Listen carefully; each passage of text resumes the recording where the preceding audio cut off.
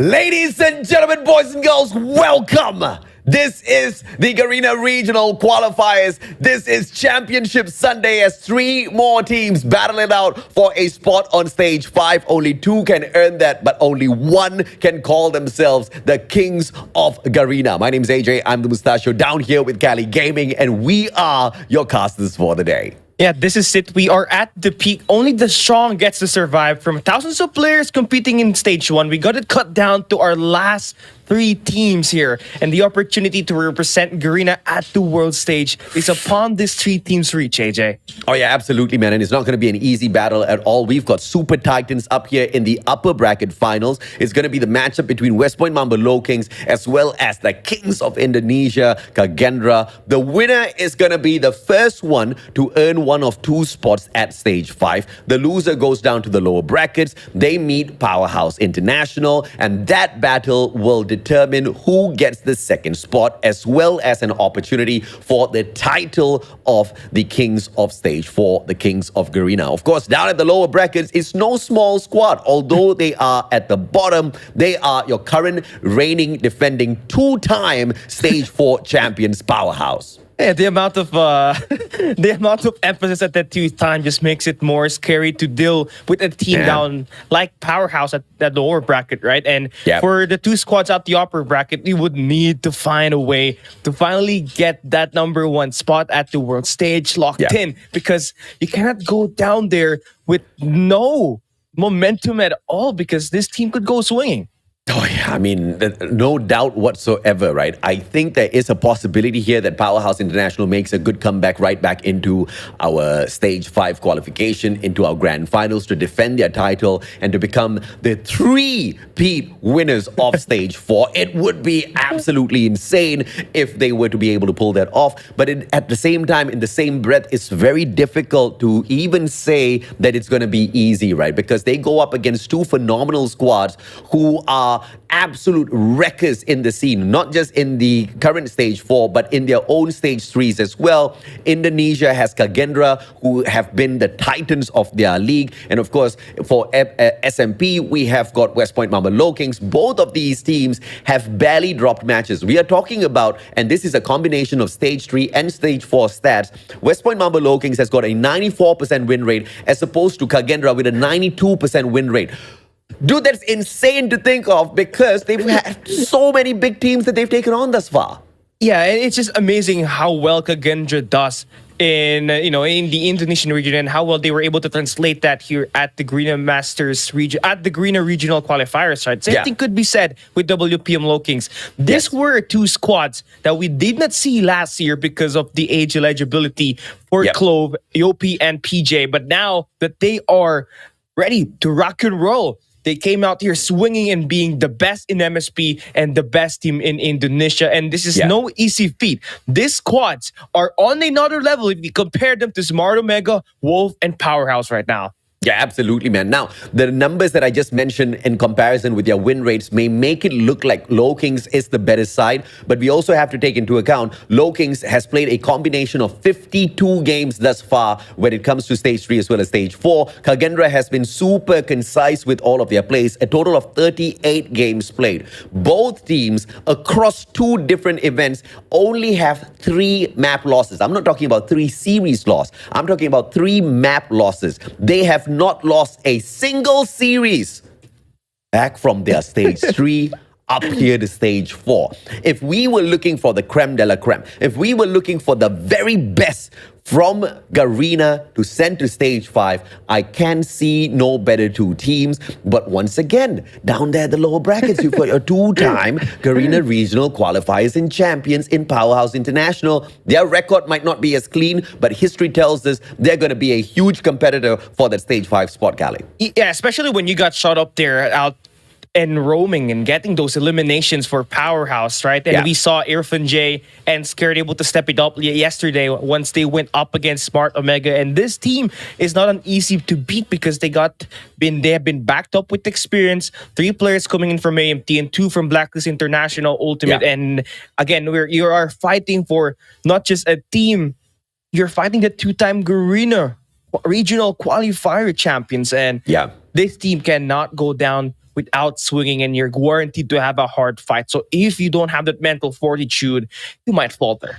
And I would love to argue the fact that we actually have got a much more stronger version of your 2-time regional champs because of the presence of FDX as well as Kurt. Now, I do miss President Jeff Pro, who has gone back to ABC. ABC didn't have such a fantastic run. It would have been a little bit of a different story if he had joined Kagendra. But even Jeff Pro wasn't good enough for Kagendra. That's how good this Indonesian side is.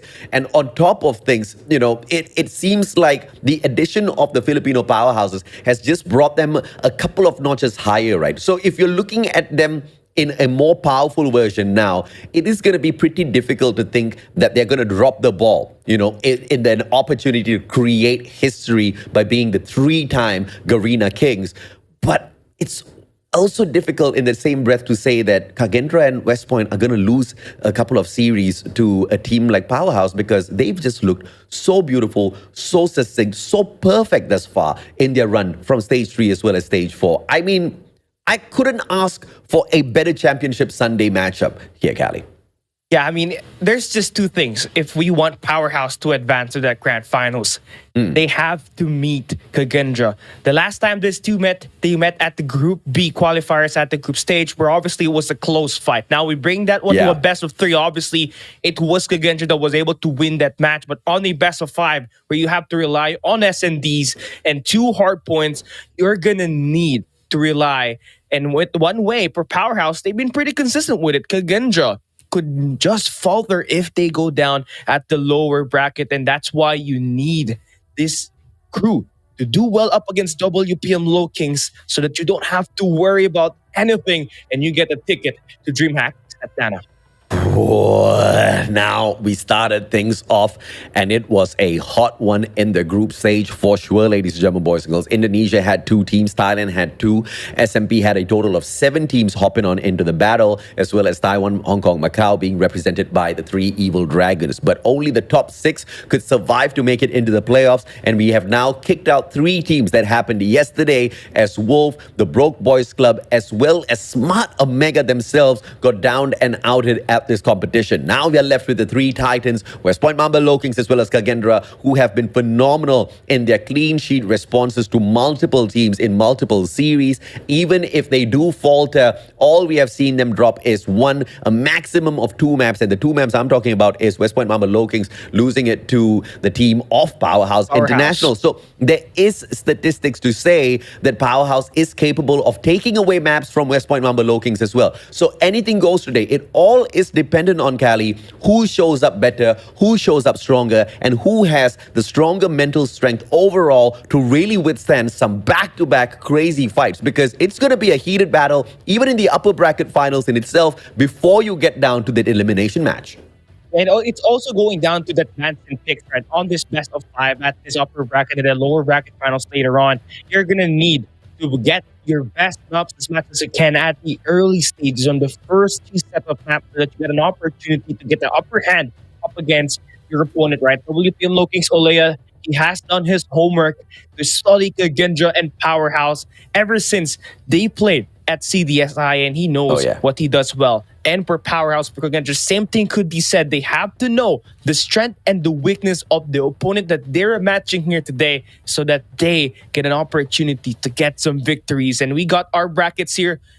At last Friday, we got to see all of the upper bracket matchup except for that upper finals, right? And we saw 4 teams get dropped down in there. Broke Boys Club and Wolf were the first 2 teams to be eliminated at the lower bracket. That we got a crushing Smart Omega and Powerhouse fight yesterday, and it ended up with Powerhouse advancing here today. 3 teams. 2 new kings on the block, and a 2-time Garena Regional Qualifier champions is waiting for a spot at the top 2. And of course, that's going to be the first battle that you guys spot out here today. West Point Mama Lokings taking on Kagendra.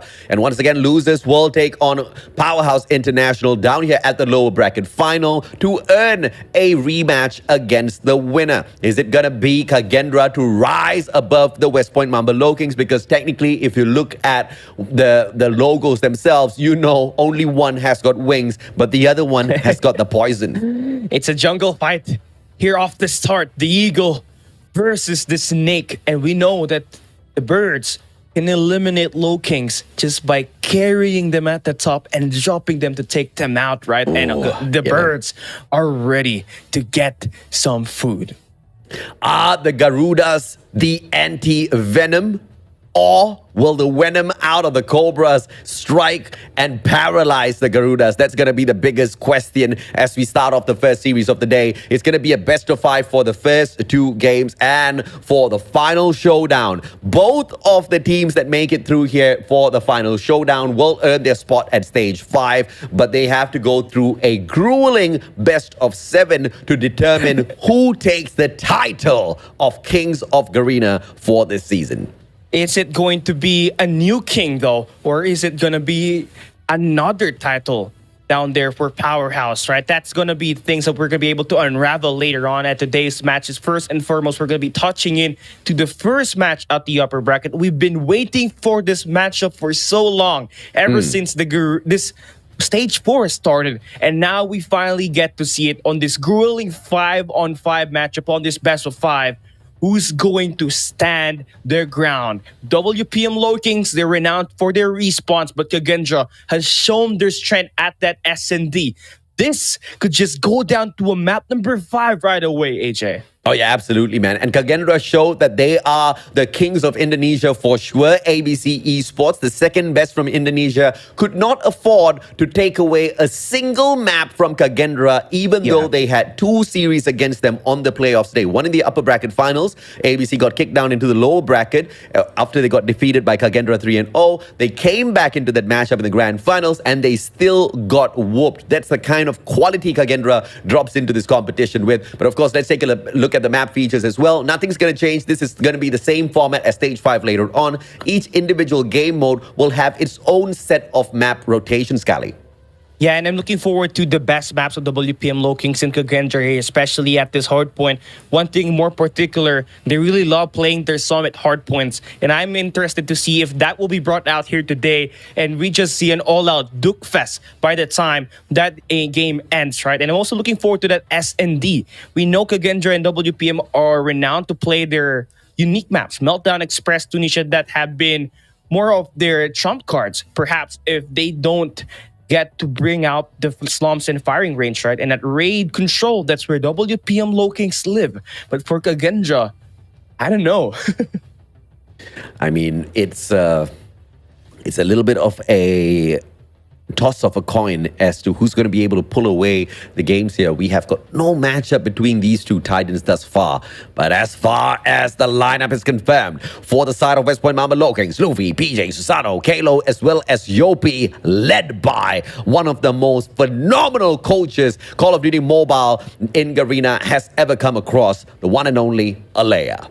And this is a coach that doesn't copy another coach. He invents his own system and applies it to WPM Low Kings. And look at where they are right now. Ever since CDSI, the team has drastically improved and progressed as the best team in Garena MSP, being able to win that Garena Masters 5 championship, finally taking one after their serious underperformance and inconsistency last year. And now that they got the experience to back them up here this time, they took those losses and now converted it into experience. And the team that they're going up against with, it's going to be the Garudas. Oh, absolutely, man. And you said it right. Copycats can most definitely catch up, but the ones who pave the way will be the people like Alea. But Kagendra has also paved their way towards the upper bracket finals here, and the dominance started off in their own stage 3. It's gonna be Chloe, Fran, Me6, Reeve, Zen, as well as ZZX to step up for Kagendra. And thus far, this team has been pretty phenomenal. I mean, you're looking at the performance of players like Reeve, who has been able to really bring in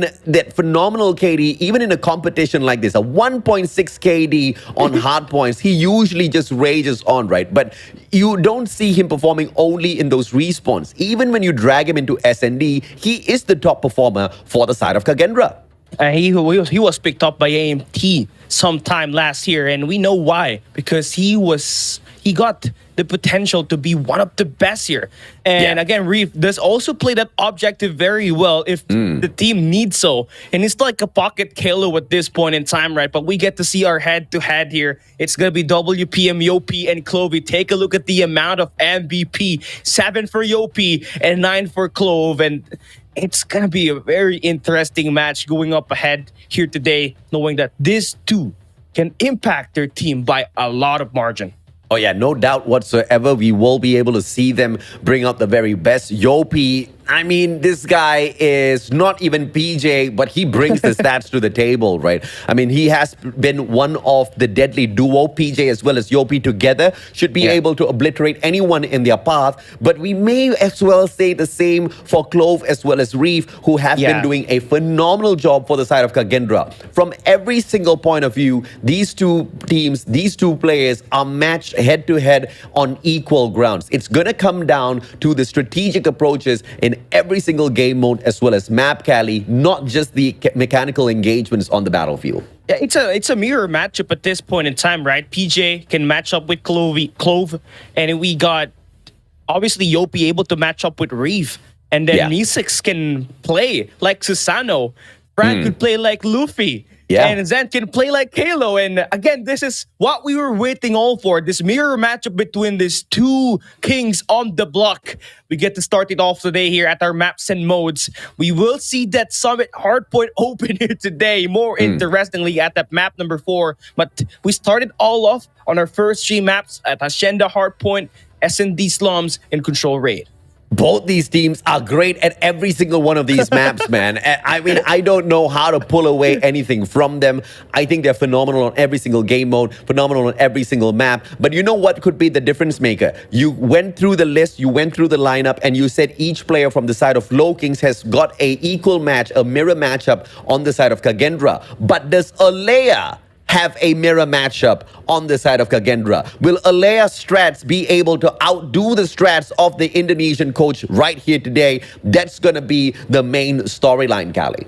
And that's actually interesting, knowing that there's a reason why these maps have been laid out like this, because these coaches are planning on to something. Yesterday, we saw Smart Omega trying to win 3-0, right? But they failed, and Powerhouse was able to take it over.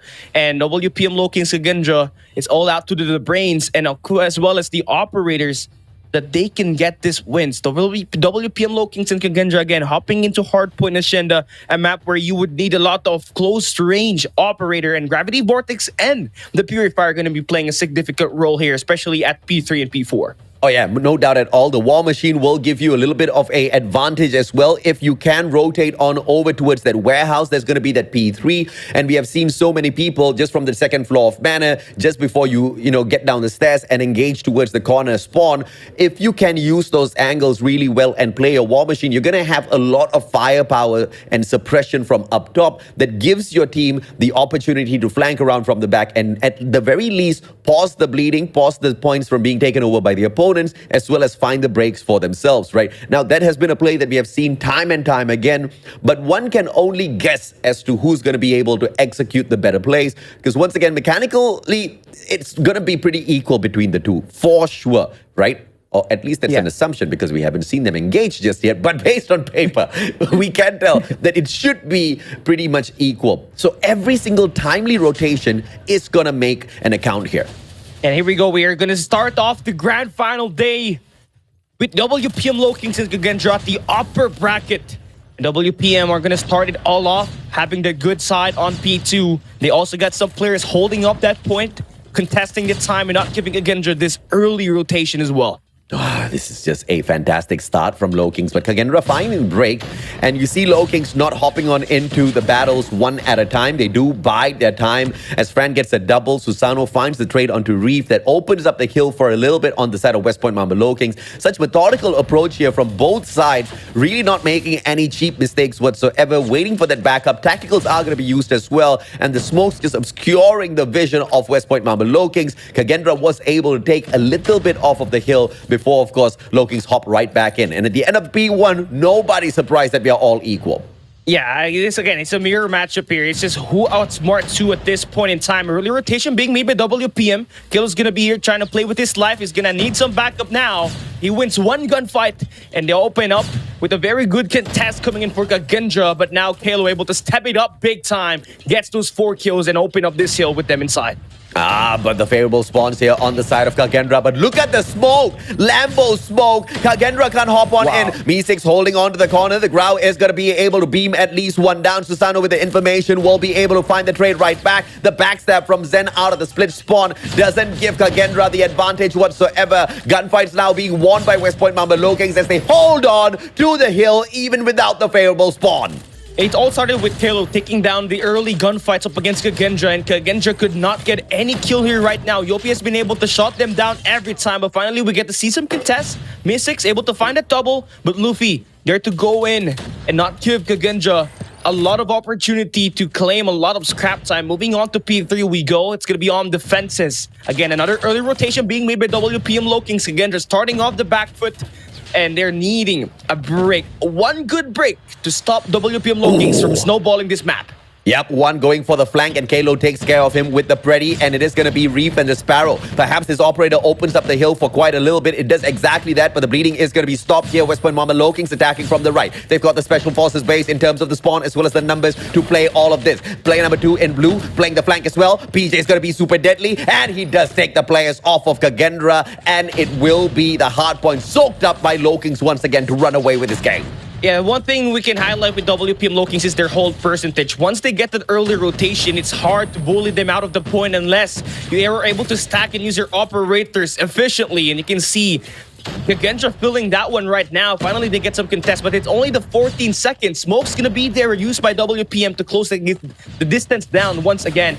And you can see them go in right pack, even claiming this scrap time here, AJ. Yeah, absolutely, man. And, you know, it's not like the majority of engagements are won by the side of West Point Mamba Low Kings, but they are getting the edge on some of these crucial battles here. Kagendra forced to panic on that P3 after faltering at P2. They did not expect such a dominant hold by West Point Mamba Low Kings. But now, with the rotation over to P4, they are the first ones there, and the Gravity Vortex will give Zen a little bit of extra pressure. But Kalo, just walking through the stairs, is able to open things up for West Point Mamba Low Kings. Now they push the line slowly back, and you can see player number 1 with the Claw Yopi, but he fails to guard the top floor of mana. Kalo hops on in to see if he can hold that on for the squad. He does a phenomenal job, but in the meantime, Kagendra on the hill, sneaking away those points. But the battle and the heat just does not stop out of the Low Kings. Yeah, we got Clove now investing that Purifier, and he gets to pick 2 players there off the bat. And now they're going to get this last 20 seconds. Should they get this next set of gunfights and force WPM Low Kings to reset, they'll be able to narrow that lead down. But WPM gets right back into it. PJ and Susano able to team up,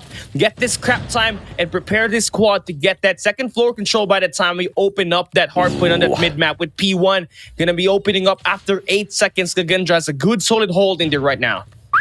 And a double point lead coming through from West Point Mamba Low Kings. Kagendra, they don't even get to take them off of the hill, even if the hill has moved on towards that P1. Thinking that they could take the backstab as they flush out the players on the side of West Point Mamba Low Kings, catching their backs just did not work out. The strategy of Kagendra slowly crumbling, but they do have a fantastic start at P1 here. As the hill opened up, they were able to hop right in.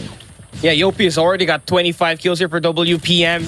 And we need someone from Kagendra to step things up. Right now, Clove and Reef only combining for 28.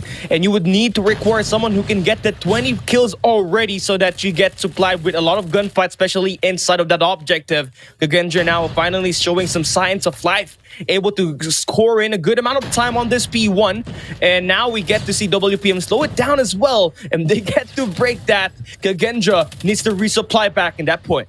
Yeah, a 50-point lead by West Point Marble Kings initially, and Kagendra did manage to put on a fantastic show to catch right back up. Final 7 seconds, the bleeding is going to be stopped by Kagendra this time round. A different sort of beast. They win out their gunfights, and they're right back in this matchup. And we have seen a 60-point lead made into nothing in the past, and therefore, what West Point Marble Kings has right now isn't going to be anything to flex at all. They have to have another perfect run here at the Money Hill at Garage. It's all about this gunfight for Ree. He finds 3 players with it, gives his opportunity for them to break that point by the time the hard point opens up. And they will be late on that rotation, but they approach it with their operators working to the best of their abilities. They bring out the gravity vortex as well to stop this initial push. But here we go. We got WPM Lokings investing their own operators as well. But so far, it has gone 2 ways. Kagendra slowly getting the momentum going. Oh, Fran raging on, man. Just that war machine making the world of difference there. Hunter Killer Drone going to get sent out as well. Fran hops on right back into the battle. Spots one player, doesn't beam him down, and he waited too long. He gets traded out, and a drop in terms of performance for the side of Kagendra for that 1 split second gives West Point Marble Kings the hill right back. 12 more seconds. Kagendra has to go in for that early rotation, and they start the travel. Yeah, they need to go right now. They have only done 1 rotation, and that's through P4, and they could not get a Money Hill. They got an opportunity to win at that P3 fences when they got Zen as well as Fran holding off that early rotation. Now, they also got number 5 in Mystics to go for the flank and take down number 4 and 5 in blue. And it's going to be a big hard point for Kagendra to win so that they can close that gap down. It's a big margin moving on to P3. Oh man, the gap's just getting wider and wider. Kagendra, they need to patch this up instantaneously. Nobody's flanking around from the right-hand side just yet. They want to straight forward, take that fight against them. Reef is going to be able to beam down Klo, who already shot out 2 of those gravity vortex shots, so not a lot wasted off of that operator. Freddy's going to be brought into the competition as well and gets that one slay. Luffy just clears up the hill for a little bit, but the bleeding has been paused. Lokings once again putting out the tremendous performance, but they will get blown down. Klo brings out the Purifier only to take 1 player, and still neither side wanting to give in this heated battle. Yeah, Kagendra wants to chip away some sort of points here at this P3, but they could not get it to go. Now, forced to spawn at the wells. They need to make that early rotation at that P4 at the God Rock. And it's WPM Lokings that will be able to claim this cap time. They also have PJ set up for next year, but really able to take him down. So this will be a much better setup, a lot more better position for him. But Susano brings out the Purifier. Another early rotation coming through for Kagendra, and that's burned down all thanks to this Purifier in the hands of Susano. What a tremendous play thus far from the Filipinos. Can they keep this up? It looks like they most definitely can, especially with Susano still beaming around with the Purifier. Turns the right-hand side, spots that 1 player, but the war machine response comes through from Fran. He tries to break the hill open, sustains all of that battles all single-handedly as the rest of the players from the side of West Point Marble Kings floating from the side of Doc. They've got a 5-man stack. They win out their gunfights and they take the hill over yet again as Luffy responds with his own war machine. Yeah, it's just kind of a split spawn for Kagendra here right now. Luffy's able to take them down 1 by 1. More surprisingly, he's got the highest kill in WPM Lokings right now, playing a big factor in finding these eliminations at the long range with an LK-24, and Yopi's able to operate. Finds himself a 4-piece, and it's now a 200-point mark that will be reached by WPM Lokings. Just 40 more points for them to take this victory. Yeah, Hunter Killer Drone will find absolutely nothing, but West Point Marble Kings not breaking a sweat at all. All the points off of the hard point thus far soaked up by the team in blue, and Kagendra really need to find a survival gameplay here. Every single point needs to go their way, but the gunfight's only going 1 way, and it's the way of the snakes. West Point Marble Kings opening up P1 as well. Yeah, the way of the snakes. They just need that 30 points to get this victory. Caleb brings out the gravity vortex once again to counter all the players popping on this windows. This open areas that can shoot him down and be vulnerable. Clove will be able to get that flank, but there's still so much time that they have to catch up on, and they're asking them to play it perfect for the next few hardpoint rotation, which will be pretty hard knowing how much momentum WPM Lokings has right now. Yeah, the game's all over already. Kagendra can pause the bleeding if they hop on into the battlefield, but this amount of damage by West Point Marble Kings, we are not even on that money hill just yet. We saw their run earlier on. Even though Kagendra was bringing in all of the investments of the operators, West Point Marble Kings still found a dominant run on that P2. So even if the bleeding does get stopped here, which Kagendra is doing really, really well, Kalo on the slays picks up the scraps for the squad to make the play at P2 so much more easier. 5 points now to bring this to a close. Yeah, Kagendra has to have a legendary hold here. to make themselves get this victory. WPM Low King slowing it down, waiting for number 5 and 4 to get that pinch play, and finally settled this one done and dealt with. Neither one of these two have lost a single series ever since stage 3. And this is gonna start obviously something between the two in terms of a long-term rivalry. West Point Mamba Low Kings really burning down the players on the side of Kagendra, and Susano doing it literally with the Purifier. 250 to 146. A dominant run from the Filipinos, coached by Olea. Yeah, and again, the brilliant mind. You see the system by WPM Low Kings in there right now. They don't care about the early rotation. They get as much point as they can, even though it's a scrap time. And you see Kagendra playing the bait for that. They don't care because the gunfight are just too great. We saw multiple operators being invested by WPM Low Kings once they're on rotation. Susano was able to get those Purifier kills and open up the P4 for 2 sets of rotation, which has led to WPM Low Kings to break those points and get this elimination. Only one player from the side of Kagendra managed to get more than a minute on the hill. Look at Klo, bro. 2 minutes 41 seconds on the hill, and 3 players from the side of West Point, apart from Klo, managing to get more than a minute, right? Yopi almost a minute and 30, Susano with a minute 38 seconds, PJ a minute and 12, and this is the highlight of West Point Mamba Low Kings when they play a hard point. They've got the mechanical skills, and they know that everybody needs to play the objective just to get the extra bit of pressure off there. They are not the kind of players to play the perimeter. And this, to some teams, is a weak point, but not to West Point Mamba Low Kings, because on the way to the hill, they're super slaying to get there, and they super slay whilst being in there as well. You take a look at Luffy's stats right now, 41 and 28 with 57 seconds on the hard point. This guy plays the anchor role, but he does the objective and get the dirty done as well. It's the overall collective effort for WPM Low Kings in stacking that point that has made this system better than the rest of the system that we got from the other squads playing right now at this stage 4. And we see again how much damage that they can do up close into the long-range engagements. Kagendra was down almost half of their points at the start of the game. And this is going to be pretty devastating for anyone that's looking forward to taking on West Point Mamba Low Kings, because the battle between the Titans, people would have expected a little bit of a closer matchup. West Point Mamba Low Kings said, in your dreams. I think that's an understatement.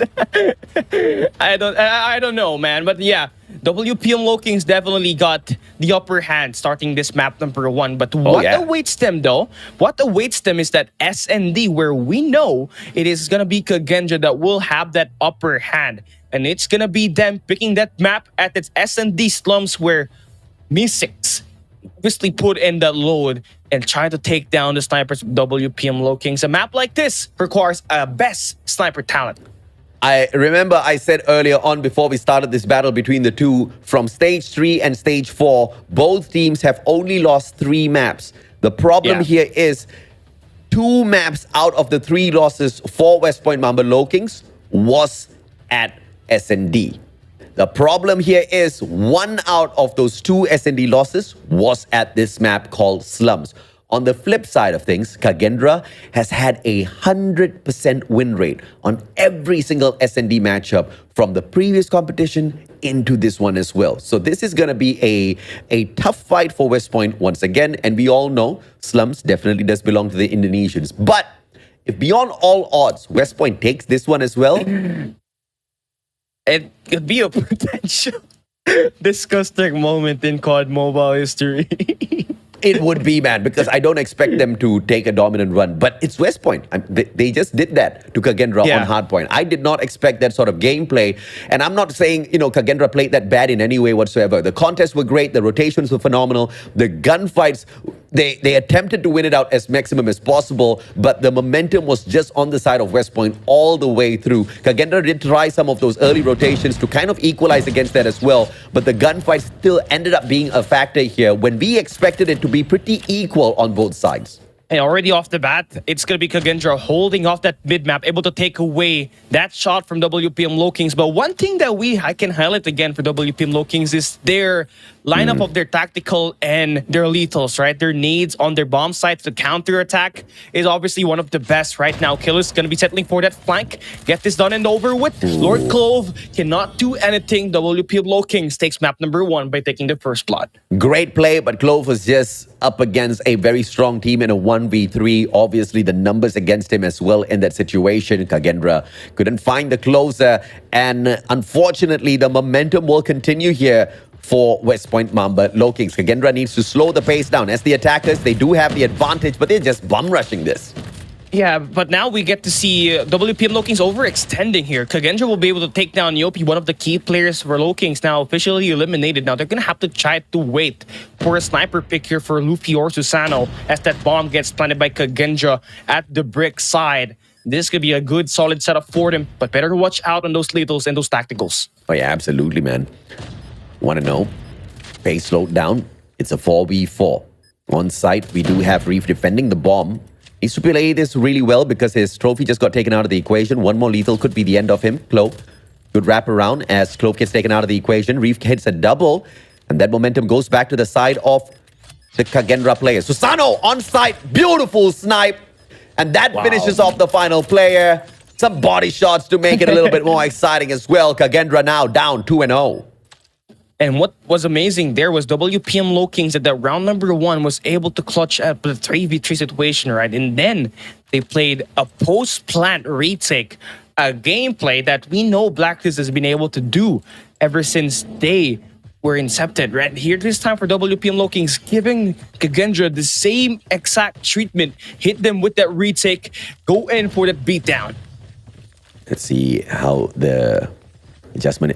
This is what I'm talking about. Slow the pace down. You can't play that rush against Low Kings, but you can play those gunfights. Unfortunately, Me6 down and out. They lose their sniper, Cali. And this is a big play coming in for WPM. What you want to do is shut down the snipers by Kagendra by a great margin. And Lufuin Susano has been doing a great job neutralizing them at the start. Me6 still has 0 kills on these first 3 rounds. And Kagendra has to really step it up on the SMG department here to make a lack of the sniper presence this time around. But they cannot handle the heat. Susano already with 6 kills here. Crazy stuff. And it looks like we have to replace the flag here at Slums. The Filipinos showing up very strong on the home of Indonesia. Kagendra has no rounds to speak of thus far. But Fran, wrapping around could just be the deadly blow to take against the Low Kings in a 1v2. They don't drop the ball at all. They rotate together. They want to play this double chal against Fran. Oh, this is very smart. Yopi is able to intercept that play on the graveyards. Fran now has to clutch this 1v2 once again. He's going to have to isolate this player one at a time, avoid that 1v2 challenge. There we go. He takes down Yopi. Couldn't get that pickup on that bomb as well. Either put it at the B or the A side. Fran is going to be going in for the plant here Luffy? as this is a 1v1. Luffy doesn't have a spot just yet, Fran. And his movements need to be super clean. Luffy gets tagged up and a wall bang. Drops Luffy. Fran pulls the round back for Kagendra. That's what Kagendra loves playing, right? On those underdog moments, they get to really shine. Fran able to get those reads timely. They take one down at that graveyards. He plants that dot bomb. And then he was able to take that hit from the sniper from Luffy, get that wall bang in, get that elimination, and finally take a round win here. And they start this round number 4 with 2 kills off the start. Susano and Luffy, though, can play this clutchable. Oi, grenade! Luo, no connection. It just goes wide, hits the crates right beside Luffy. That could have been deadly, Cali. Yeah, but that was actually a way for Kagendra to get that bomb plant, right?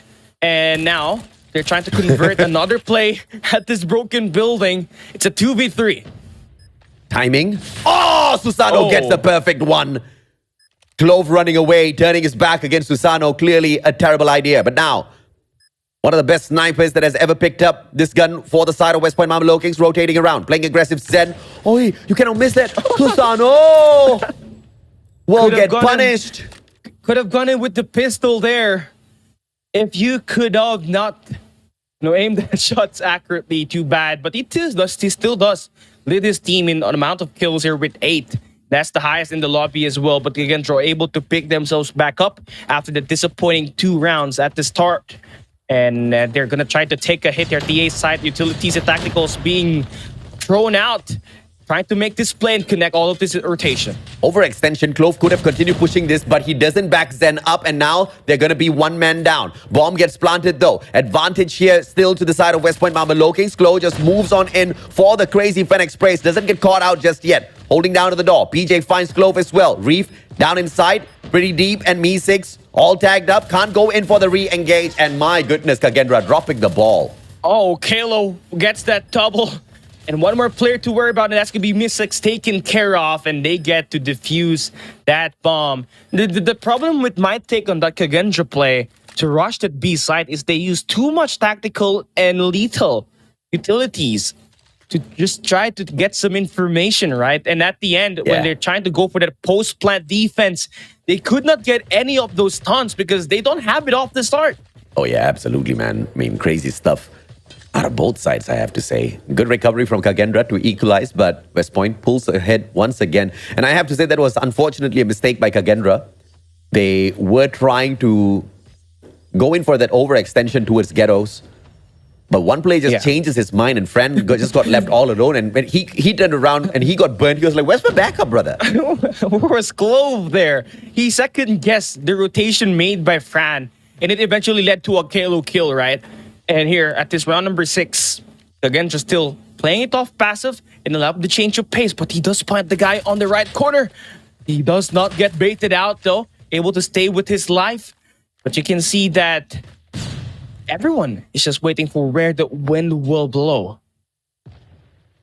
Where will the wind blow?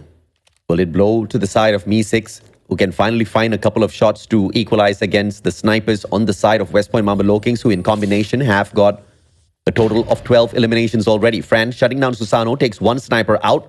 Luffy's the next one. But we can't just depend on Fran here. Me6 must step up for the squad. Spot out for Fran once again as he gets the tag. The guy's doing everything in this round. Yeah, here we go. WPM holding their ground. Clove has to make the play in the bomb side, but BJ finds that double. And Kagendra down to their last player. Fran has to clutch a 1v3 here this time. And Fran is the only one that started this off with a fantastic pace. And now is the only one to deliver the victory round for Kagendra in a 1v3. Makes it a 1v2. Information given away, and Yopi makes good use of it. Crazy stuff. A nice way to end this round off by taking 4 rounds on the defensive side. Obviously, something that WPM Kings are remarkable at. But what awaits them is Kagendra's defense here this time. An opportunity for them to really make up for the disappointing attack side. Here this time, they're going to try to play it very slow. You can see that they're trying to play for that retake. They're letting Me6 get this information with that scope at the graveyards. This time Kagendra on the defense. Thus far, Kings have been pretty decent defending all of these rounds. Now, as they take the bomb, they slow the pace down, sending out the scouting crew. Flo as well as Susano, they push on out first. The bomb gets to the site. Yopi gets the plant. Initial tags onto PJ, doesn't find the Punisher just yet, and a 5v5 retake. Me6 takes one away against Luffy. Yeah, a big play for them to stop off Luffy, one of the snipers, but the push doesn't end here. Gonna have to try to cut your losses and get one straight done. It's all down to Fran once again. Another 1v3 in his hands. He cannot get it to go. WPM Kings has won 3 straight rounds, forcing them just to 2 more rounds to get the match point. Can the Filipinos shut down the greatest slums S&D team? Can the Filipinos pull that Indonesian flag down and replace it with Yas at slums? Kings stand a chance to do exactly that. Trophy system taken out before it even lands down on the ground. And it's just all out grenades in this particular round. That's 2 coming in for Fran. Now you're going to have to rely on Susano once again to get the sniper picks for you. Kagendra all pushed up at the B site, leaving A pretty open for a plant. But that could just be a strategy to force WPM Kings to plant that bomb, and it just overwhelmed them with the numbers, right? Me6 able to pick down Luffy, make this a 2v4, undoable now, unless Susano gets another pick. There we go, 10 kills for him now. Great headshot. Me6 still hasn't been able to match up against what Susano has been able to bring into this matchup. And yes, a couple of people out there trolling Susano for missing such an easy shot. But the guy has got 10 eliminations in an S&D against Kagendra, one of the, the most supreme S&D team from Indonesia. This is a respectable play from West Point for sure. Going for match point now in a 2v3. West Point slowing down the pace, 45 seconds to go to find one elimination and go for the plant. But A is wide open, and this might just be an opportunity for them to route the bomb around, but they refuse to do so. Kalo and Susano combines one. It's a 1v1 here. Opportunity, Reef, quick scope, not finding the connection, and Reef takes the double. Kagendra stays alive. A monumental play there for Kagendra to stop that match point from being claimed by WPM Low Kings. Reef finally able to step up big time, get that last 2 kills, and make this doable now for Kagendra to come back and force overtime, perhaps, as this is going to be the only way for them to stop WPM Low Kings from taking this one over. I appreciate the love, ladies and gentlemen, boys and girls. You guys want me at stage 5? But I have to say, I really don't care where I cast Call of Duty Mobile from, as long as I get to cast some good games of Call of Duty Mobile, baby. This game is life. This game is life. It is. Kagendra and crew. I really want to see this team at stage 5, but with the way they're trying to output WPM Low Kings, it's kind of pretty soft. And they could potentially be eliminated if they continue to play like this, and things have to be much more tighter in that setup. Get the communication going.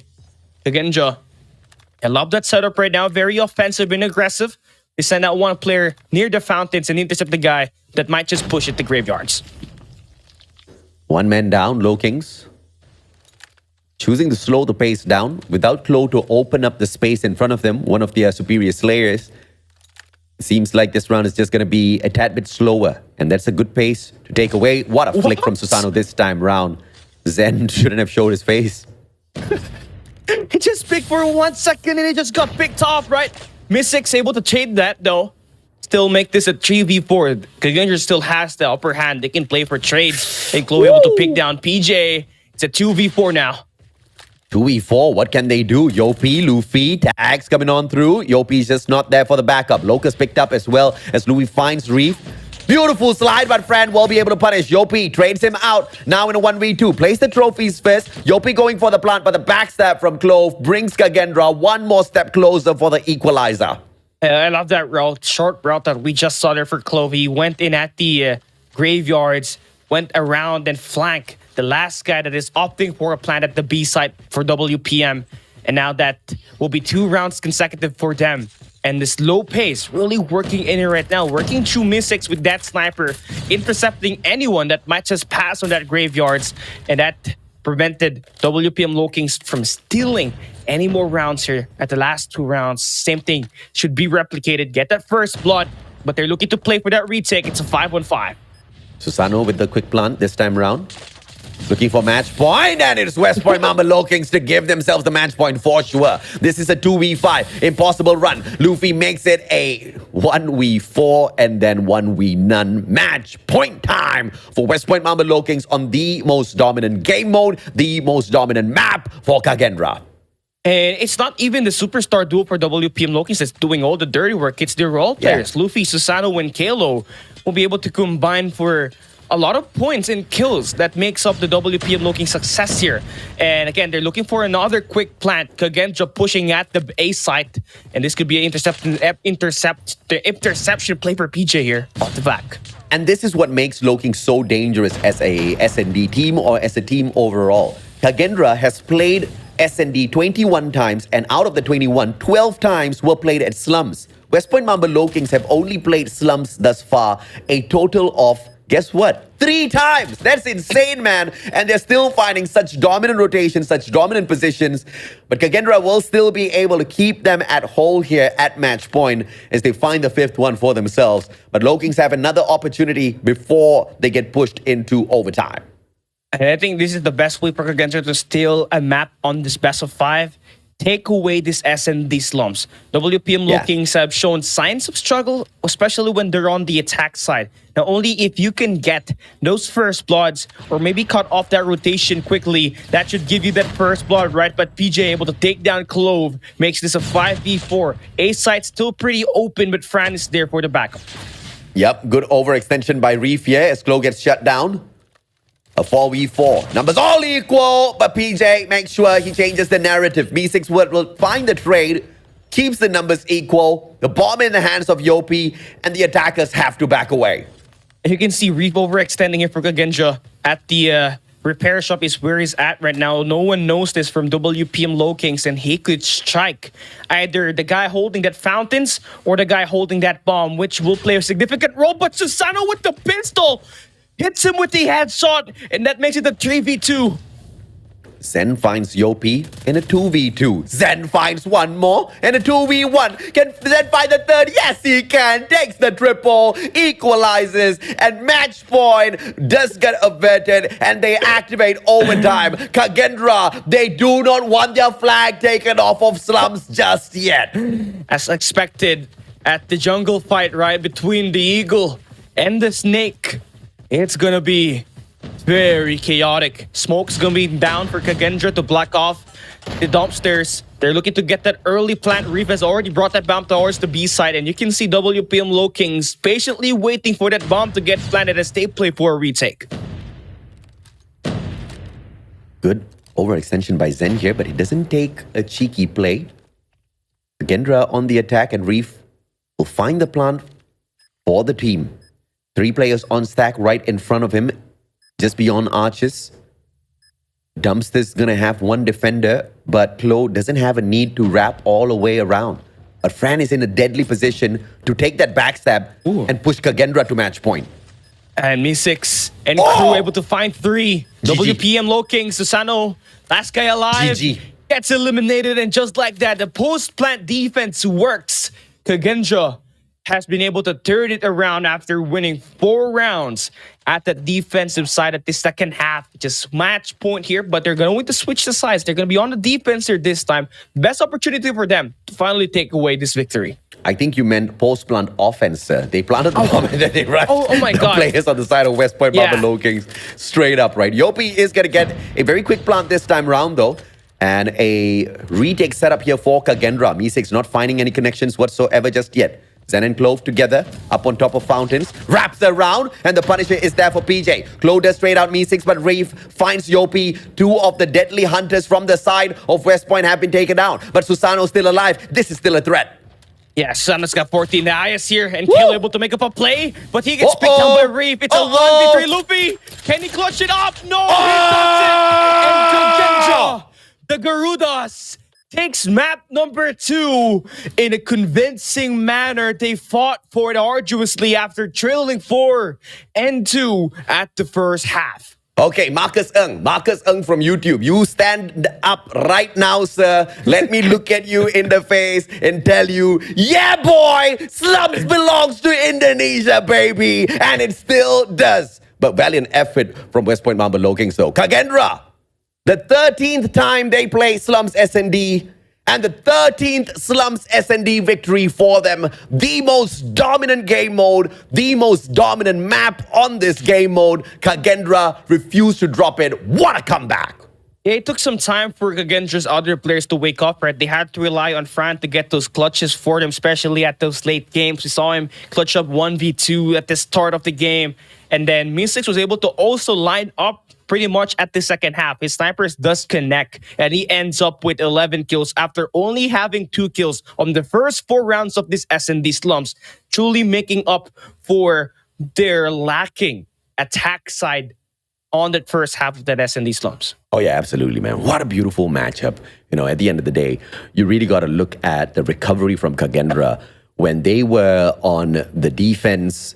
that was when they truly woke up. On the offense, of course, when they were dictating the pace, West Point Mamba Lokings were just catching them off off guard one too many times, right? Susano once again popping up alongside Klo, Luffy and his snipes were doing so well. Me6, on the other hand, wasn't putting on a lot of hurt for the side of Kagendra at all. Clove wasn't keeping up his usual Super Slayer stats to meet up against what Yopi as well as PJ could bring into this matchup, and Kagendra suffered. But the recovery, once they went into the defensive position, the knowledge of that rotation and the very superior aggression on that fountain, you saw the two-man investment into its fountain to wrap around.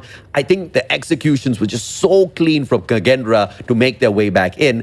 And it's not many times you see someone hold a team like West Point Mamba Lokings to that match point and then secure the victory for themselves.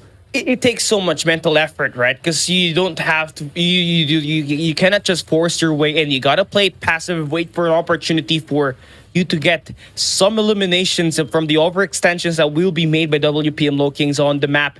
And that's what we saw for Kagendra. They mix and match the aggressive playstyle and the defensive playstyle. And when they were able to drop that first half, they really slowed it down on the defensive side, able to really play for those retakes, and it will be them taking away these S&D slums. And now the series will be tied 1-1, and it will be the winner of this control raid that will take that match point. And the Indonesian flag up high and proud on slums. Nobody has been able to take it down just yet. The players on the side of West Point Mamba Lokings sure as hell try to shoot it. And at one point, they just decided, okay, we're going to just hit the whole flagpole down. Maybe that will do the trick. That didn't work at all, right? Fantastic comeback once again. But now we move into control. And this is a game mode that is skewed slightly towards the side of West Point Mamba Lokings. If there was one game mode that we can say is the weakest on the side of Kagendra, it has to be this. Out of a total of 18 maps played thus far, they have lost a total of 2. Of course, that still sounds like they are great on this map, but the stats are slightly worse than what Lokings has, a 93% win rate on control. Yeah, WPM Lokings, they know the ins and out of this map. They have used it up against Powerhouse very much at the grand finals of the Garena Masters 5, right? And it went pretty well for them, able to take those Ws. And for Lokings to bring out one of their better maps, and it was brought down by Kagendra. They were the one that held that map pick. And it was going to be WPM Lokings that will have that side chosen. And it's going to be on the defensive side. So off the get-go, they're going to start on the stronger side, which is going to be on the defense. Nah, dude, I swear to God, right? People keep asking me, Mustachio, what's your prediction? Who's going to win? I really don't care. I genuinely do not care who wins, who becomes the kings of Garena. I don't care who goes to stage 5. What I do care about is the quality of the team that goes on to stage 5. This is the kind of back and forth action we were expecting. And the assumption that Kagendra will be able to take away that S&D has come true. But will West Point Mamba Lokings keep their own stats up here at control? Even though they do select the sides to start, even though the defense here at rate does give you a little bit of an extra opportunity to win those rounds on your side, Kagendra is still going to be proving that it is possible to rip away sides, right? B, already on that second segment, they beam down the players on the side of West Point Mamba Lokings to pull away the second segment. But do they want to go for a full cap as one player rotates around Klo with the backstep, still gets denied? And it's still going to be a pretty close battle here. A minute added to Kagendra, but the life count still equal. WPM Lokings are still going to stack their resources at the laundry side. Reeve able to get the hop up, but Susano's still there to eliminate. And this guy can just go for takedowns no matter what angle and what range he does with that sniper, and is able to really hold that ground at that laundry side. But now that he gets bullied out, he ships down to the Tiki, and Kagendra's on their way to go for a spawn trap. The numbers slightly decent here for the side of Kagendra as they are on the attack. A 3-life deficit on the side of West Point Mamba Lokings, and just further down, Zan doing so well. Beaming down the players left, right, center. 2 on the CBR4 already. Wants to continue upping that streak as well. Yopi, grenade does not find the connection, but Yopi will see where that grenade came from. Finds the Punisher. Continues to run over the players who try to eliminate them on that spawn trap as well. And now the life deficit brought down to just 2 by a great Low King.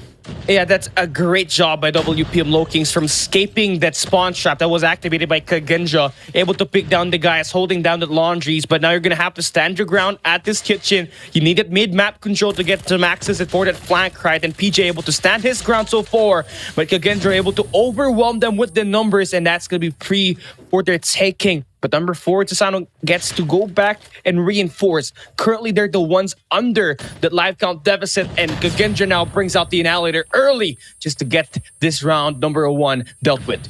So far, Lokings have played a total of 10 maps here at Raid Control, and Kagendra has played a total of 8 maps here at Raid Control. Both of them have got a single loss, and guess what?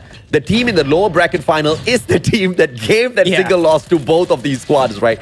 I can't wait to see this matchup later on down at the bottom as well. West Point Mama Lokings with 3 more lives, trying their best to hang on, but this has to be a good, solid Kagendra attacking round. Yeah, and EOP just able to beam down 2 players. He's the last guy alive, and Kagendra takes this round number 1 more surprisingly on the attack side. And when you lose your defensive side off the start, things will just spiral out of control. You're going to lose that momentum over. But it's WPM Lokings that we're seeing here up against Kagendra, right? So their attack side obviously has something in the back, and they're going to try to push that B side first. Sending out 2 players on that mid-map going to be very important to get that multi-angle push. But Clove and Fran combines for 2, shot that rotation down. Yeah, overextending towards the pillars as well, and they will be able to instantly stop this attack coming on through. 2 players now funneling around, and Zen bringing out a very early investment of this operator skill that War Machine is going to be able to get a couple of slays for him. Sparrow investment as well. Kagendra really don't want to let them touch this side at all. And look at the overextension. Player number 4 as well as player number 5 flanking around from that left-hand side. Kagendra going for a spawn trap against Lokings. Yeah, they're pretty much able to do so. Clove with the Purifier, able to take down 2. They can go with the Dream and still take those eliminations, and they've been pretty much able to stand their fortress down, able to beam WPM Lokings. They're going to be on a 12 live count deficit, and Kagendra building up from that round number 1 momentum here at this raid. I said I don't want to make any predictions, but at the same time, Indonesia has never sent a representative to stage 5. I want to see it happen, not for the sake of Kagendra, for the sake of the nation, just so that we can see a little bit of a different magic from a different nation, one that nobody suspected to see at stage 5 at all. Perhaps that's going to be the trump card for Garena overall, as we get to send 2 teams over to stage 5. 3 life deficit now. West Point Mama Lokings on the attack, and it seems like finally they start something off at A, but the denial by Clove is still gonna be torturous. And that's just heartbreaking, right? You only need 5 seconds before this clock expires. You need to get inside of that point. They bring out the War Machine. It's a great attack over enemy at the long range, and it's gonna connect. Luffy able to clutch it up for now. They get 1 segment in at the A site. They need every segment in to extend that clock to another minute. Luffy just being super annoying, and now he over pushes in here and plays the basketball court really, really well. And from the locker and his operator, we're able to give a little bit of extra time to the rest of his team members. A does get paused and cleared! Devastating blow for Lokings, and the time runs out. Kagendra 2-0 up! Yeah, I'm not surprised.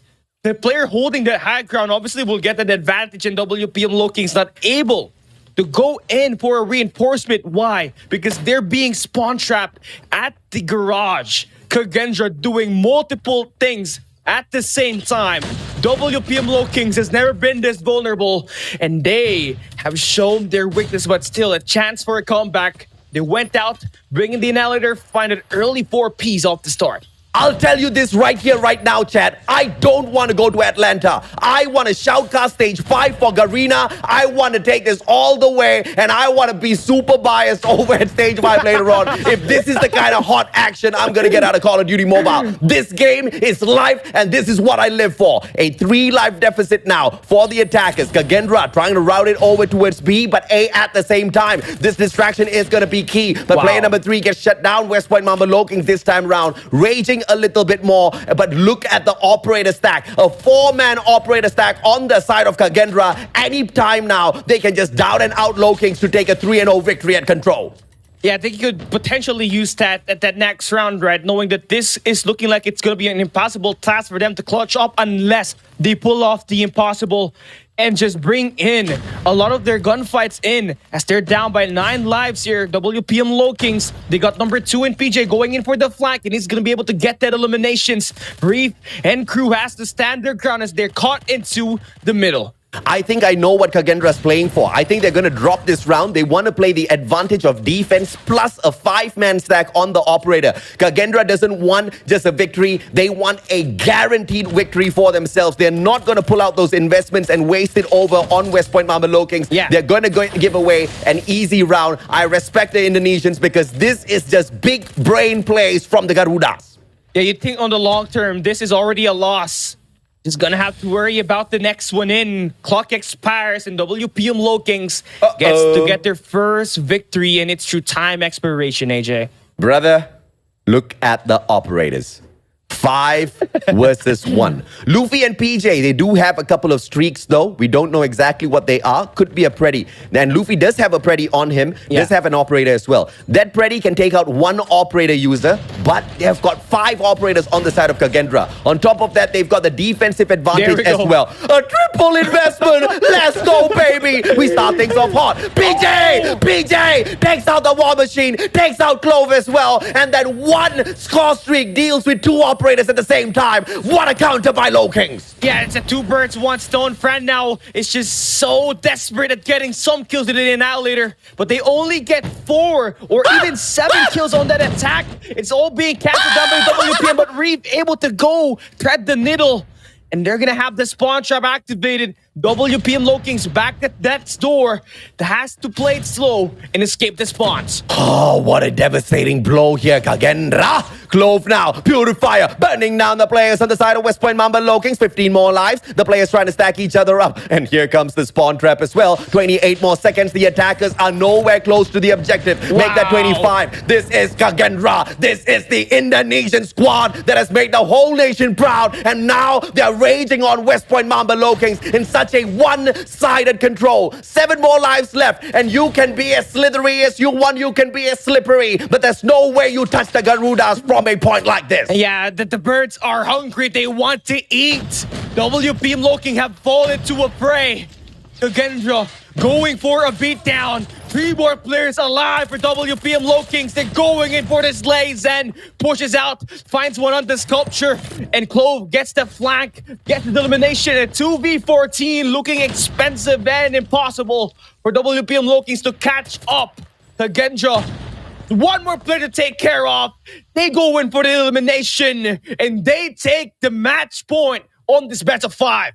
Ding, ding, ding, and control comes to an end. The coach absolutely ecstatic. What a play by the Indonesians. Such a power-packed blow and the big brain strategy. Not a single operator invested when they were on the attack. They stacked it up from a 4-man operator, and they managed to bring in the 5th on activation as well. Timing was perfection. Opened up the final round. Had the defensive advantage. Didn't bother playing the defense. Took the most aggressive offense up against the team of West Point Mamba Low Kings. And I swear to God, this is the first time West Point Mamba Low Kings has ever faced a spawn trap that was successful. Powerhouse, Wolf, Smart Omega tried, but they all failed. It was the Eagle that was able to have that bird's eye view on the scenario and just really take these players out, right? And you gotta highlight Fran for it. He has been the de facto for Kagendra, starting on that S&D slumps, been able to really be the support that the team needs to get these eliminations done and dealt with. He will be having a 2.0 plus KD by the time this control raid ended.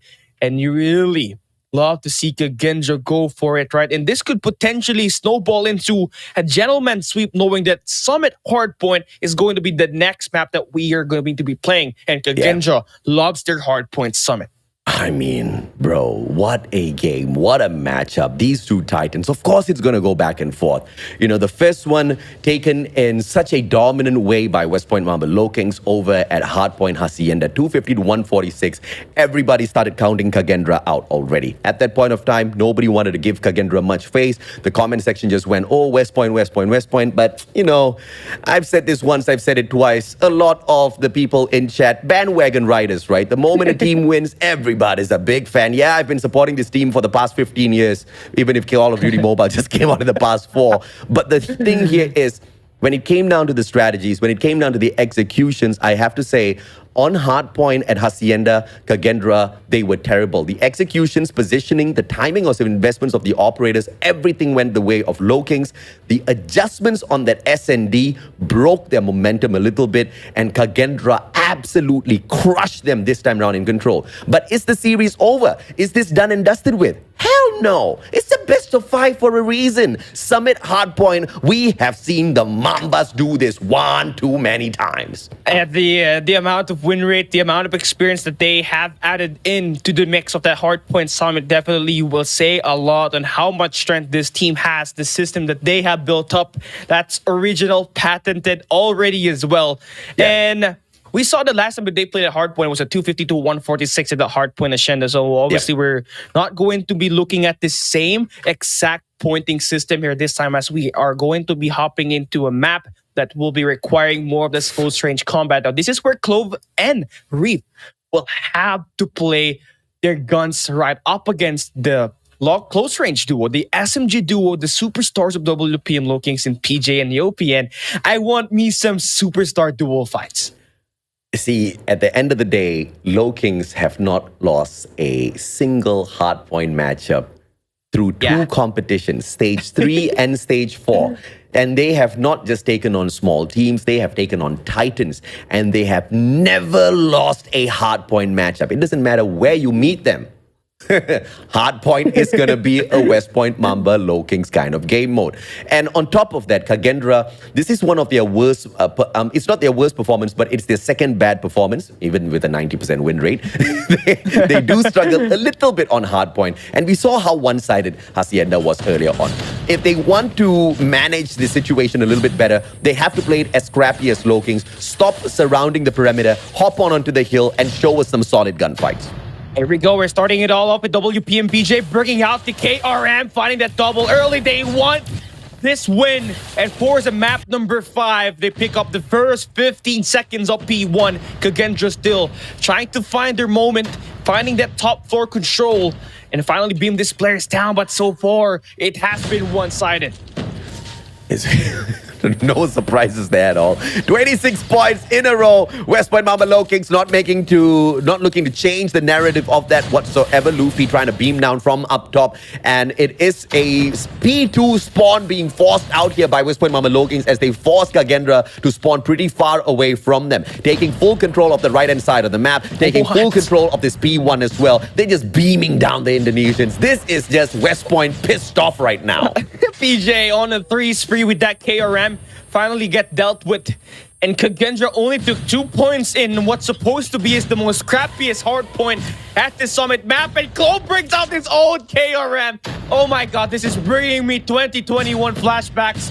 I love me some great gunfights, and Clove and PJ gonna be the ones with the KRM. It's a 1v1 battle, and PJ takes down Clove, gets the opening, but Zen there to back it up, and they open up P2. And from the very start, it has only been one team that's guarding and dictating all of the spawns, and that has been West Point Mamba Lokings. This has to be changed by Kagendra if they want to take the advantage in this matchup. If you don't manage the spawns, you are not going to get it. Kagendra takes a straightforward fight straight up into the hill, winning out a majority of their gunfights this time round. Early rotation into P3 as well. As I say it, Kagendra's trying to find that execution on the map. Look at player number 5 in blue. B6 trying to anchor down P3, but sir, it's a tad bit too late. But as we get down to the final 10 seconds, this is now a crucial moment. PJ on the corner. Me6! You can't lose that!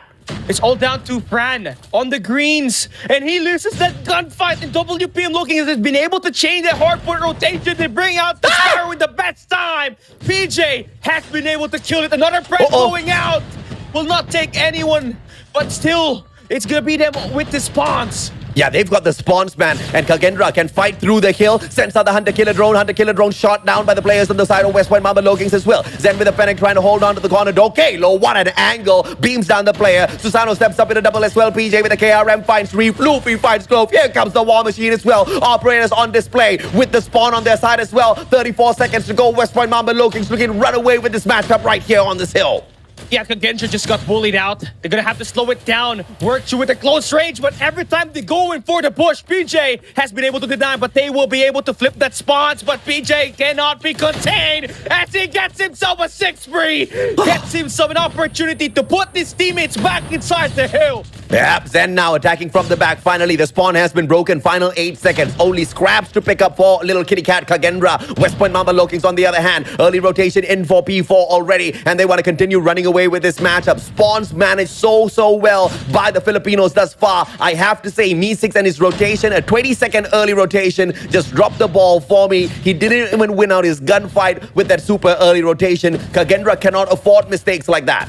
And they're expecting Kagendra to push over towards the area on the back, and PJ was able to take down 2 players with a Predator missile. Expecting the players at the catwalks is something that you have to do with. You have a claw in hand, but Yopi does not get any value off of that. Kagendra now able to chip away some sort of power position. They got the spawns in their hand right now, and Zen can make the play inside of the point, and they get to break it as well. Oh, yeah, absolutely, man. 119 to 50. Here comes Kagendra with the break. They take away the spawns as well. Finally, as they play the map as how it should be played, they get the advantage. But a great flash will obscure the vision of Zen, and he gets sprayed down. The Purifier gets taken out of the equation as well. Great plays thus far from Me6. Still with the anchor spawn, they are able to fight their way back in and get the points away. Final few scraps should go the way of the Indonesians. One guy just playing ring around the rosy, but B6 will finally find him as well. And a long rotation round from the cable car edge gives a good pincer maneuver capability, but PJ sorts that out. Yeah, great way for them to open up this P1 once again. Just 2 more players to worry about inside of that point, and PJ able to take them down one by one. We're talking about Yopi having 7 and PJ having 29 kills, the highest kill so far inside of this Summit Hardpoint. He is the only guy alive in this matchup with a 20+ kill in this lobby. I mean, guy is gonna rage on, right? The KRM in Summit is the kind of deadly combo. And PJ, the Terminator, he once again streaks himself up. Reef doesn't allow him to run away with it just yet, but the rest of the players on the side of West Point Mamba Lokings are stopping the bleeding, winning out their gunfights. 140 already, double of what Kagendra can bring into this matchup, and Summit is pretty one-sided by the time we look at it at this stage on the second rotation of Hills. 15 seconds left here for Kagendra. You need every time inside at this point. WPM Lokings, they're not even trying to not let it show that they want this scrap time here as well, because Yopi is able to dominate this P1 hardpoint. They get the scrap time. They're also able to chain that hardpoint rotation over towards that next. But Kagendra able to win their gunfights, able to flip the scenario, and now they open up this P2 with them inside this hill. But PJ and crew spawning on the better side of the hardpoint. They gotta be prepared for the next set of gunfights. This has been one of the better hills for Kagendra to catch back into this matchup. Earlier on in the rotation as well, they did phenomenally well. But now Lokings once again finds the break. A pause on the bleed, but they are still gonna get burned down. Kagendra, great gunfights yet again. Fran with the HVK holding down the fort. War Machine gonna be whipped out as well. But Luffy up top gets burned down. The War Machine with the pressure. Glow out of nowhere with the trophy takes Fran out. Yeah, there we go. That's what Kagendra needs. Although he has been taken out, that prevents the push and the attack to come in. One angle there for WPM Lokings, but you can see them all gone down at the top floor, and they're going to be spawning everywhere. Kagendra now has to win their 1v1s to advance at this P1. And it's P2, I mean. And Luffy able to step inside the point despite being the anchor. With 5 seconds left, it's going to be WPM Lokings contesting that scrap time while also setting up for next with Susano here with the Purifier. Here comes the money! Kagendra now. Early rotation in for the anchor onto the money hill will fail as Lokings continue to win out their gunfight. PJ once again with the Sparrow, but this time round he will be sorted out. Reef in his own Sparrow investment. Yopi from the back. Anchor spawn still on the Filipino side. 181 to 107. Kagendra straightforward battle. taking over the kill, but nobody's wrapping around. The anchor spots hasn't been assumed yet, but the gods of RNG give it away to the Indonesians. Can they win this match back and get back into the action? Glow, Gravity Vortex on activation as well, can be the difference maker, and he gets burned down as PJ steps it up. Zen with the Gravity Vortex, 111, Kagendra on their way back. Yeah, a nice flush there for Kagendra. To get this final 30 seconds on this B3, they need this time badly, but WPM Low Kings still trying to set up a play here, but the Purifier for Clove stops the push from going in, and it's a successful hold to get this scrap time. Now they have to set up for next. Well timed. Kagendra still can't find their way back into this matchup. Low Kings have not slithered away too far just yet. They are on that P4 rotation, but earlier on, Kagendra did manage to find the break, and it all started off by ripping away the spawns of that Guerrilla base. And as the 138 points are reached here, 194, West Point opens up P4, but look at the flank. And yeah, it's going to be on the attacks at the catwalks, and number 4, Susano has to prepare for that gunfight. And I'm surprised that PJ, I think he's going to be slowing down, but he still is going with 43 kills to his name right now, about to reach 50. WPM Low Kings able to step down, get these kills off the back, secure the spawns, and will be staying intact inside of the point.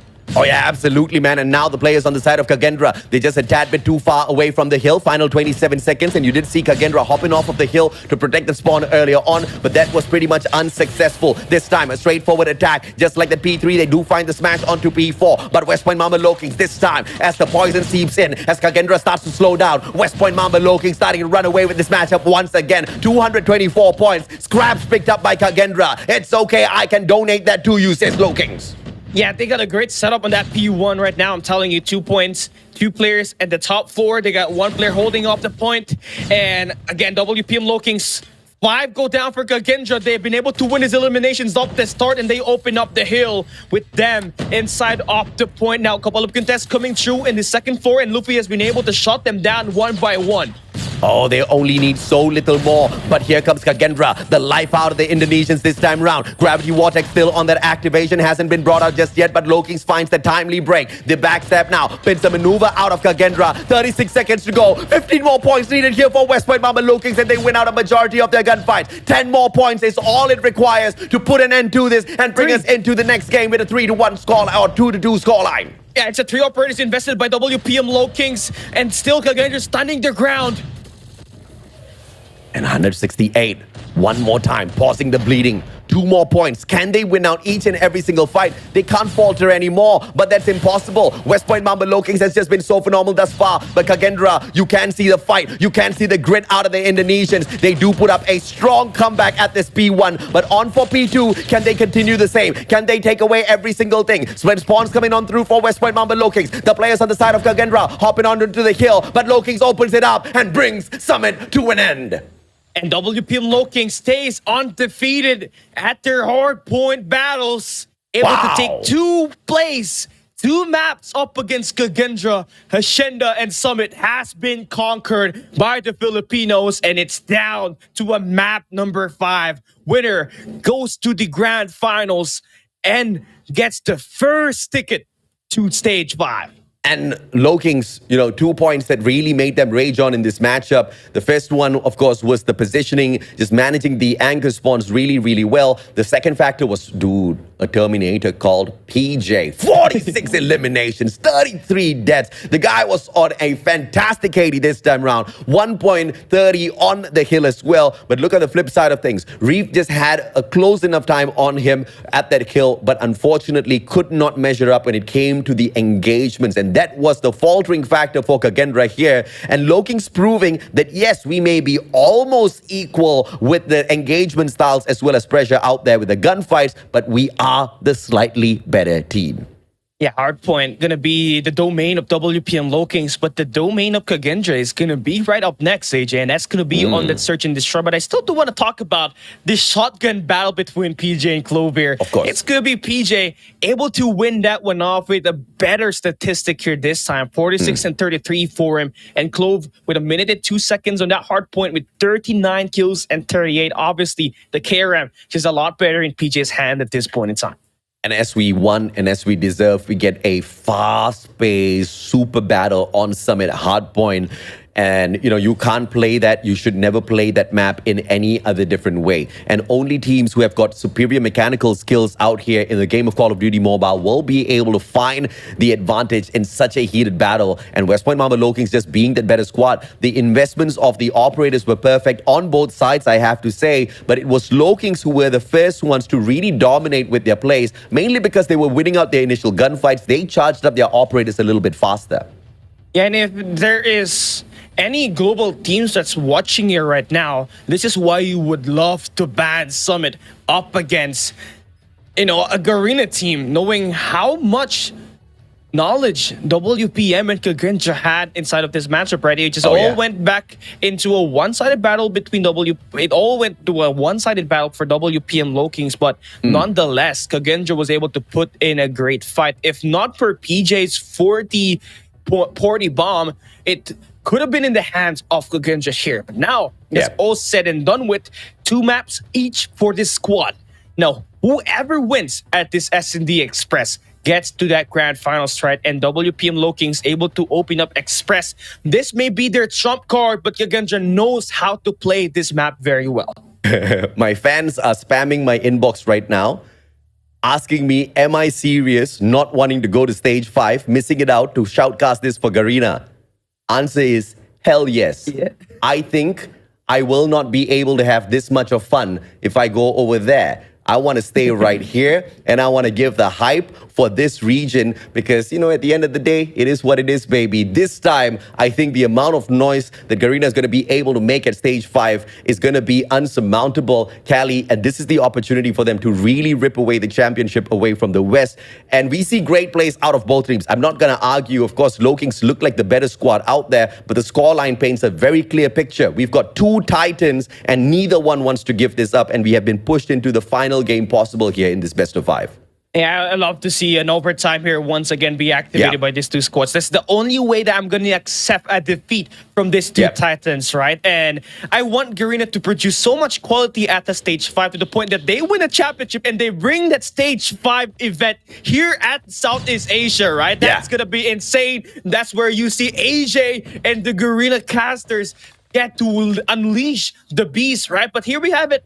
At this Express, a little bit of a Noik there for Reef, but they get the bomb down. It's a 2v5 off the get-go. Let's see what they do here with low numbers. Susano does manage to trade 1 back, but the journey has just started. Susano really low on HP, can't go out for the aggressive engagements. Klo will be able to quickly slide on out, punish Zen, but Me6 with the great positioning finds the secondary finisher, and Clove pulls the final life away with Kagendra for the first round. Hey, the team with KAGE, when they play Express, they want to get that bomb plant right away at the B side. And WPM Lokings, there's 2 ways to go here. You play fire with fire, or you try to play a 5v5 retake. And that's something that the WPM Lokings, the latter, has to be considered, knowing that the KAGE's bag is just deep when they go in for the attack side. A 5v4 this time round. The bomb is going to reach inside, but PJ says, hello, my friend. What you doing over here? Zen and Friend with the trade back in a 3v1.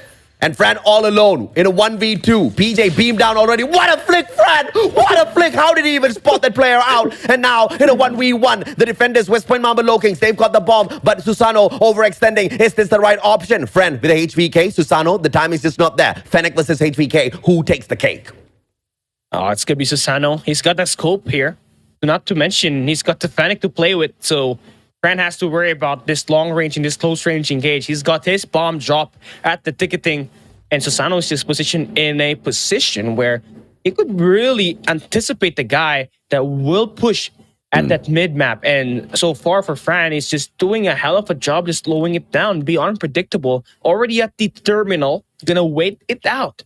And Fran, again, he's only got an HVK 30, but the amount of damage it can do with that long range, insurmountable. Susano needs to watch out.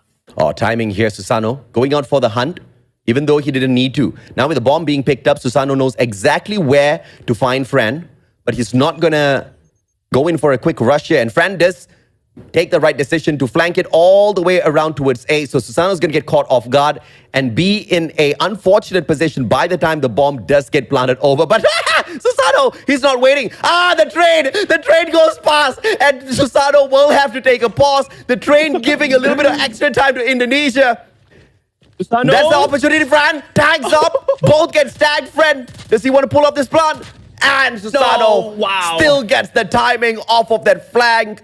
And a 1-2-1. Low King survives, all thanks to the substitute player who's become the main one and also the power-packed player for Low Kings. Yeah, he's been that third primary offensive blower for WPM. If it's not going to be PJ and Yopi at this S&D, it's going to be Susano that can deal the damage for. He scored like, what, 15 kills on the last S&D matchup? And you can really rely on him to be consistent with the attacks. First blood, though, now on this round number 3, favoring PJ as they take down Reef. Bomb's going to be hanging back at 8, but it's still a very dangerous situation to find a plant, mainly because Susano's holding his angle down here over at the north platform with the Locust. It has been deadly so far. Grenade. First one takes out a trophy. Second one, does it find the connection? As Clove wraps around, gets a tag. Just not tickled by it at all as Mi6 shuts down Luffy. 4v4 matchup here, 34 seconds. A nice setup by WPM Low Kings off the back. Yopi and PJ can go in for a flank attack, but ran waiting for a guy to pop off of the staircase to take him out. Beautiful stuff as they go back and forth with the numbers in a 3v3 now. Low Kings just low on HP. Have to slow that pace down a little bit. Clove already in position to find the defusal. Zen from up top can find the Punisher as Clove shuts down Susano. The numbers played against them, and that should be it. PJ all alone in a 1v3, 4 seconds left, and there's just not enough time. Even though he shuts down every single player, Zen will be able to find the trade. Kagendra 2-1 up. Yeah, again, Kagendra really knows how to play their attack sides here, and as much as we want to say it, and again, for Kagendra, their attack side, obviously, gonna rely on their early plants, and if they can get that post plant set up, it's gonna be WPM Low Kings in big trouble. You can see them predicting wrong here. It's gonna be A at this point in time. You can see 3 players from WPM and trying to anticipate the attacks to go through at the A side, but Fran and crew gets to put that bomb down at the B side. And it's a great push towards B this time round. Picketing is not going to get stacked just yet. Cheeky play, Clo finds the grenade on spot, but Reef is just going to be holding down to these bomb consoles here with the advantage against Clo. Look at the right place. Heady played, and Reef takes advantage. Great advantage, and PJ just walked around the corner. Zen finds Luffy. Everything crumbling down for the Low Kings as Mi6 takes a double. Kagendra rising up to the occasion. Yeah, 4 of their players with 4 kills. And that's going to be Clove with 3. Everybody has just been able to get themselves involved. Meanwhile, you take a look at the flip side. WPM Low Kings has to see their captain step up big time. Yopi still 0 skills. Scoreless on this first 5 rounds. Has to step it up, find some kills here, and finally get themselves presence felt in the game. But Kagendra just too good right now. 4 go down. He's rushed in there to their deaths, man. Susano trying to find the clutch back here for West Point Mamba Low Kings. But I believe this is going to be a 4-1 scoreline. Kagendra on the attack, just so dominant. West Point Mamba Low Kings just can't wait to take the bomb back for themselves. But Susano in a 1v3. 36 more seconds to go. He's in a great position to shut down these players, but Mi6 needs to be the first one. But just with that information, as Zen got taken out, Mi6 finds a beautiful frag. 4-1. Kagendra just needs 3 more rounds to qualify for stage 5 for the first time ever for Indonesia. Yeah, this is going to be a big news coming in for that region, right? Knowing that they've been wanting to be part of the world stage for so long. Mystics takes Susano, gets that first blood, and a potential conversion on this first blood. About to go through as they put that bomb down at the A side. And for people who are suggesting that I'm hating on West Point Mamba Low Kings, you guys haven't been following the scene long enough to make assessments like that. If there's been one super hyper of West Point Mamba Low Kings, it's a guy called Mustachio AJ. But Kagendra, bro, they show the quality and they show the potential as well. But it does not mean that the Low Kings are down and out just yet. A potential to win over Powerhouse International if they get kicked down to the lower bracket final is there to book a rematch against Kagendra and still qualify for the world stage. Not all is over. But who gets the first one? Me6. Beautiful backstab against Clove. And now in a 3v4. Numbers not on the side of the Mambas. And Clove just makes it even more punishing. One final player. It's going to be the Terminator PJ. And Clove steps it up 5-1 as we switch sides. Yeah, Lord Clove able to pick that 3-piece. That gives him 8, the highest in the lobby. As we go over towards the second half of the matchup. And this is where things get a little bit tricky for WPM Lokings. You're asking yourself to wake up from a deep slumber after that disappointing defensive performance. Now you get to put that bomb down. Gonna try to take that hit on the A site. KAGE already got that information. 2 of their players already about to move in for the reinforcement. Deadly position, Clove. Oh, but no trigger discipline. But look at the follow-up. Follow-up is there, and Zen punishes Clove. What a position. Clove gets taken down by Susano. That's a great big strike from the sniper out of West Point Mamba Lokings. The double snipe setup thus far has been failing Lokings. Fran finding PJ. This could just be match point for the Indonesians. Yeah, this is it. Just one more step towards that stage 5 ticket at DreamHacks Atlanta, USA. For that stage 5 $1 million prize pool that you're fighting for. That's a good sum of money, life-changing money that will not just improve KAGE's overall gameplays, but the entire region's popularity as well, as they make themselves known at this 2023. The stage 5 definitely upon their reach now, as they have the numbers to put themselves at match point. But Luffy able to take one down against Zen makes this a 3v3 situation. Great tags, Yopi. No finisher. Fennec from such a distance for Susano. One shot shut down Me6 out of the equation. Now numbers advantage for the Filipinos. To pull one back. Stop that match point from being taken. Defending team of KAGE still has managed to prevent the bomb plant long enough. Fran, with those tags, will be able to back away. Grenade does not find him. Reef, on the other hand, circles around and Susano with the Punisher. KAGE doesn't get that match point. West Point Mamba Lokings slowly sneaking back. This is kind of a deadly trap for KAGE right now. It's your time to win. You cannot afford WPM Lokings to get another opportunity to steal around at the attack side. Get that match point already. Shot down this early snipers for WPM Lokings so that you get that 5v4 advantage. But you can see WPM setting up the attack at the B site. And that's going to be at the ticketing. Close range combat is going to be the focal point on this matter. Grenade doesn't find the connection. Reef comes back for a reach out. Reef, big one, stops the blood, gets the double. Luffy with the trade, but the damage has been done. Me6 takes it as well, and it looks like it's going to be match point. Luffy all alone in a 1v3. Oh my god, not a good spot for Luffy. Can he be the Terminator once again back against the wall? And KAGE are one step away to advance to the grand finals and be one of the 2 teams to participate at stage 5. What a play, Indonesia! For the first time ever, history will be made as the nation sends their first ever team to stage 5. Grenades, not gonna find anyone just yet. This time it's a very slow push for the attacking team of West Point Mamba Lokings. One too many times they've rushed to their deaths, and KAGE has been the sole reaper that has punished the West Point Mamba Lokings. Nobody has done that thus far. From stage 3 into stage 4, unbeaten West Point Mamba Lokings has been. And KAGE here to deal the very first one. And believe me when I say it's not going to be a super easy one down at the lower bracket finals. Powerhouse International hungry for another shot at stage 5. Hungry to become your 3-time Garena champs. This one is going to be a tough little journey for the Lokings. Composure is going to be a big thing for WPM Lokings if they ever drop the map here up against KAGE. A team like Powerhouse who's got that mental fortitude to clutch it up will not go down easily. WPM Lokings gets to start this one with the first blood. Now you're going to have to go in for 4 rounds straight to force overtime here, which is possible. Yeah. You have that timing and that tempo to overthrow KAGE on this early engage.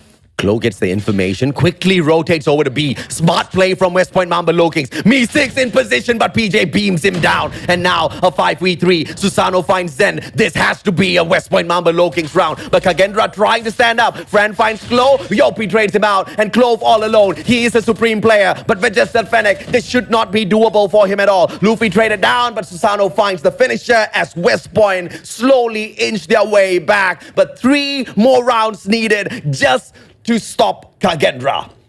It's going to be a tough mental task, physical task as well, knowing that Kagendra just 1 point away from taking this round number. I think this map number 5. I mean, 1 error for WP Lokings, and that's it. Oh, this is it. Yopi has to stay alive, but Clove takes him out. It's an early 4v5. Zen traded out though. Klo, 4v4. Klo V with the grenade, finds absolutely no one. Klo at the back. PJ punishes Fran for overextending. Numbers on the side of Lokings. The problem is bomb on the ground. And Kagendra have a decent opportunity now to stop it from being picked up. Look at how they got it. They're tight and close. They're playing for trades. PJ, once again, if he hops up, it's going to be Clove that he's going to match up with that Fennec. Utilities thrown in. Clove has got an info, and Lopi got that kill to go. It's a 4v2. Kalo and crew looking to go for a 2-round consecutive win and try to force an overtime here this time around on the attack side. Chat is telling me that Bobby predicted West Point Mamba Lokings will win this bout. So now we see what happened. Here we go again. Here we go again.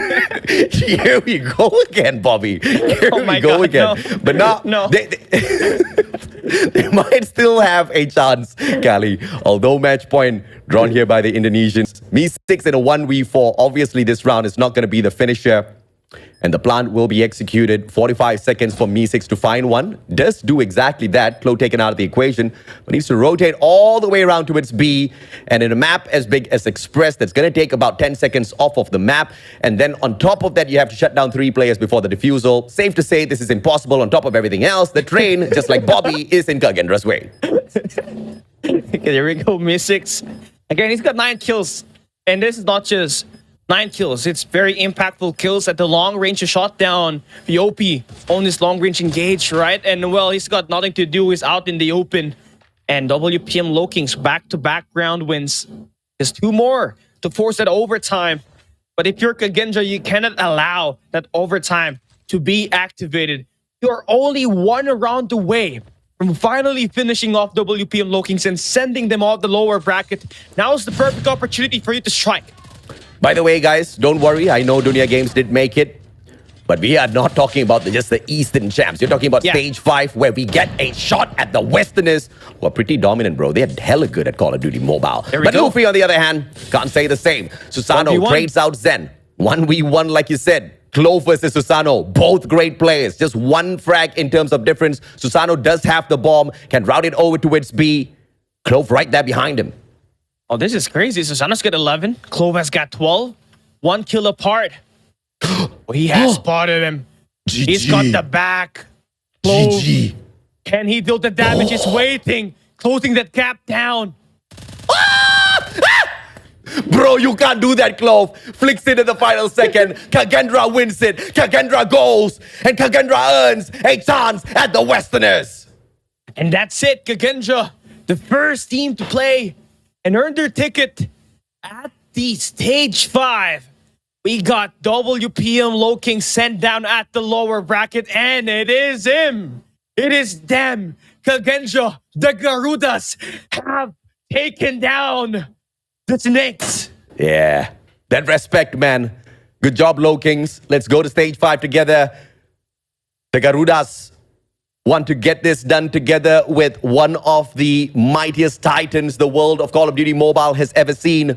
And Kagendra, the first team to qualify for the World Championship Stage 5 for the year of 2023. And this is not just any superstar that you're just talking about. Everybody is a threat.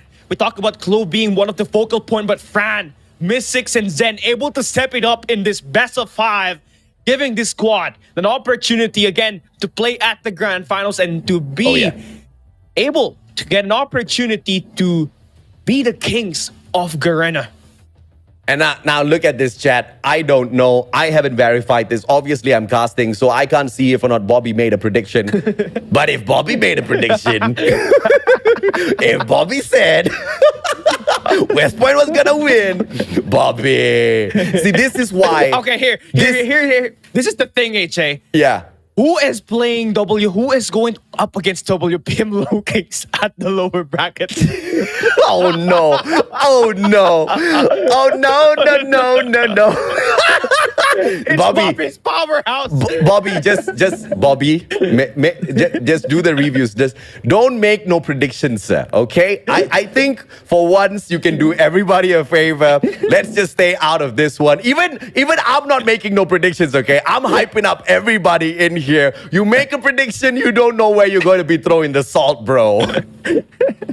WPM able to fumble here at the specified. They could have won if only they have taken that raid, but they didn't show up. And Gagenja, we know S&D has been their domain and has still maintained an undefeated record, truly making themselves one hell of a juggernaut to go up against with.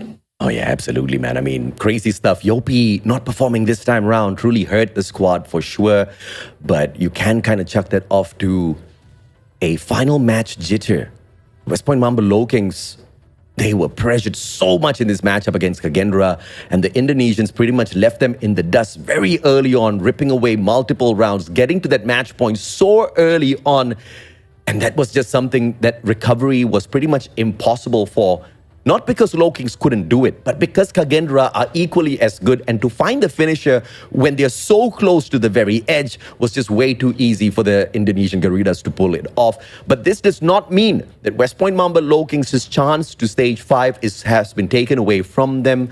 One team will decide if or not it's taken away, and that is Powerhouse International. And Powerhouse International, when they did take over the team of Almighty, they made a promise, and it was a ballsy one. It was the most ballsy statement made by any organization. They said these boys are going to make it all the way through to stage 5 and bring it back home. So can that be proven in this matchup against West Point Mamba Low Kings? We will have to see in the next series down at the lower brackets as Kagendra takes West Point Mamba Low Kings. And unfortunately, the Snakes just got their heads chopped off. Yeah, and the thing with Gagenja here is the ability to play different setup maps more often than not is absolutely a big factor here for their win, right? S&D Slums, obviously that's their territory, but S&D Express, that's one of their trump cards. Even they have taken down the best S&D teams of China back in CDSI. Correct. And with them being able to execute, they could potentially eliminate WPM Low Kings, just like what we were talking about. They were really able to execute and take this victory. 3-2 on this best of 5, had to go down to that distance. And Kagendra gonna earn a match point advantage at that best of 7 at the grand finals. Gonna be 3 steps closer to winning themselves their own championship. And of course, the MVP this time around, not going to be Clovey, but the guy who stepped it up, the guy who has been doing phenomenally well for himself and the squad all throughout the competition, the one and only Reef, a 1.03 KD, nothing flashy, but you kind of got to respect the amount of firepower he is facing off against the rest of these Titans in stage 4. It is unsurmountable, but still he remains on the positive, picking up his 7th MVP count within the run. Yeah, I love what I see here from him, right? He's been able to really be the focal point for Kagendra anytime he wants. And we saw him able to put in a lot of hardpoint and OBJ done, and of course put in amount of kills on that hardpoint. But at the S&D, he's one of the frontal assault. He's been able to be the first one in, and will always find that information, relay back that to the support or from Fran to get those trades right back through. And Kagendra, really not just a one-man team. It's a 5-man headed demon. 5 evil dragons, AJ. I mean, okay, now chat, you guys just need to do me one favor, okay? Head on over to Bobby. I'm very sure he's live streaming somewhere making all of these predictions. You beg him, okay? If you are a fan of Powerhouse, you beg him, please don't say Powerhouse is going to win. If you're a fan of Low Kings, you beg him, please don't say Low Kings is going to win. And then make sure you guys come back here, okay? Just send the message and then come back here. Wait for his reaction also. But hey, when you go there and you drop the message, hit that like first before you come back.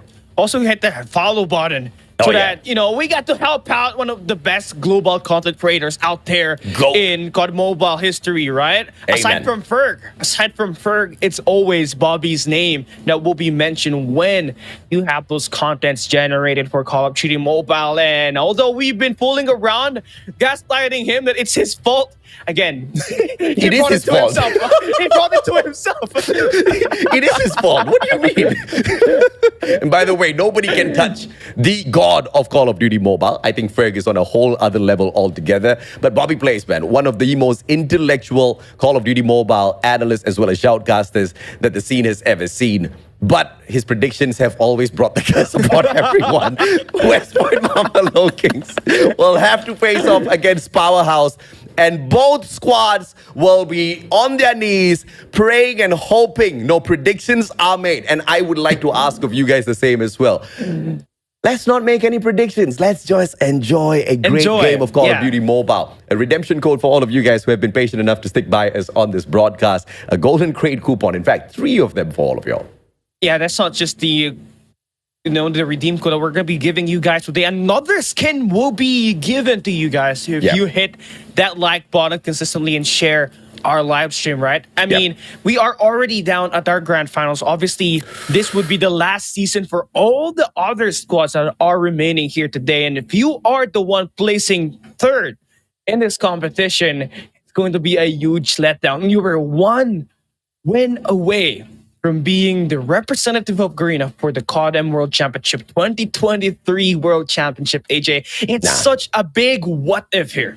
I wouldn't say it's a letdown. The fact of the matter is to get even to the top 3 has been an arduous journey. Garena is, dude, even our ranked matches are salty as heck, okay? So to get here in pro plays, obviously valiant effort to all 3 teams. Valiant effort to anyone who has made it through to the playoffs. But of course, only the best are going to stand as we only have 2 spots over at stage 5. We're going to take a quick short break. When we come back, it's the showdown of SMP down in the lower brackets. One has to go home. The other one will be one to book a spot at stage 5 and also challenge Kagendra in the grand finals. Cali and I will be right back.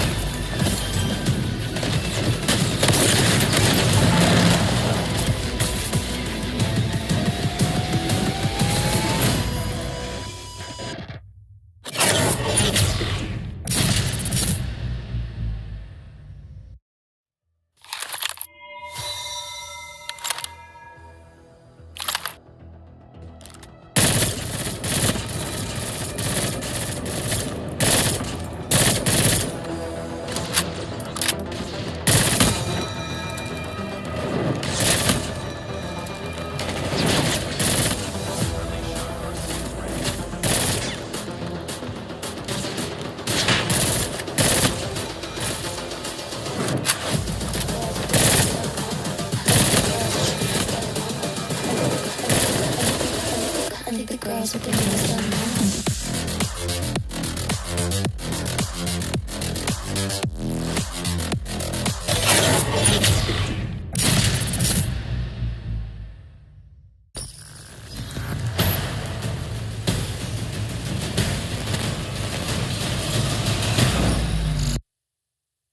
The Indonesian Garudas have not just staked their claim onto the slums S&D as usual, but also for their spot at stage 5, sending the West Point Mama Low Kings reeling down to the lower bracket final, where they take on Powerhouse International. My name is AJ, I'm the Mustachio down here with Cali Gaming. We are your casters for the day, and what a day it has been thus far, Cali.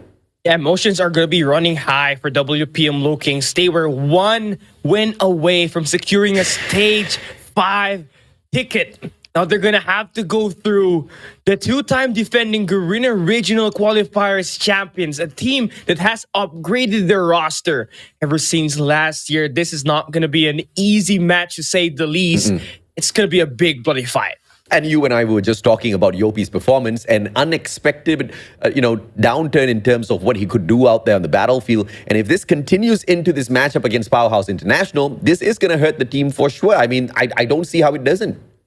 Yeah, I mean, shut up for Powerhouse is obviously going to be a big factor here. If he cannot be shot down by any team in the respawns, it's going to be a big problem, right? Not to mention Irfan Jake and sneak his way into those part of the points in that hard point to go for those flanks and potentially could just tear down the fortress of WPM Low Kings. Again, they may be undefeated in Garena Masters 5 and at the group stage of this stage 4, but that would go to waste if they don't become part of the top 2 teams that will represent Garena at the next stage, AJ. I swear to God, it will be a little heartbreaking if West Point does not get that run done, right? Because this would have been one of their most beautiful runs thus far. They haven't been able to win stage 3 in the past. After 4 seasons of trying and failing, season 5, they finally managed to get the job done. And they have also put up a phenomenal run here at stage 4. To not make it through, I still will not take it as a huge blow because overall, they have outperformed any of their past performances. So there are many reasons why the boys should be happy with themselves. But I do agree, it will be a bitter pill to swallow. It will be a very disappointing situation for them because after all of that effort and hard work, they don't make it through, right? But I've just got my fingers crossed here that the organization believes in what these boys are capable of because clearly they are not stagnating. In fact, they are really raising the bar overall for the whole scene and they're getting closer and closer to it. If it's not this time, it's going to be next time. But that cannot be said just yet. Powerhouse International, no matter how good, their statistics still say that they will go down to West Point Mama Low Kings unless something truly unforeseen happens. Yopi underperforms again, and Powerhouse just goes overpowered.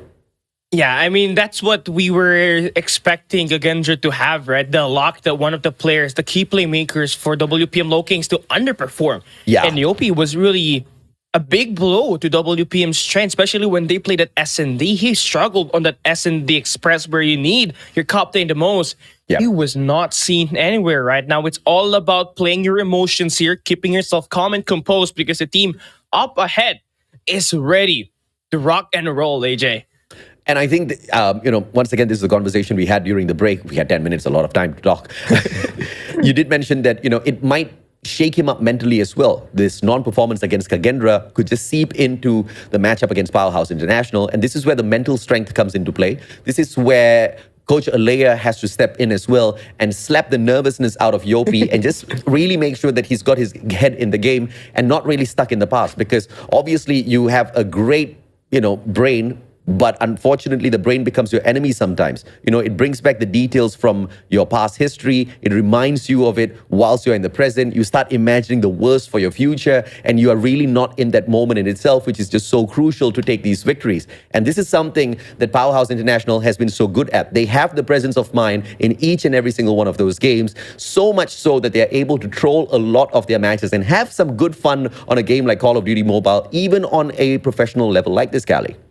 Yeah, I mean, WPM, again, they have a brilliant coach, and I believe in his capability to put this team right in track once again after that shocking loss up against Gagendra earlier. And here's the thing with WPM, they're going to be coming here with a history up against Powerhouse, right? Ever since stage 3 at Garena Masters 5, they've been able to defeat Powerhouse twice at that event. And just this week, they're able to beat Powerhouse at the upper bracket, force them at the lower bracket. Then obviously, it's going to be them having a 3-0 win record here so far. Yeah. But Powerhouse obviously could turn that one around in the most important day of all here, AJ. My biggest question is, will West Point Mamba Low Kings ban out Apocalypse? Because the last time you spotted this out, it seemed like Apocalypse was a very bad map for the side of Powerhouse International. But at the same time, I called it out. I think Powerhouse intentionally threw that match to make it seem like they are not good on that map. And then later on, they went to take on the team of Smarter Mega, who brought them very close and still got the defeat placed onto the heads of Powerhouse International at Apocalypse. I think this is one of the biggest bait that Powerhouse International is, just laying out there for West Point Mamba Low Kings. And if the bait is taken, we could just see Powerhouse starting off really, really hot. But if they do avert that, what is to say that Powerhouse doesn't take that hardpoint out as well, right? Because they have been a truly phenomenal hardpoint team thus far out of SMP, the second best team, as opposed to, of course, Low Kings being the number one. And the thing with Powerhouse is their hardpoint can match up WPM Low Kings. They can really go up there and go toe-to-toe. And I'm looking forward to that arsenal being open here for Powerhouse. And that obviously that's going to be one of their better maps. We saw that one up against Smart Omega yesterday where they ended up closing that match through a gentleman sweep. And it's going all down to that Banson picks. I need to see that Express band here for WPM Low Kings because that was the bane for them earlier up against Kagandra. I mean, yes, it was a terrible performance for them over at Express, but we have also seen them really put on the hurt for some of these teams. You take Express out of the equation, you're still going to have to deal with Powerhouse at Slums. And we all saw how they did perform at Slums just moments ago. Yes, a little bit of effort put in, a little bit extra effort put in, still wouldn't have made the difference for them. Kagendra was just so good at that map. And so was the team of Powerhouse International up against West Point Mamba Low Kings. So, yes, you now have two weak maps on the side of West Point Mamba Low Kings. And I wouldn't say weak from the perspective of they're just not good at the map, but teams have been able to expose their weaknesses there thus far, showing that they are the better team. So there's a one of two here that could still go to the way of Powerhouse International. And this is quite crazy. What started off as a untouchable team now looks pretty penetrable in terms of all of their defenses set thus far. Yeah, I mean, Powerhouse is also a team that can really pull an upset here. Again, another team that can be able to really put in the work for, especially in every map that you try to take them down, right? Obviously, they got the best talent in Shut Up as the main slayer in there. And the Filipino duos in Scared and FDX, no ordinary player. They can pull up, get that support in for Powerhouse, and be able to dominate. And the thing here with WPM Low Kings is every time that they are sent down to that lower bracket, their morale goes down. We see that at Garena Masters 3, we saw that at Garena Masters 4, and every event that we have seen them compete last year. And that needs to change here. And again, just like what you talked about earlier, Olea really have to do the work and motivate this team to get right back in street. You need to be in the moment, but you cannot be anywhere else but in the moment. You can be in your head. That's where the players of West Point Mamba Low Kings should not be. I want them fully present in this matchup because anything lesser than that will have them kicked out of the competition and they do not make it to stage 5. West Point Mamba Low Kings with a lineup of Luffy, PJ, Susano, Chloe, as well as Yopi, led by the one and only Coach Alea, who has taken his first defeat after playing multiple series. A total of 57 maps played thus far. All of it, the series was won by West Point Mamba Low Kings until a team called Kagendra showed up. After 2 months, he has finally been defeated. It took them that long, right? WPM Low Kings, the challenge for them now is to trying to stay composed up against Powerhouse, who is ready to get themselves teaming with some sort of momentum. WPM Low Kings Soapy has to step up big time, kind of underperformed last game up against Kagendra. Now, my spidey senses tell me that Bobby's not going to make a prediction. And I will have to be the first person to thank him for that. Powerhouse, Bingo, FDX, Incendio, Irfan J, Shut Up as well as Skirt. The lineup that puts the power in the house of MYSG. But I have to say, this now is a SMP squad. And what better team to represent the whole of our server on stage 5 later on? You've got Malaysia, you've got Singapore, you've got Philippines, and actually you've also got Indonesia in here as well in Shut Up. I can't find a better team to be at stage 5, man, for Garena. It's a perfect mix, right? I mean, this is what we talk about. Cultural diversity. Okay. With that said and done, right? I mean, FDX Skirt, great offensive talent. They can push that pace. Yeah. Incendio, a great anchor, especially at respawns. But what makes him great is his capability to put in and pull up a sniper and be efficient with it as well.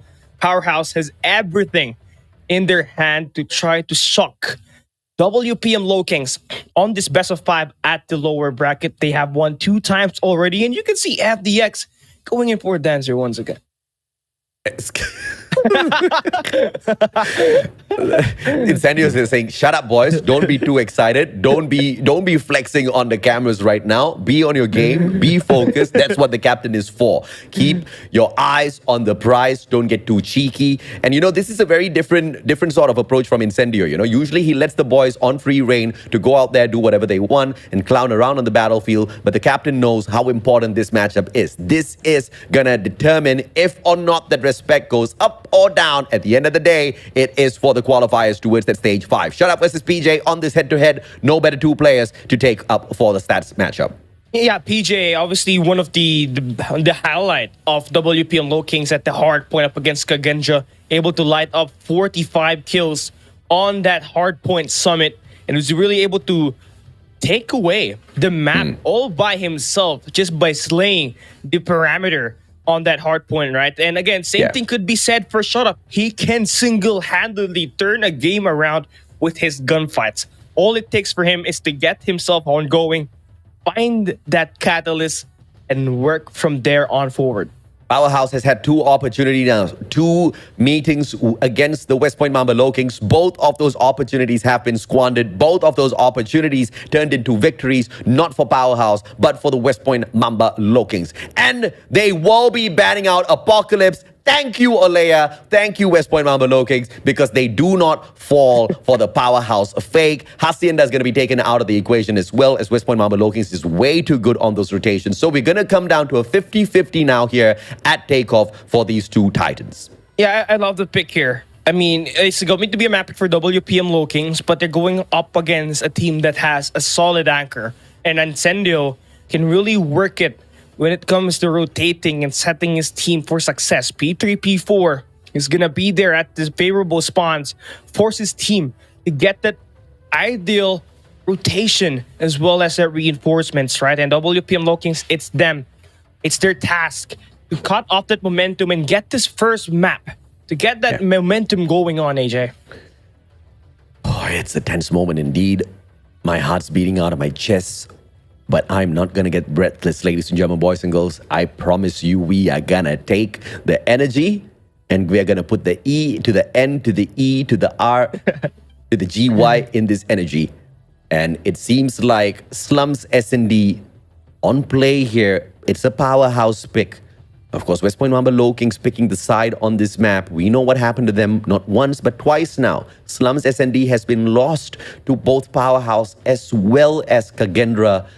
If takeoff is won by Powerhouse, this can start off for a huge momentum boost built up on Slums for the side of Powerhouse as well, which will put the Low Kings in a terrible situation. So by hook or by crook, they need to make sure takeoff is a map they get the victory on.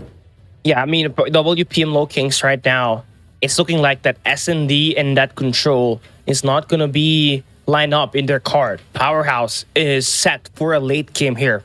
They may lose his hard point, but their S&D could truly make up for it if they want to force a game number 5. Take a look at the operator skills.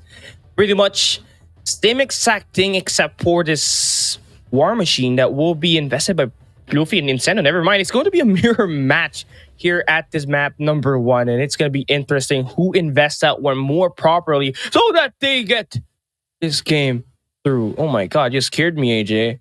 Why did you make a prediction, Bobby? Why? What is the deal here? Why would you want to throw a little bit of your juju into this matchup? We want a Oh my God, 50-50 man. equal battle. I don't have a camera like you, AJ. Okay, there we go. There we go. Why would you do them dirty, Bobby? Why would you do them dirty? Now, chat says Bobby predicted West Point Mamba Low Kings will be picking up a win. Oh no, powerhouse. Powerhouse. Bobby is Professor Utonium in this particular scenario.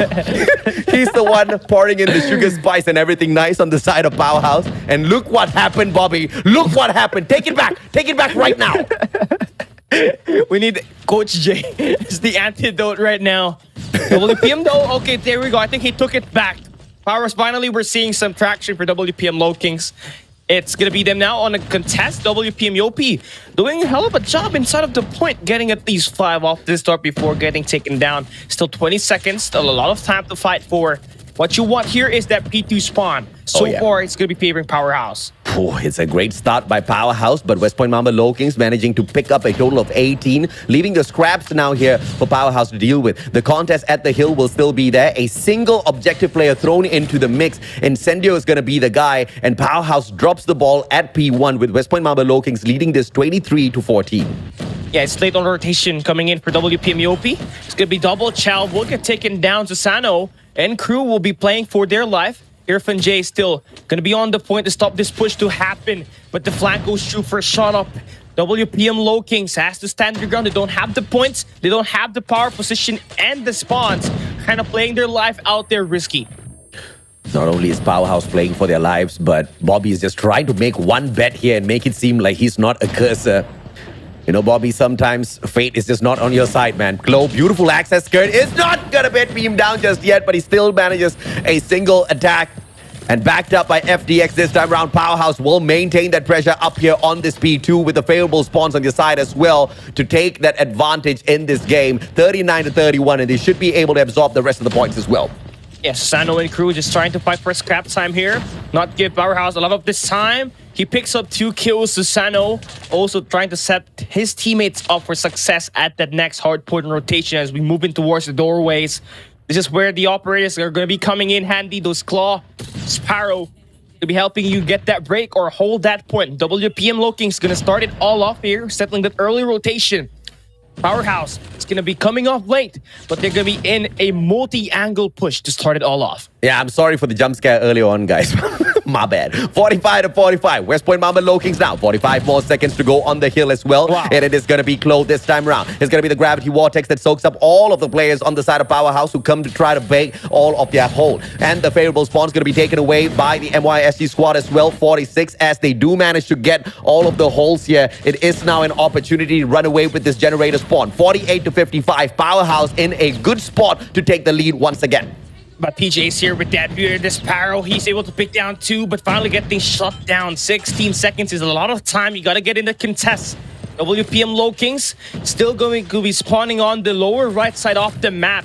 Trying to attack multi-angle is a plus, but you have already get gunned down. You have to settle for that early rotation. You're only getting this scrap time. Powerhouse able to change it P3 to P4. Yep, 68-59. Powerhouse right in front. Beautiful stuff at P4. A 4-man stack coming through from Powerhouse. One on top as well. And a split spawn coming through here for West Point Mamba Low Kings. Let's see if they can make good use of this pincer maneuver. Klo finding FDX. Skirt goes down. Klo on the double. And then all of a sudden, it is the players on the side of West Point Mamba Low Kings losing the opportunity. Get the map out of here. 74-62. Crazy stuff from Powerhouse. I don't even know how they won that. Yeah, I mean, it's just their overall gun skill, right? It's just insane. But Powerhouse now will be dropping that spawn. WPM able to flip that. And they're having Susano playing that Purifier very well inside that point.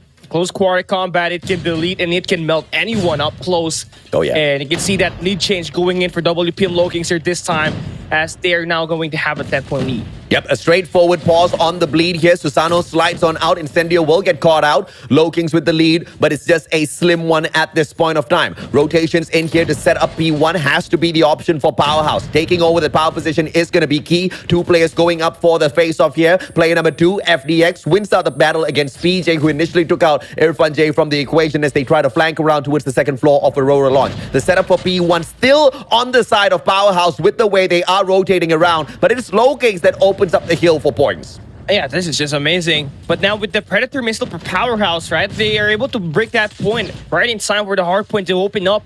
And they're going to get that lead decreased. That's 20-point lead that WP Low Kings has been able to build up on that P4 rotation. Now they're going to get right back into it. Force Powerhouse to spawn at the generator side.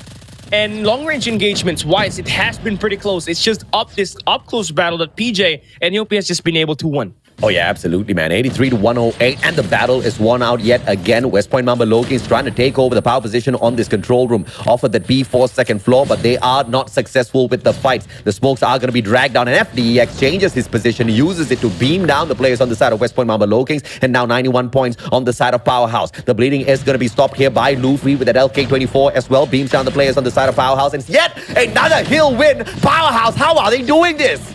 It's just basically the counter for WPM. You just have to scrap it up. Play it scrappy inside of that point.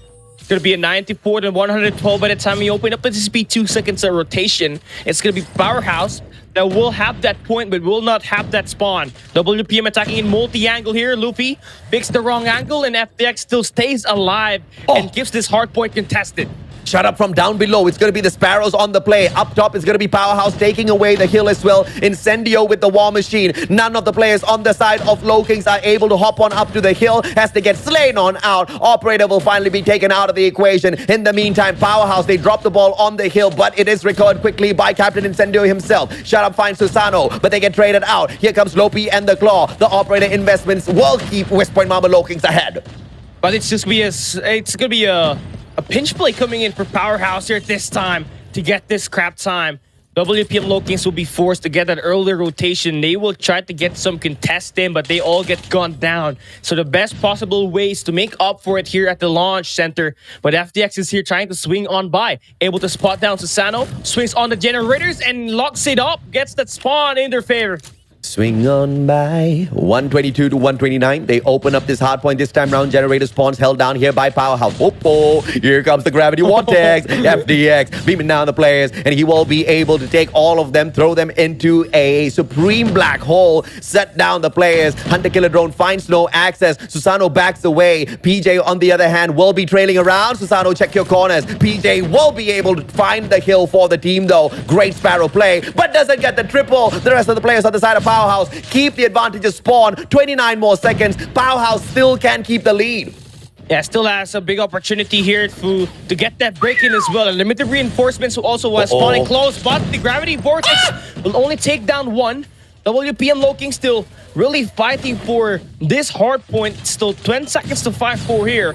And again, what they need right now is someone to step into the next hardpoint rotation and secure that spawns for next. WPM get the scrap time, will be forcing this to only a 13-point lead. 34 eliminations already from Shut Up. You would expect PJ to have the same or even more, but unfortunately, he's under fragging. But the great news here is Yopi's back, baby. He's fighting those eliminations, and West Point Mamba Low Kings not giving anything but their best in this matchup. But Irfan J this time round, the exact same Purifier spot held on by Low Kings earlier on. He will be trying to burn down the players like Susano. Scared finds Glow, and it's going to be the War Machine investment from Captain Incendio as well, and Irfan J will find the Purifier on the play. Susano from the back doesn't take the guy out just yet, and Irfan J is the perfect key here for the puzzle piece. Powerhouse 170 to 143 still holds the hill.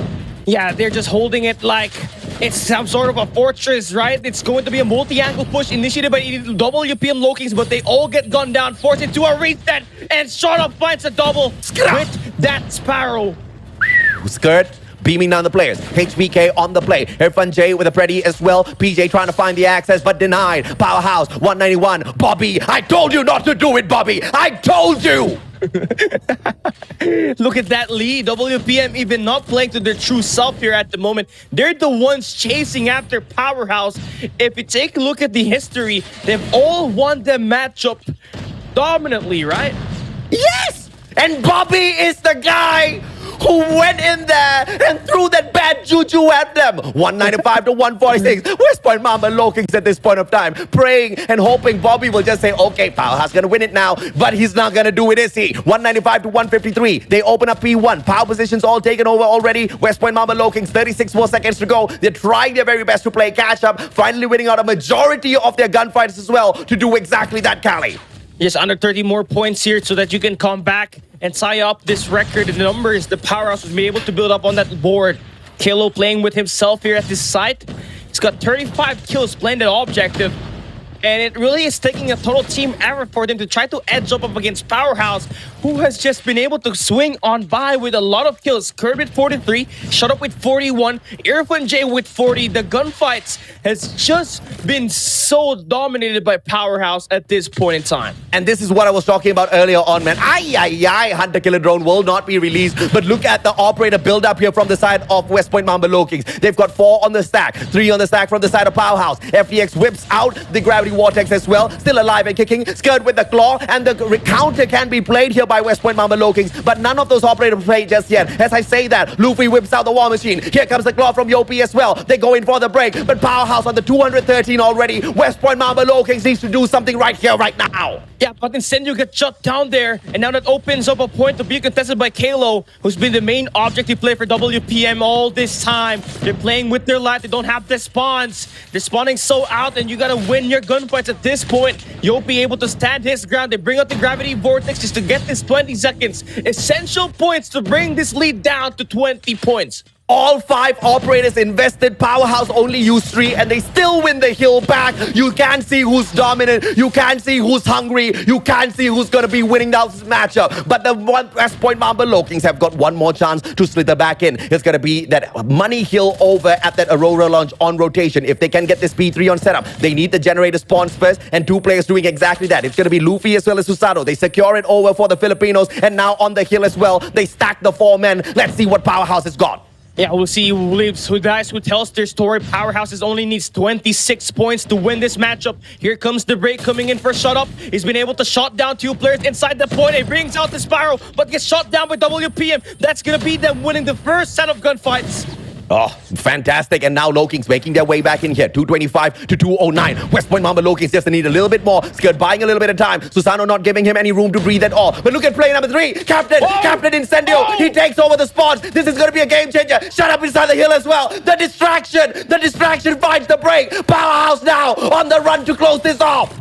Number 4 in yellow, he gets shut down. There's 14 more points here. Powerhouse can end this at this P3. They don't need to go for a P4 if they can stand their ground. Last heap of contests coming in for WPM Low Kings. That will force another rotation. Powerhouse just needs that hardpoint anchored up pretty nicely so that they can stand their ground. But WPM Low Kings gonna start it all off early. They got this operators ready up as well. If they stand their ground, they get this victory. 2 score streaks, 2 operators. Irfan J out of the equation. Make that 3 operators. Here comes the finisher. Captain Incendio with the War Machine. Claw in the operation as well. Skirt is he of Skirt. 246. They still got the hill. No rotations in just yet. 249. Bobby plays. Strikes again. The curse is real. Dude, Bobby, I begged you, bro. Don't do it. I begged you, man. Powerhouse. Gotta take Bobby for the win up against Mark Omega and this first map at this lower bracket finals. What a game, Cali. What a game, man. Well-deserving play for everybody to tune into here at the Garena Regional Qualifiers. Irfan J, the Clutch King is back, baby. 57 eliminations, 47 on the deaths. Played such an aggressive game. 3 players dropping the 50 bomb, and their opponents were no small fry. Their opponents were no Ikan Bilis, baby. Their opponents were the West Point Mamba, the most poisonous snakes out there. The one and only Low Kings, 57, 56, 56. Come on, give me a break. That's just insane. That's 247 kills per Powerhouse and 210 for WPM Low Kings. The 37 difference on kills really played a big impact. Cali, I will give you this right now, have been the best data analyst thus far for Garena Call of Duty Mobile. How many times? How many times have you seen a triple 50 bomb? And how many times have you seen 8,000 on the score? How many times have you seen two players hit that 8,000 score in one game? I love to break it to you, but this is the first time in Never. Hardpoint. This is the first time we get 3 players with 50 plus kills in a Hardpoint matchup, and to do it in a way where Powerhouse was able to edge up the best game of the WPM Low Kings. Now they have been defeated here at Stage 4. Like I told you, man, Powerhouse made a promise. Powerhouse said they were gonna go all the way. They don't care who's in front of them. They were confident that they were gonna take this to Stage 5. But the series ain't over just yet. Is this gonna be, though, the first time that the Philippines do not have a team at Stage 5? Is this gonna be the first time where we see West Point Mamba Low Kings dropping the ball after a dominating run for the past 2 months? What a competition this is turning out to be. And this is just something that has occurred in the other regions as well. Animus came in undefeated at their Stage 4 round, only to underperform at the playoffs and exit so early. And WPM Low Kings, if they continue to try to be a lapses behind, they could fall into the same exact narrative, just like what Animus did at the European region. Powerhouse clearly wanting to defend their Garena Stage 4 title. They have been the 2-time, they want the 3-time. Oh my goodness, dude, this is what I live for. This is what I live for. I mean, I started off my career in the world of video games with Call of Duty Mobile. Got pushed into becoming a shoutcaster because people told me, dude, Mustachio, you suck at playing the game. Just talk, bro. Just open up custom lobbies. And then I started to discover that I really like shoutcasting, especially for Call of Duty Mobile. And then I started discovering what beautiful plays there were out there. And this is the kind of series I've lived for, man. What a gameplay. And Powerhouse International, they took it right to West Point Mamba Low Kings. First of all, it was the cheeky drop on Apocalypse. They tried to bait them in. It did not work. They got brought over to takeoff. And dude, you know, I already assessed S&D was going to be a terrible one here for West Point Mamba Low Kings to recover from. And if they drop Hardpoint, this is going to look very dicey for them to qualify for Stage 5. So regardless of whatever that's done and dusted right now for this next matchup, they need to hope and pray that they pull off some sort of miraculous play and shut down Powerhouse International, not just with a victory, but they need to absolutely obliterate the confidence of Powerhouse. If that does not happen, Cali, it's done. No Filipino team in Stage 5. Only 2 Filipinos under Powerhouse and Scared and FTX. And this is what I mean. This is what I mean about the Singaporeans, right? This is why I have always admired what Incendio has been able to do. He comes from the region of Singapore that has got the lowest number of pro players as far as Call of Duty Mobile is concerned. He comes from Singapore, who has the lowest concentration of pro teams for the world of Call of Duty Mobile. But the quality out of this guy that plays Call of Duty Mobile for fun. He's a full-time engineer, Incendio. He's a full-time engineer who plays Call of Duty Mobile on his free time. And he leads one of the most dominant teams out there in the whole of Garena. How crazy is that, man? It's so crazy, right? I mean, Singapore only has 2 players out of the 66 teams participating here at the COD M World Championship Stage 4. It's only Incendio and Irfan J. Even Shot is an Indonesian, right? And there's 2 players that are Filipinos under this organization, and really talk about the diversity here, clearly making up for, you know, the deficit after they lost Heaven just a little bit months ago. Oh no. So the prediction from Bobby this time is Powerhouse is taking this S&D map. This guy, if he strikes again, I swear to God. But anyway, a great start here by West Point Mamba Low Kings in that first round. Very dominant, managing to take the defensive aggression to Powerhouse, shutting down each and every single one of their players. Shut Up does manage to trade out a double, though, for the numbers advantage now in a 4v2. Oh, wow. Shut Up just continues to rage on, picks up the third of this round. Can he get the quadra? Yopi spotted out already. Irfan J trying to close off his access, and Yopi repositions. Not caught out just yet. He's got the scope to play with, also with Fennec. Long and close range combination for him. But again, there's 4 players that he has to worry about, a lot of angles that he has to take, and potential trades is just going to happen in a millisecond, and Scared gets that kill. Powerhouse able to trade the round that WP Lookings won at the start, and it's going to be really a tall order here. If WPM wants to win this S&D, have to take down Shut Up, who's been the playmaker and has the most MVP so far for Powerhouse. Okay, guys, in the chat right here, right now, tell me your predictions. West Point or Powerhouse? Who's going to take this S&D? I want to hear it from you guys. Incendio will be able to find that double, traded out by Susano. Luffy strikes as well. FDX all alone in a 1v3. Impossible situation. Finds the double! FDX makes it into a 1v1. Now, the 2 snipers taking each other on. Hey, FDX, former Blacklist International player, has been acquired by Powerhouse to make this kind of plays. Be the difference maker at this late game. He's got the tactical ability to do that. He hears the sounds. He's got the slide. He swings on by Luffy. He does not spot him now. Oh! FDX! Oh! 1v3, baby!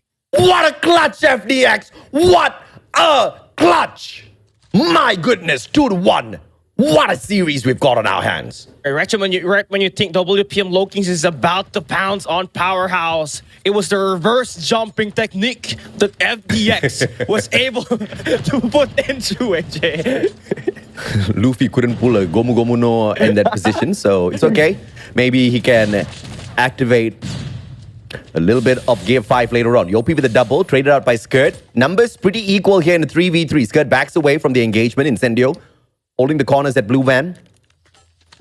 And everything gets slowed down yet again as Powerhouse is not looking for the bomb plant just yet. Incendio once again strikes. This engineer, his IQ plays, just overpowering the Low Kings at this point of time. Yeah, you need to be precise if you are going to be an engineer, and what way to do it with Incendio, getting that skills. And man, here we go. FDX continuing up the kill board. All of the attacks that have been made by FDX have been impactful. Taking 2 rounds, closing it out. Truly what you want to see for Powerhouse. One of the new additions that we have for them outside of Skurd. Truly one hell of a sniper player. He knows what's at stake. And he gets that conversion. The WPM Low Kings have fallen to prey from the snipers.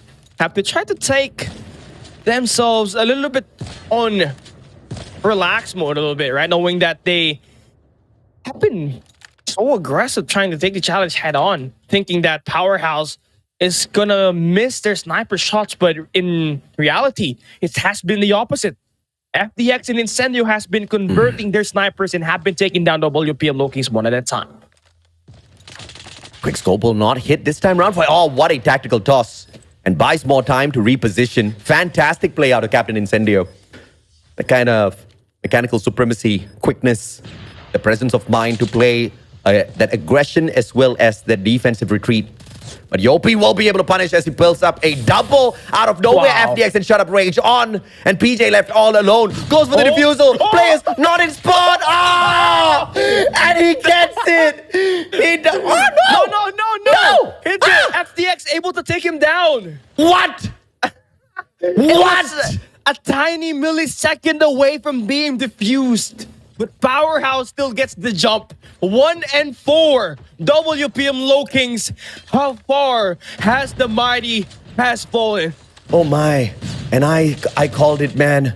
Low Kings shouldn't have lost that takeoff and now in a lot of trouble. 4-1. Bomb in the hands of Scared. They're down 1 man, but they're up 3 rounds. One thing more than likely WPM needs here is that 4-2 split. Need that 2-round win here on the defensive side so that on the attack side, you get a bit more of fight happening up against Powerhouse as you get to dictate where the bomb will go.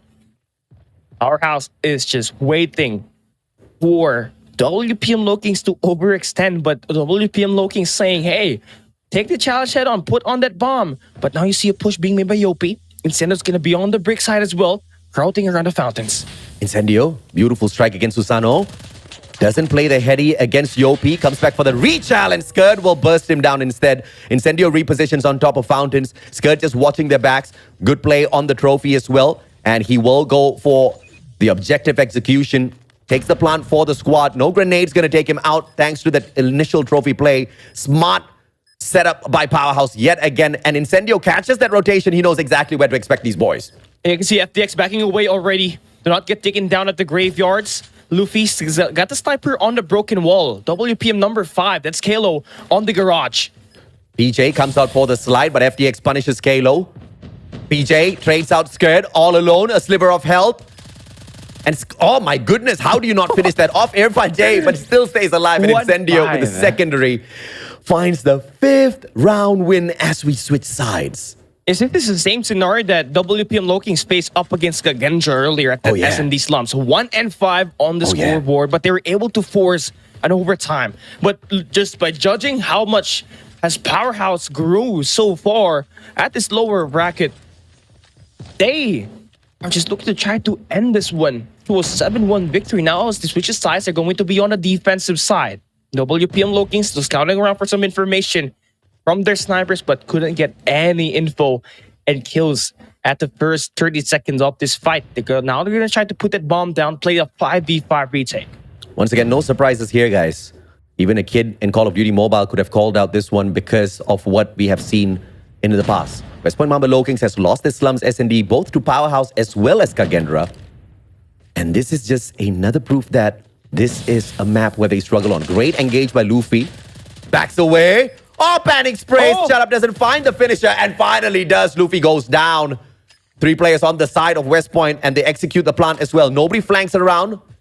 Great tactical toss by Shut Up. And he knows he's not going to find a hit mark check on the left-hand side. They flank around from the right. Skirt beams one down. Opens up the defusal for the squad.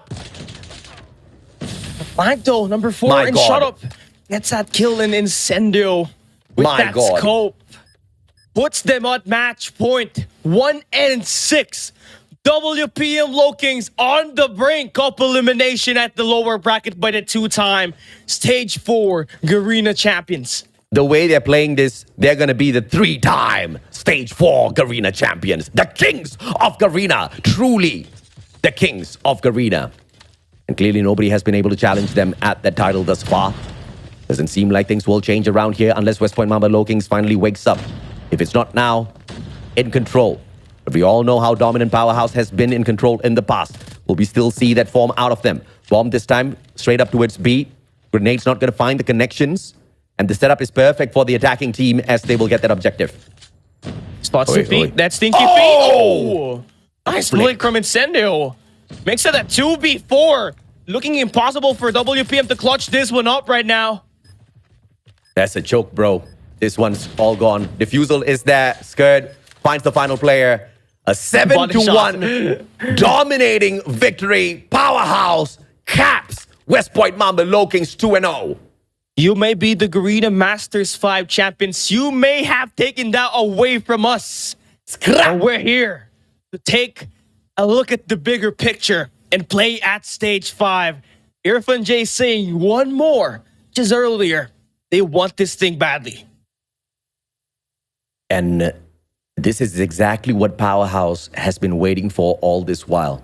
Of course, the Westerners are going to be pretty triggered when I say this, but this is what all of those stats as well as the strats were not shown by Powerhouse in the initial parts of Stage 3 as well as 4. Trolling around in a majority of their matches, even at the Apocalypse, dropping the ball on that P1 to go in for the engage, making everybody suspect that they have just lost their firepower, lost their sense of gameplay out there on the battlefield. And this is the response by Powerhouse. But in a best of 5, even 2-0 down, the series is not over just yet, Cali. You and I know this extremely well. A reverse sweep is not impossible for West Point Mamba Lokings. This is where Alea has to play his role as the coach.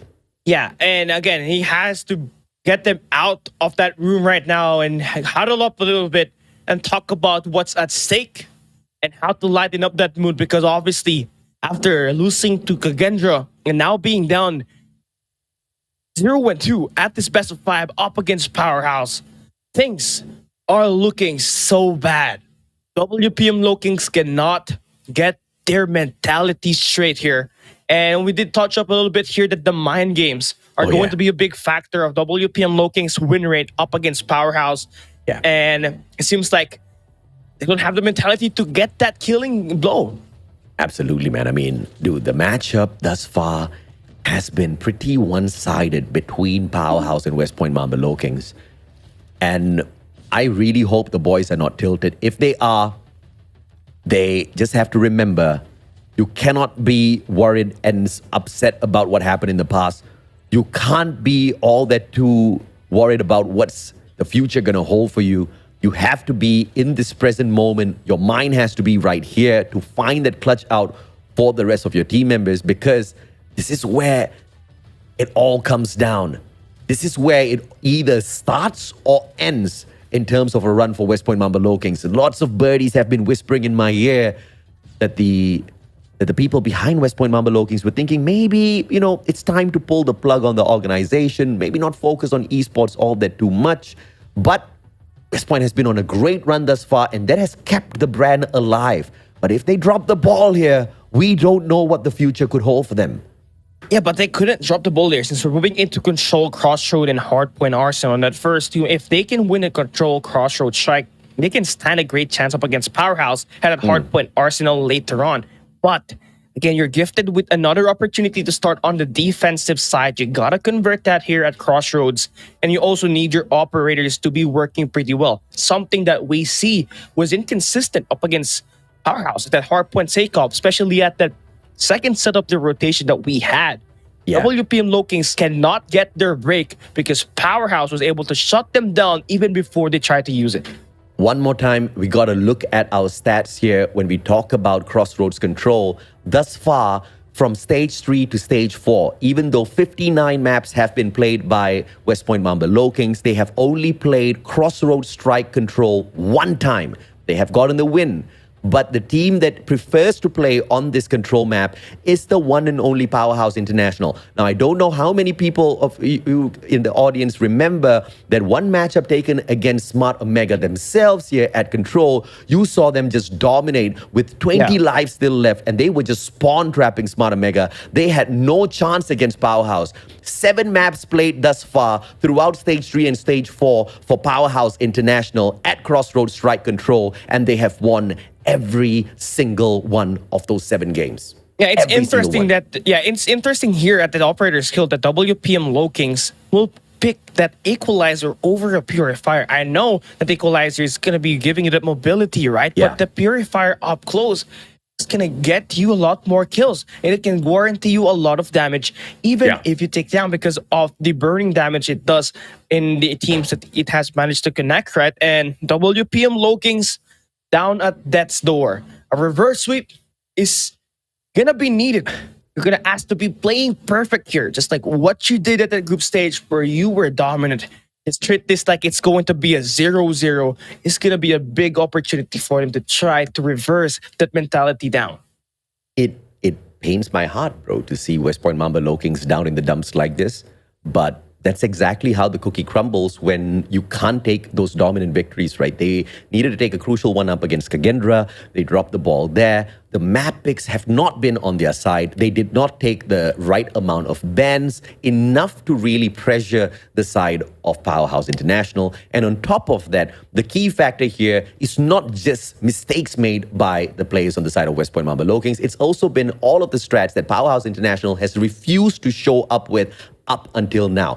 All of those gunfights that we saw against them in Takeoff Hardpoint, we have not seen that version of Powerhouse for such a long time. We have seen trolls. We have not seen dominators like that. And they finally bring it out on a stage that's so important. And look at this, as we start things off, already 3 segments captured. This is the map that favors Powerhouse for sure. Our Lokings gonna get 3-0 here at the lower bracket finals. And they pull off the strategy that I've always been highlighting. Cap the 2 spots and then keep it spicy. Keep your opponents guessing.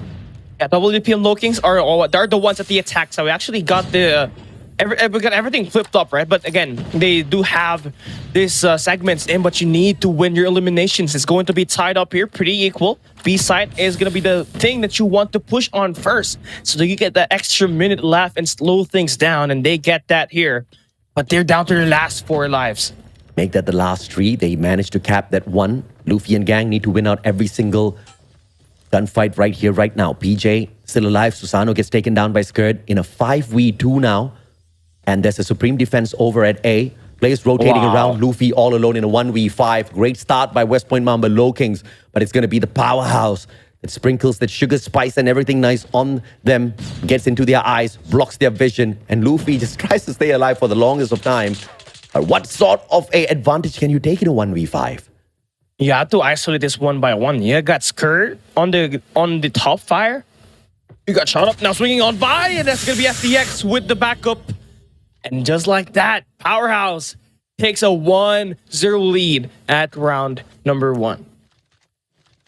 And it looks pretty impossible for the Lokings, but now on the defense, they do have a little bit of an advantage if they can stack this A site. Powerhouse usually goes for A first, but Shut Up opens things up. It's going to be the Sparrow on play first off, and it will be Yopi barely able to stand up against him. Incendio with the War Machine as well. The operator investment so early, and Lokings just didn't expect this, Cali. Yeah, they're not looking to fight back. There's no traction, but now they got to change it up a little bit. Number 3 in yellow, that's going to be Luffy exchanging over, going in for that long route, get that flank going with that long-range AR assault. And Luffy has been able to take down Skirt, stop that push at the A site. FDX and crew still holding the high ground. And WPM Lokings are at a disadvantage at this point in time as they just get gunned down initially by the operator skills. 5 life deficit, FDX still popping off. My God, this guy and the quality. Susano's going to be spotted out. Beams down FDX, but the damage has been done here already. Over at A especially, here comes the rotation from 3 players to play the attack. They're going to find the second segment on clearance at A. Opportunity now to also play the teaser at B, but it looks like they want to wrap long way around right-hand side and spawn trap West Point. Yeah, I mean, they're not afraid, right? Again, they're also pushing the A side as well, stopping that clock from ticking down. And they get an extra minute after that A capture. WPM Lokings looking lost under defense. Needs something to put on through. Yopi has been playing bad. 4 kills for him. Right now, WPM Lokings needs their captain to wake up and lead by example and force a map number 4. So far, it just hasn't been the case. Powerhouse, 5 lead advantage on the lives. And they're also doing the capture at the B side. 4 operator build up, and 3 will be invested all at the same time to bring the lives all back equal. But look at Powerhouse now, slowly trying to sneak away B. The rest of the players on the side of Powerhouse trying their very best to play the objectives. Incendio will get taken out of the equation, and Yopi does get traded out by Irfan J instantaneously. PJ with the Annihilators trying to spawn trap the players of Powerhouse, but no more respawns now for the defenders. What a dominant run from Team Powerhouse. Yeah, Susano, he's gonna be the guy that needs to play make. He needs to stop that push coming in at the B side. Needs that bullets ricochet. He stops it for now, but just one more step inside. It's over. It's Powerhouse getting that 2-0 lead. WPM Lokings 1 round away from being eliminated. And Powerhouse now 1 round away. Powerhouse. And this is exactly what the professor wanted for the squad when he created the Powerpuff Boys. Sorry, the Powerhouse Boys. Sado gets taken out. War Machine gameplay this time round by the Titan. The spray is true. Powerhouse on the defense. Advantage for them. And very early operator usage wasted pretty much. And West Point Mama Lokings able to hang on to play the teaser over at B. You can see the overextension by Klo. And out of nowhere, Yopi just shows up, beams down Skirt, and protects Klo. They should be able to rip away B at this point. And this is going to be what you need, right? You need that LBJ done, dealt with WPM. They got that B site locked and ready. But Powerhouse, having that high ground control, has just been the bane for WPM Lokings. They couldn't get the shots to go through now. PJ able to step up, gets that 2 kills now. Could also put the pressure at the A side, but will be investing to push in at the building, but will be eventually dealt with. 16 to 17 on the life count, still pretty much equal. This is a slap on all of the faces that thought that Powerhouse were gonna be counted out just because they dropped Heaven, just because they dropped Jeff Pro from the roster. But it's not gonna be the case. They take out a couple of Titans. They bring in two monsters from the Filipino region, right? FDX as well as Good. They've been fundamental in terms of dominance here for Powerhouse. But look at this. 2 segments capped over at A already. 7 more lives left here for Powerhouse. West Point showing us some signs of life. Yeah, Susano able to step up here a bit. Get that rotation in space to pull Shu over enemy lines. Yopi again only had 4 kills by the time this third round opens up. Now he's got 12, able to get 8 kills here. Momentarily gonna be a needed and important kill for him. And WPM again, signs of life, just like what you said, and they get a win through elimination. 2 more rounds, 1 more round to tie it up. 2 more rounds to force map number 4. WPM Low Kings just has to take it one at a time.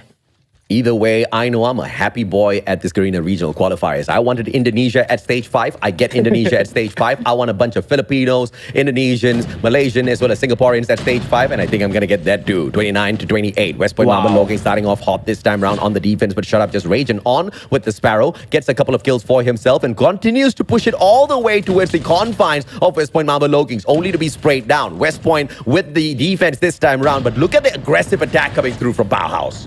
Yeah, but now they get canceled down a bit here. PJ and crew now able to get that spawn trap activated. Boom. Finds 1, finds 2.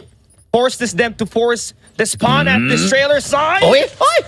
Oi! Stroke it? Oh my god, there we go. There's that kill. Stroke it? Shut up. Circles around. Nobody's found him just yet. And Incendio gets taken out of the equation. Susano's still on the backup. And Powerhouse getting spawn trapped now by West Point Mamba Low Kings. Is this the comeback? Is this the rise back up here from West Point Mamba Low Kings? The Mambas are lifting their heads. And when a King Cobra does that in front of you, you better run, bro, because they're about to strike. Yeah, 5 lives left here for Powerhouse. Look at the non-stop spawn trap from PJ. Yeah. 34 kills for him. 30 seconds left for Powerhouse to try to clutch and do something, but they are now down to their last player. FDX gets eliminated by Susano, and a lifeline made by WPM Low Kings, a bounce back made, but can they close it out? Starting on the attack, the defensive side, do they have what it takes to stop Powerhouse from going for a sweep? We have seen Powerhouse give away games like this in the past, and they've given away big opportunities. Now, they cannot falter if they want that stage 5. They cannot falter if they want to be called the Kings of Garena once again. They want this rematch up against Kagendra. They start things off hot, but they are on the downside. PJ, Hunter Killer Drone, does not find its mark, but turns around, and nobody spots him. Is he invisible? Oh my god! How is he able to get away with more kills than what's supposed to happen, right? 38 kills for him now. FDX flicks on by. Irfan J helps him stay alive, but the life count favors WPM Low Kings, and they're able to stop the push. Powerhouse. And looking for PJ. PJ is hiding around the smoke. Oh, he bounces once again. Yep, but 3 operators here on stack for Powerhouse. They have to bring in the investments now before it is too late. Skirt, FDX, Incendio goes down. The timing is played well. Skirt brings out the claw to turn the tide here. 17 lives versus 11. Now 6 on the deficit for Powerhouse. Second operator pulled out as well. FDX is going to be a key player here to find that long-range engagements. Skirt with a hunter-killer drone to play the pressure on the left-hand side as well. Grenade on the toss, and the War Machine will play the pressure down mid. But I don't like this. I don't want them to really funnel these players out. The objective here should be to find those eliminations because they are playing on the attack. Yeah, I mean, this is it. This is where you need your operators invested right now. WPM, they're about to go all out. Brings it. The Sparrow will not get any kills. PJ and Luffy, they still got their operators ready to force a map number 4. They bring out the War Machine to try to stay alive. Powerhouse down to their final 4. They had the best chance. Already had the 2-0 lead. But they couldn't go for the finish and gave WPM Low Kings a lifeline. I'm assuming Bobby went like, okay, all right, that's it. It's done. Powerhouse is going to win. Powerhouse got it. Powerhouse, Bobby. Great effort from West Point Mamba Low Kings. They survived the onslaught. They survived the 3-0 kick out. You can't see everybody else just hyping them up. They need the life in them. They need the spirits at an all-time high. You cannot be disappointed, boys. You have to give it your all. And one more opportunity, one more lifeline. That's going to be at Hardpoint Arsenal. And we all know what to expect out of Powerhouse. Oh my God, what's happening? What the hell's happening here? WP and PJ, they survived. Oh, Ken, Luffy did not perform very well, but the performance from Susano and PJ will truly make up for it. But Arsenal, although it may be a strongest point for WPM Low Kings, but it's also a strong point for Powerhouse. So it's a kind of a 50-50 battle on that rotation, right? And WPM, PJ, and crew, they're still trying to gather their momentum here. And Powerhouse could still strike them at map number 4. Now, we slowed the pace down for that matchup in terms of the hype because we were storing it up for one major showdown. And I think Arsenal's going to be that place where it all boils down to a crazy fight between the two. Now, we know West Point Mamba Low Kings is a very, very supreme team when it comes to the hard points. And they were just dealt their very first loss after 2 months at takeoff earlier on. And of course, the ones to reap that from them has been the one and only Powerhouse International. As we go on into Arsenal, we have seen the team of Powerhouse perform here as well. And it's an opportunity now to really take that victory and walk away into that grand finals for the MYSG squad. West Point Mamba Low Kings need to be doing all in their capability, especially those early rotations, but not too early like what we saw early on in Summit. Yeah, and but for Powerhouse, I mean, I think one thing that costed them this early game, especially this round number 3, was the premature investment by Incendio and crew. Bringing out... That's true. They bring out the War Machine early, right? Just trying to think that they would get at least 10 kills on it off the get-go. But that wasn't the case. And it paid them up with a big punishment, right? WPM Low Kings was able to take that round number 3 and it snowballed. And they won the next 3 match with WPM PJ able to carry the load off the offense with that SMG in hand. A valiant effort by Powerhouse in this matchup, but of course, one side, definitely the better one. There's West Point Mamba Low Kings, not just because they took the 3-2 victory, but mainly because they did put up a phenomenal fight when it comes to all of those engagements on the battlefield. So every single round in control used up for West Point Mamba Low Kings to pull that one back to their side. Now, as we head on into Arsenal, the boys just need to hang on for one more opportunity. Like we told you guys, it's not over till it's over in a best of 5. A reverse sweep still very much possible, and West Point Mamba Low Kings proving exactly that. WPM Low Kings, again, the P1 is remarkable here for them. They always get a lot of load of time in that hard point, right? But not to mention their P3 to P4 hard point, which is the most chaotic spawns on this hard point. They're able to pretty much contain that. But same thing could be said with Powerhouse. So again, I would like to bring up the fact that this is going to be a 50-50 battle, and it will all go down to whoever wants it more, right? And WPM Low Kings, after that win, finally get a little bit of a taste of hope. They could get that win, but for Powerhouse, we just saw them play that hardpoint takeoff and had 3 of their players with 50 kill games. So there's just so much in store for this map number 4. And Yopi just can't afford to pull a, downer just like what he showed up with in the takeoff matchup earlier on. There's nothing that you can do in terms of the number of frags that the opponents are going to get, but you just have to make sure that you are on the best gameplay possible. You can see the fight out of PJ, you can see the frustrations on their faces, and that has just brought out a monstrous performance out of West Point Mamba Low Kings earlier on, but we need to see the exact same form of gunfights here at Arsenal. Arsenal, hardpoint number 1, close quarter combat, very much like Summit P1. And so far, long-range battles have been won by Incendio, but VJ still letting loose. Gets himself his 2 kills on the first round, first early set of this hardpoint.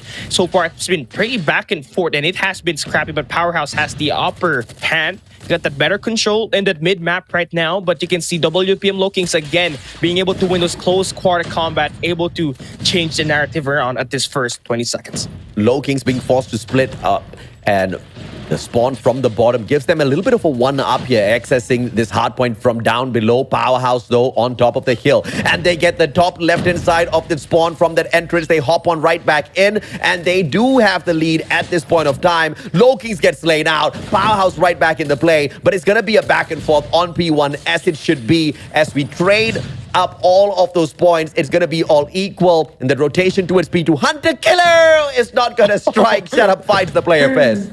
Yeah, good thing there is a kill there happening through, right? But Predator Missile will be invested. That's going to be information on where the anchor is at for WPM Lokings. Powerhouse trying to break up front. Shot up, gets that kill, but you'll be there for the trade. Playing an objective, playing a game called Hide and Seek right now. He's be able to pick up 2 here. Yeah, advantage in terms of spawns here for the players on the side of Powerhouse, but West Point Mamba Lokings just flooding it from the right-hand side. You did see Chloe just holding on to the side for the rest of his team members, and he just bought enough time for the rest of them to just supply all of that manpower. Now Powerhouse gets slain out once again. West Point Mamba Lokings still in front, but here comes the wraparound. One final defender. They get the kill, 22 seconds, and that's what's so annoying about Arsenal, right? The amount of space you have to cover on those rotations is just monumental. And when you get taken down, you get bullied out, and you have to walk so far to get back into this hard point, right? So that's just so many things that you need to factor in. And Powerhouse taking their time, getting that scrap time, and now it's going to be them having that 4-point lead. That Hunter Killer drone hunting for some guy out in the open, but it will be canceled down by a trophy system. Early on at this P3, Hardpoint going to be in for WPM Lokings. They bring out the operators early. A great rotation coming through from West Point Mamba Lokings, but also Incendio did manage to wrap around behind them. Here comes the Preddy as well, takes one player out of the equation. Gunfights all going to the side of West Point Mamba Lokings. They've got the favorable spawns in here. So crazy gunfights out of Powerhouse. Incendio comes up with the operator investment as well, gives them the extra bit of leeway to pull this hill away. He gets slain out. War Machine from the side of Luffy to sustain the gameplay for the Lokings. I love that play coming in for both ends. Powerhouse, War Machine in gameplay for Incendio was able to connect and stop that push coming in for WPM Lokings. But since they have the spawns here at this point, they immediately get to reinforce back inside the hard point right away. And Powerhouse will likely going in for a break here for the final time. If they fail, going have to settle for that next hard point rotation at P4. Scrap time being held by WPM Lokings, and they're on their way for the rotation. Yep, great hole for Lokings here. The scrap points as well as that early rotation, but 2 players on the side of Powerhouse already anchoring this down. Play number 2, FDX. This is going to be a crucial gunfight for him, and he wins it out. Susano walks in with a purifier, burns the souls out of all of these players, and it is West Point Mamba Lokings once again with the start of the hill. Yeah, I love it. Yeah, right? Get that early rotation, something we did not see from them at the hardpoint takeoff. But a bit of a waste there. That was Purifier from Susano, but PJ able to get some investment through. He does not get anything, and he does not get any information off of that. But still, they still have the hardpoint hold, and spawning Powerhouse so spread out that they have the winter 1v1s to advance. And a split spawn coming through here for Powerhouse, and this is a blessing in disguise. Oh, but they all get slain out. And this is this team of West Point Mamba Lokings not allowing Powerhouse to run away with this just yet. Winning out each and every single gunfight, anchoring down this P4. They have got a massive advantage now to pull the victory to their side. But the crazy problem is, it's a target of 250. They're barely there. And again, for Powerhouse, they have played this map several times back in CDSI. They were undefeated, and the same thing could be said when they used this map up against Smart Omega. They currently have a 100% win rate, but WPM Lokings trying to break that mold, being the #1 MSP hardpoint team, looking to try to get this map number 5. But so far, at this next hardpoint rotation, Powerhouse able to get that early rotation, but the flood and the spawns favor WPM Lokings, and they get to flood the point right away. Yep, and of course the players on the side of Powerhouse just being forced to spawn all over the map. My goodness, what sorts of spawns are these, man? Arsenal is just absolutely crazy. Luffy now, War Machine gameplay once again. The guy has been able to streak up quite a little bit with all of the engagements earlier on. Incendio trades him out. This time, War Machine battle, won out by Incendio, but it's still the Lokings on the hill. One final engagement could make the world of difference here. Close hops on in, but he gets beamed down. Powerhouse holding onto the hill. 20 seconds to go. They get sprayed out. It's a 1v2 with the final battle won out by Powerhouse on their final dash to make a comeback. Yeah, Luffy and WPM, they don't even care for that next rotation. They just want that scrap time, right? Incendio losing the gunfight up against Susano. And again, it's still 50-50 battle on this P1 as we go and switch it over for a second set. Powerhouse needs a very good rotation and a very good second set, as we see them really lacking on that first set of Hardpoint. WPM Lokings almost had a 100-point lead by the time it ended up. Powerhouse this time starting off strong, able to control that open window with the claw from Scared. And that's why it's not over till it's over in a game of Hardpoint. Even with a 60, 70-point lead, you can make a comeback, and a team like Powerhouse can make nothing of a 100-point lead. But West Point Mamba Lokings has been winning out a majority of the gunfights thus far, and it looks like team members like PJ, Luffy will not be dropping the ball anytime now. But Shut Up still raging on alongside Skirt with the 28 and 27 eliminations thus far. This is what's going to be putting the power in Powerhouse. Yeah, there we go. But there will be actually contested by WPM Luffy here. But again, the number is just going to be favoring Powerhouse at this point in time. So a great P1 reset for them. That's going to regain back that momentum over to their side. Although not completely, still something that they can really look forward to the most at this second set. Right now, Powerhouse going to be starting on the back foot here once again, moving on to P2 as WPM Lokings has got that yellow cranes locked down with number 5 and number 3 in Luffy holding back the anchor. Yeah, favorable spawns coming through from Powerhouse here on the left-hand side. They should be able to play this hill a little bit more, a little bit better, mainly because they have got that advantage in terms of pacing towards the hill. And now they slay out all of those players, wrapping around as well. One final survivor is going to be hanging around, stopping the bleeding, but he gets shut down as well. Majority of the gunfights this time around going towards Powerhouse, but still a 60-point lead from the side of West Point Mamba Lokings will stack the pressure on them. Yeah, here we go. 162 to 108, WPM able to stack it. Kind of finds that double, make that quadra for him, and they force Powerhouse to reset once again, winning all of their gunfights. This is something that we should have saw at the Hardpoint number 1 at takeoff. Right now, they are going to have a very solid lead, a 70-point lead by the time we move into P3. Oh, beautiful stuff as Powerhouse finds the break once again, but these are only going to be scrap points as the rotation towards P3 is going to be the Lokings in the lead yet again, and none of the players on the side of Powerhouse on the left-hand side of the map. So they got to play a slower rotation as opposed to what West Point Mamba Lokings has been able to execute thus far, and a 2 hunter-killer drone sent out towards the garden side. They were expecting to find Incendio once again, but they find absolutely nothing. Here comes the hunter-killer drones on the combo duo, a little bit confused. Sneaks around, finds nothing. One player at least. Incendio. I'll take that any day, right? But Powerhouse, again, they need their operators to try to break this P3. Right? It's just so compact. And WPM Lokings able to stack it, now gets that 200-point mark reach. Powerhouse, all it takes is one good hill to get right back into it, and they are able to break this P3, right? This 20 seconds, still a lot of time, forcing WPM Lokings to spawn on the right side of the map. That's gonna be them now, holding off the point and trying to reverse what just happened at that first set. West Point needs to pull away a victory here. They need to stay alive, but what can they do? As long as they can keep up their gunfights, just like what they started off this game with, it should be all equal. But now West Point Mamba Lokings, they are dropping the ball a tad bit. But whatever that happens, no matter how much of power Powerhouse throws into this gameplay, there's always a gap between 50 to 60 points between the two teams. And West Point Mamba Lokings, once again, with the early rotation, wants to keep it that way. If they get another 50, game's all over. Yeah, WPM Lokings again standing the point. P4 is going to be having a very messy spawns at the moment. You can see number 4 in shot up now, able to get that flank going for WPM Lokings. He could be the primary devastator, but Yopi now investing in that claw. And this crew able to stand the first set of gunfights. Just 30 more points to force a map number 5. 30 more points, and if they can force a map number 5, West Point Mamba Lokings stands a very good chance to jump back into the grand finals. Once again, it ain't over till it's over, baby. The Mamba's still alive and kicking. The snakes, you may chop off the head, they come back, they spawn 2 more, and they bite you, and they poison you out of the equation. Skirt now, backing away. The Purifier is going to be able to put an end to him, and the players on the side of Powerhouse, this is the torture of Arsenal, going to be forced to spawn away from afar. 242, bleeding gets stopped. Powerhouse on one final fight, but is it too late? They can still go for it right now. They got the early rotation onto P5, and that's it. All it takes is for them to have it anchored by Scared right now at the moment. But WPM Lokings gonna try to break a point here. 5 stacking this Hardpoint doorway. Oh, beautiful stuff. They 5-stack it, they hop on into the battlefield, and there's no way in hell they get stopped at this point of time. With PJ on the Sparrow as well, 250 to 153. West Point Mamba Lokings stays alive in the competition. Yeah, regaining back that composure after that 2 loss that they got on this first 2 maps. WPM Lokings able to get that reset.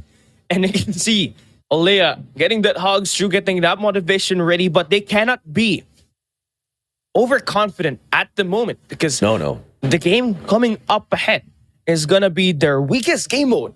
It's going to be S&D, AJ. One more. But the problem is both teams are currently saying one more. This time, Powerhouse could not find the hill as much as they expected to. Players like Irfan J, FDX could not rage on with the eliminations like they did in that takeoff map earlier on. And now we are about to move into a map that is skewed towards the side of West Point Mamba Low Kings. Powerhouse in a lot of trouble, Cali. Yeah, Meltdown S&D. We know that WPM Low Kings loves to play it like firing range. They love to play for that retake, but they're going to start on the attack side first. So they get to really put the pressure and dictate and be unpredictable up against Powerhouse. But if we do see the same exact thing be replicated by Powerhouse, just like what they did with S&D Slums earlier, if they can activate Incendio and FDX off the start, that will cancel out the momentum of WPM Low Kings, since that Meltdown B side requires a lot of long-range engage. Initially suffering a unfortunate blow in the matchup against Kagendra.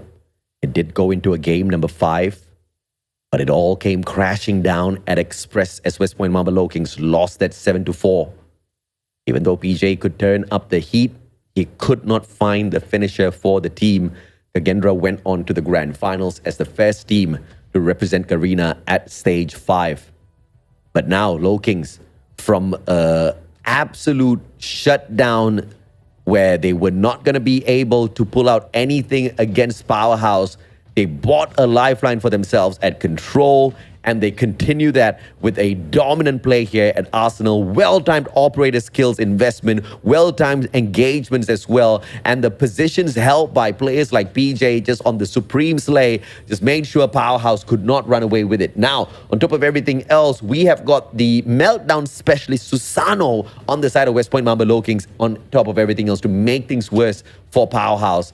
Things are going to get dicey in this final game.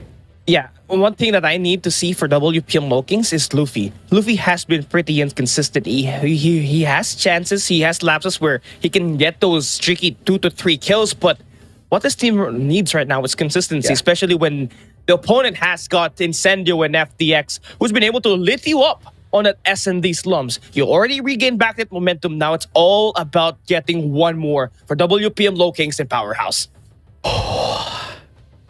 Just one more. One more, bro. One more gets the decider, and I will ask for nothing less than this. This is the best way to get eliminated. You go all the way. A 3-0 defeat, I would have been heartbroken. You get defeated like this in such a close match, that's exactly what we live for. Now, may the best survive. May the best go on to represent Garena and face off against the one and only Indonesian Garudas Kagendra in the grand finals, who of course have a 1-map advantage. This is West Point Mamba Low Kings taking on the 2-time Garena Kings down here at the lower bracket final. Powerhouse International going for their 3rd championship at stage 4. So many storylines, but so little room for the number of teams that we can send. Yeah, I love how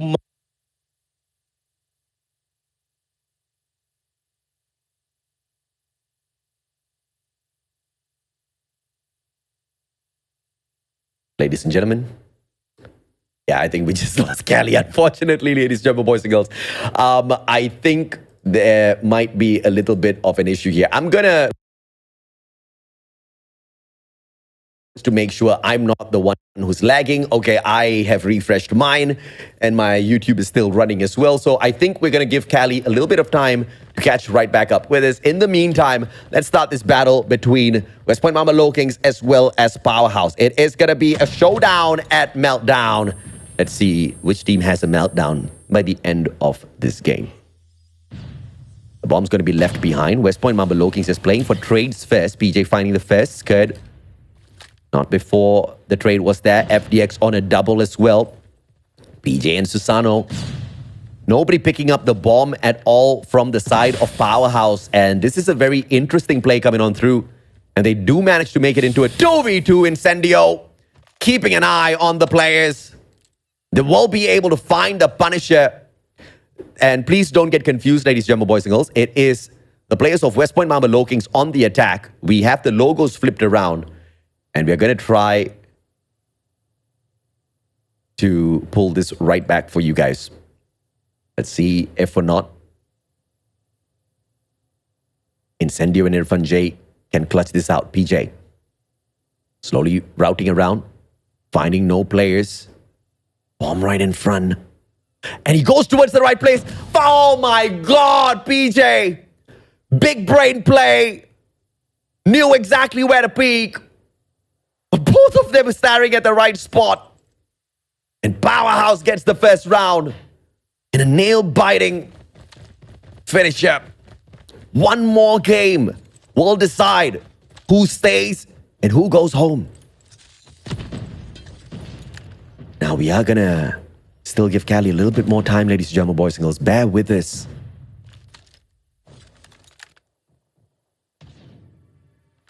As we find the plan for Yopi! FDX trades out Luffy. Gets a double. One more time, FDX rages on. Punished by Susano as the final player. And Low Kings will pull one round back. What a play! This is the kind of final game that we need. And a heated battle between Low Kings as well as Powerhouse. Bomb in the hands of Powerhouse. Sorry, in the hands of Low Kings. Routing it over towards A this time. They'll meet 3 defenders. And it's a straight up flood. Incendio shut up, picking up the first ones. Irfan J as well. Bomb now in the hands of the defenders. Klo with the retreat finds that one player back. But unfortunately, the numbers are all stacked up against them. Luffy and Klo need to play this aggressive because of what has happened. The bomb, it is with the defenders at that A site. And they do have one scout. Incendio finds Luffy. FDX on the other hand. Just can't find the Punisher just yet. And now they leave the bomb wide open, Klo. Just go for the objective, son.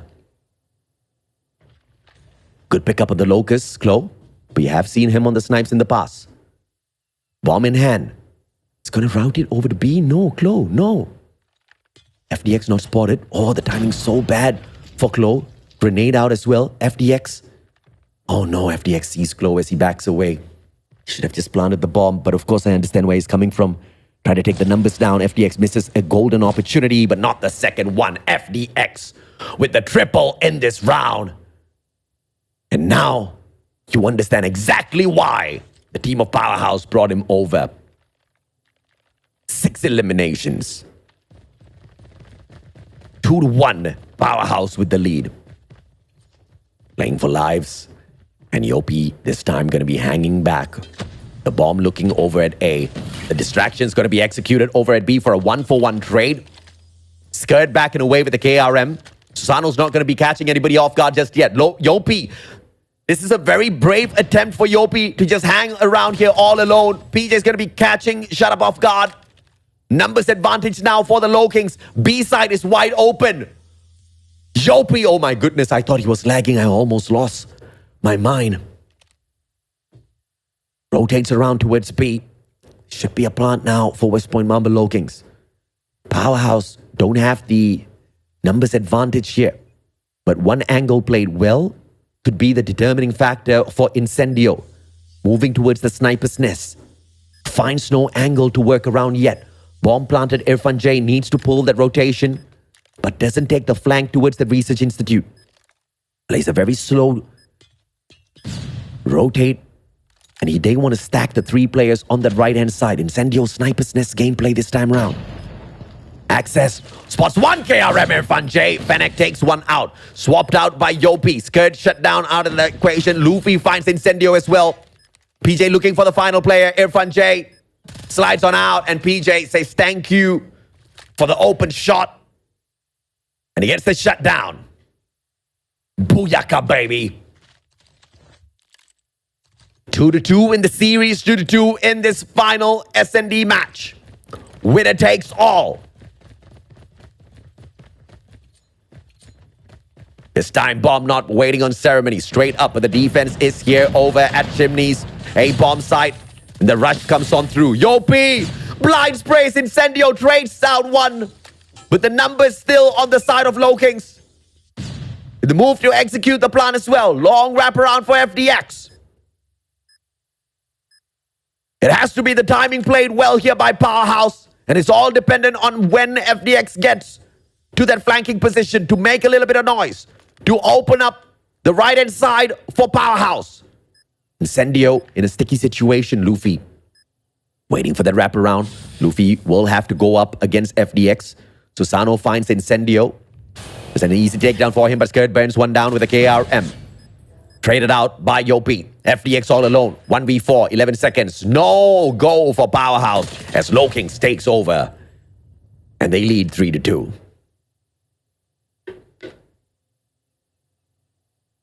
Don't forget, this map belongs to West Point Mamba Low Kings. History tells us that they should be able to dominate this. The numbers tell us now that they're doing exactly that. On defense, Powerhouse needs to pull away one more round before we swap sides to maintain the pressure on the West Point Mamba Low Kings. Bomb this time routed over towards B. Irfan J flashed in his face, information given away already to the side of Low Kings. It's a 5-man stack on defense. Bomb and the bomber gonna get caught with his pants down. Trophies played really well. Close grenade doesn't do much of a damage. Grenade response is coming on through. Yopi, Klo, very brave engagement. Irfan J all tagged up. What a jump! Shut up, finds Yopi, finds the double. Klo goes down as well. Skirt, can he get the KRM? Yes, he does. What a backstab. Traded out Luffy and PJ. They keep things alive in a 2v2. Bomb on the ground. FDX should back away, but Luffy is there to trade out the sniper on the side of Powerhouse. And we're all equal once again with the pressure. It's all about the timing here as the bomb gets picked up. Luffy going to go for the objective execution. Information given away. FDX backing away way too far.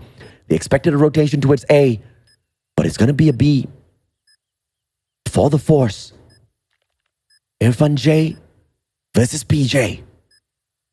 Big battle. Who gets the fist? Misses the timing. FDX on rotation. They both choose the open stairs for the strike. Very interesting positioning played here. Luffy still not spotted out FDX. They can't find the players. 14 seconds. Tense moment. Sees the guy. Gets the clip. PJ shuts him down and gets the double. Low Kings. Low Kings in front 4-2 as we switch sides.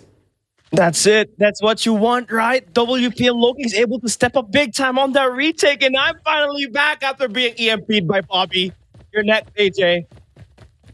Bobby's got nothing on me, bro. My curse is stronger than his, baby.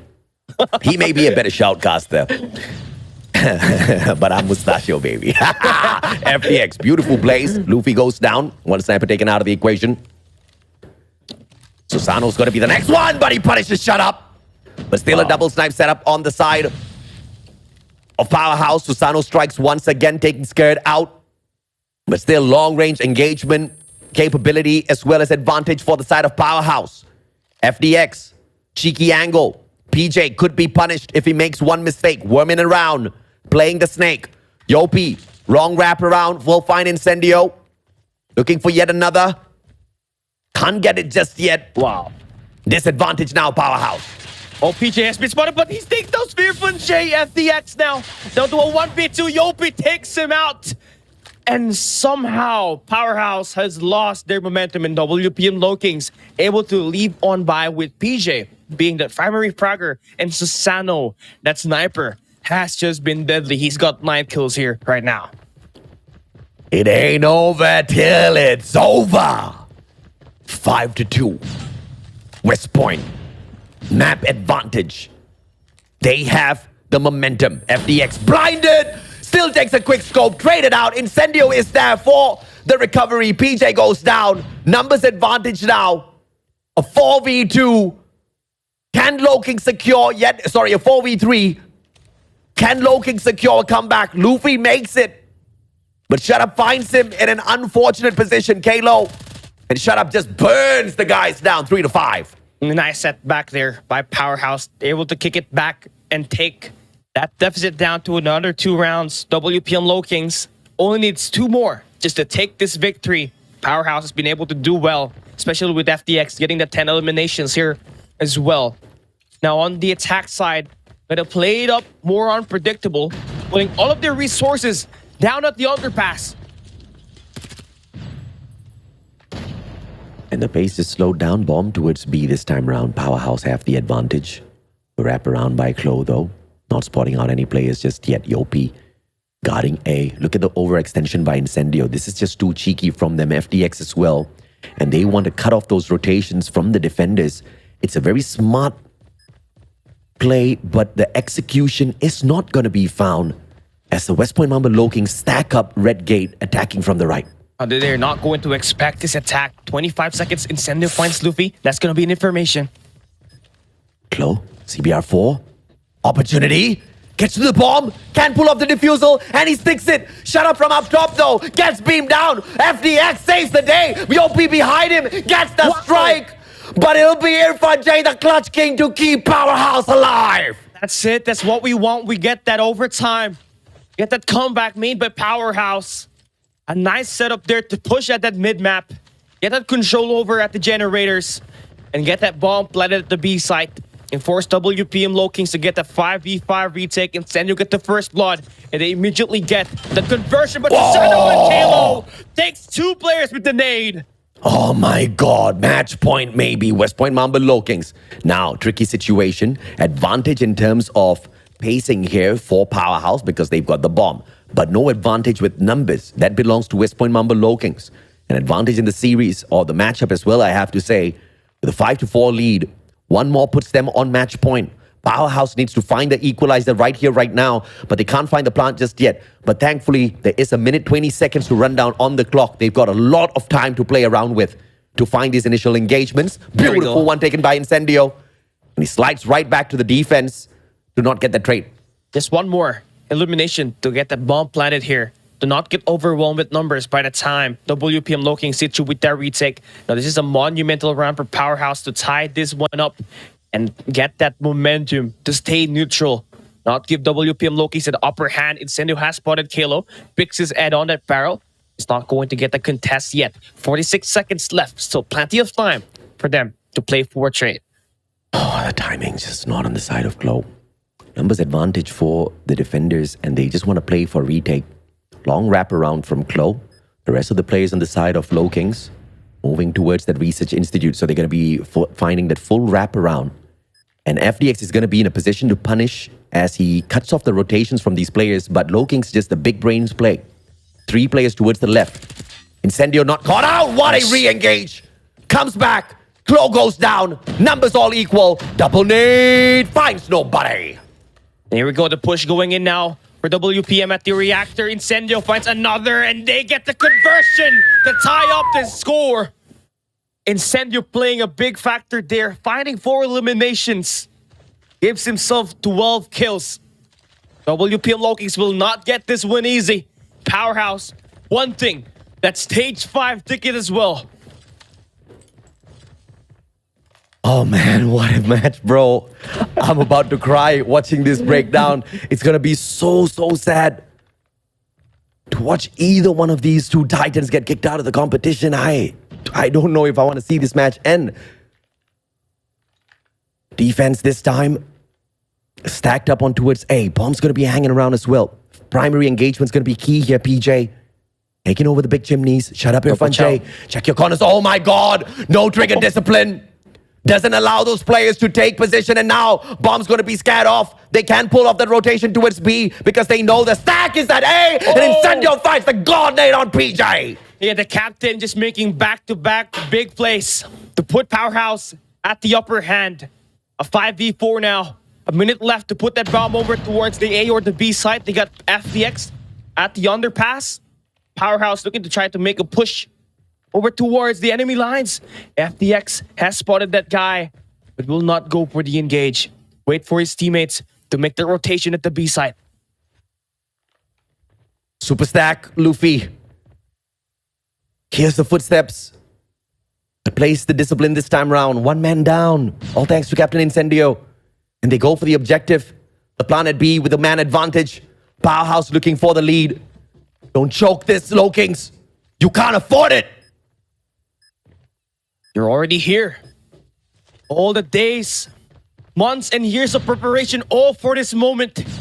You need that win. WPM now decides to go for the push. Luffy, access, shut up. All great angles played at silos. Irfan J FDX finds the first one. Skirt now. Oh, beautiful play. Baits out the shots from Luffy. Incendio repositions, plays the heady. Luffy tries for one, but Shut Up shuts him down. Match point for Powerhouse. It's one more to get that Stage 5 ticket and defend your Garena Stage 4 title. This is it. Powerhouse. Incendio making the back-to-back plays, gets that bomb planted in Powerhouse. Able to get those lands. WPM Low Kings are in brink of elimination once again. We get an overtime. Close says, hell yes, Shut Up taken down. They won the equalizer. And with the defensive man advantage now, Skirt. Setting up the crossfire alongside Irfan J. Nobody's going to find the access here, though. B-side's going to be covered by two players.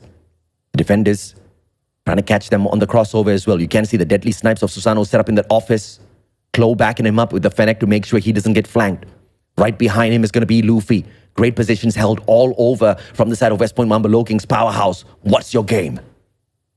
You're waiting for another 20 seconds to pass on by before they get that rotation. B-side pretty much stacked there by WPM. Powerhouse could get that rotation at the A site. Rely on their close range quarter combat. But FDX and Nintendo both has a scope. Your key playmakers still very much alive to put this one to an end and advance to the next stage. But the fight continues. Who lives? Who dies? Who tells their story here at this round? 45 seconds. 35 more as they buy a lot of time. The timing of those grenades not going to punish the objective takers yet. Once they get the plant, though, things should be different. And look at the discipline coming through from Skirt. Just wrapping around chimneys, checking out the position. Objective now played really well. Oh! Sendio appearing like the freaking dealer of death, but backs away. Great slides. Irfan J finds the first one. Yopi! Oh! What a slide to deliver! Hey, absolute nothing. Klo finds Irfan J instead. They stack it up. Powerhouse about to go down. Only two defenders left here to guard the bomb. Incendio, captain, what can you do? A 1v5. 18 seconds, he finds one. Fails to convert the second. Overstacked. 14 seconds to defuse that bomb. WPM Low King survives. Lives the tail. Forces the overtime. Well played timing from West Point Mamba Low Kings. Not dropping the ball at all. In this intense matchup to qualify for Stage 5.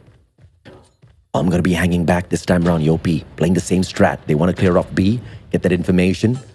And if the information is sent back that there is a B stack, that bomb is going to route straight towards A. I love this strategy out of Low Kings. Yeah, doing whatever. The Olea strat works. The Olea magic. Something that they really have to rely on right now. On this play, Yopi has got that bomb in hand, holding himself at the admin building. A minute and 23 seconds. Still plenty of time for them to think about what kind of strategy are they going to try to pile on. As WPM Low Kings are inching for one of the best comebacks in COD Mobile history. Powerhouse, wanting to defend their title, will not go down swinging, waiting for where the bomb will go. Oh, what a nail-biting matchup, man. They have to step up the pace now, the attackers. Yopi, Incendio can't afford that.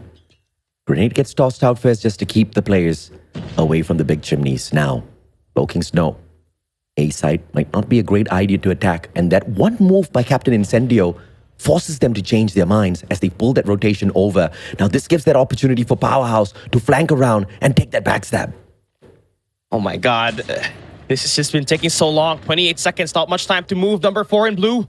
That is going to be your initial playmaker. Shut up. He's going to stay alive. He spots Susano. Oh! Range. Makes this a 4v5.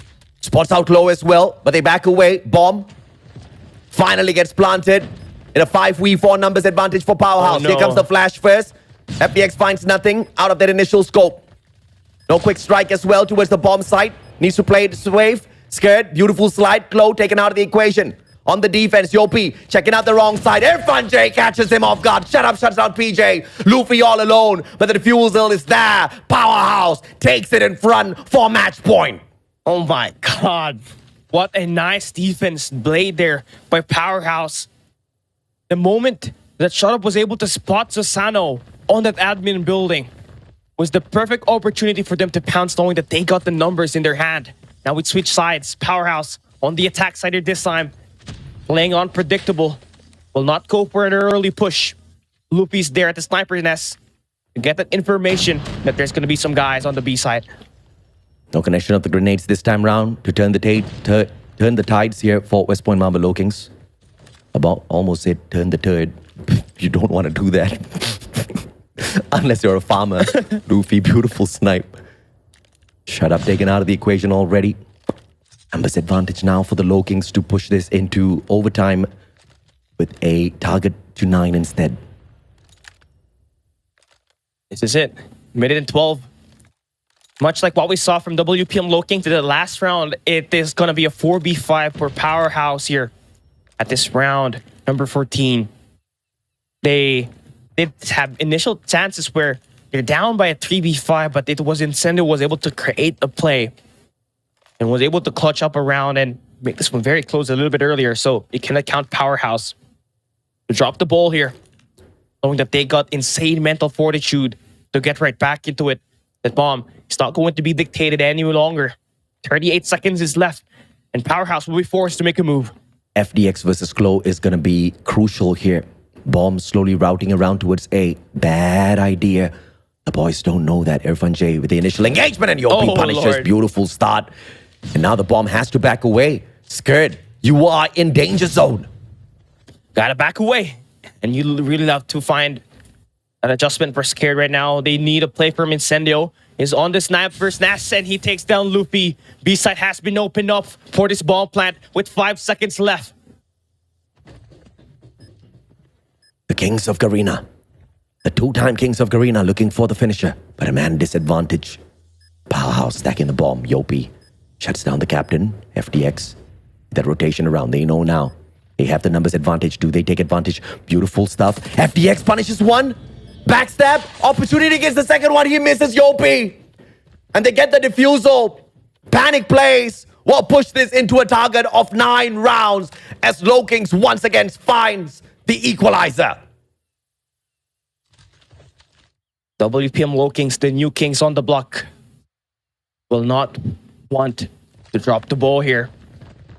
They want to get this victory and have a rematch up against Kagendra later on today. But they're taking a different route here this time. Want to get to put the bomb down at the A site. That's going to Yopi, trying to put that bomb at the A site. And it's going to be the close range combat that will play a big factor here. 45 seconds for Powerhouse. Go for the retake and get this elimination and still maintain that match point lead. WPM down to their last 4 players. Irfan J and Incendio making their move inside. Scared takes down Kalo. Incendio will get picked up. Yopi and PJ all down to the deadly duo. It's a 1v3. One more player in the bomb site. Scared and Shotup teams up. And gets this round number 15. Step by step, Powerhouse keeping the pressure. They are always the ones leading the way, but Lokings just slithering up right behind them. Hot at their ankles. You gotta watch out, Powerhouse. One strike, one bite, and it's all over. Now for the finisher, Powerhouse on the attack. Grenades on the setup, opening up this A site. Lokings hearing those grenades, they should anticipate an attack towards A.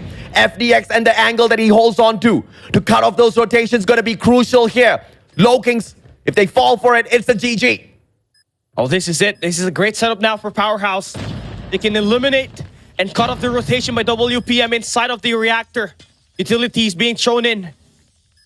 Trophies are going to be a big factor to stop the nades from taking them down as they go for a retake. A 5v5 with 20 seconds left. Not a lot of time here. Fun gets punished. Skirt trades out Yopi. Numbers advantage. Skirt not spotted out yet. Close circles around. PJ finds one, traded out by Incendio. Susano goes down. FDX all alone. Finds one, traded out. And they still keep up. Oh my god! Do they get it? Yes! Ah! WPM Lone Kings! They almost missed FDX, who climbed on this ladder. Almost stopped the defuse, but luckily there was 2 more players close by at the bomb site for WPM Lone Kings. And they live to tell their tale once again, now on the attack side. Attackers this time, Low Kings. Grenades towards the center part of the map. PJ tagged up, backs away from that engagement. Shut up as well. But Luffy out of the equation. Shut up did manage to strike a little bit harder. But Yopi with the plant, even though one man disadvantage. And this is a very, very risky play now for Low Kings. FDX on the long flank here. Susano gets scared, but Irfan J gets inside of the reactor easily. And the siege is on. WPM Low Kings down to their last player in Yopi.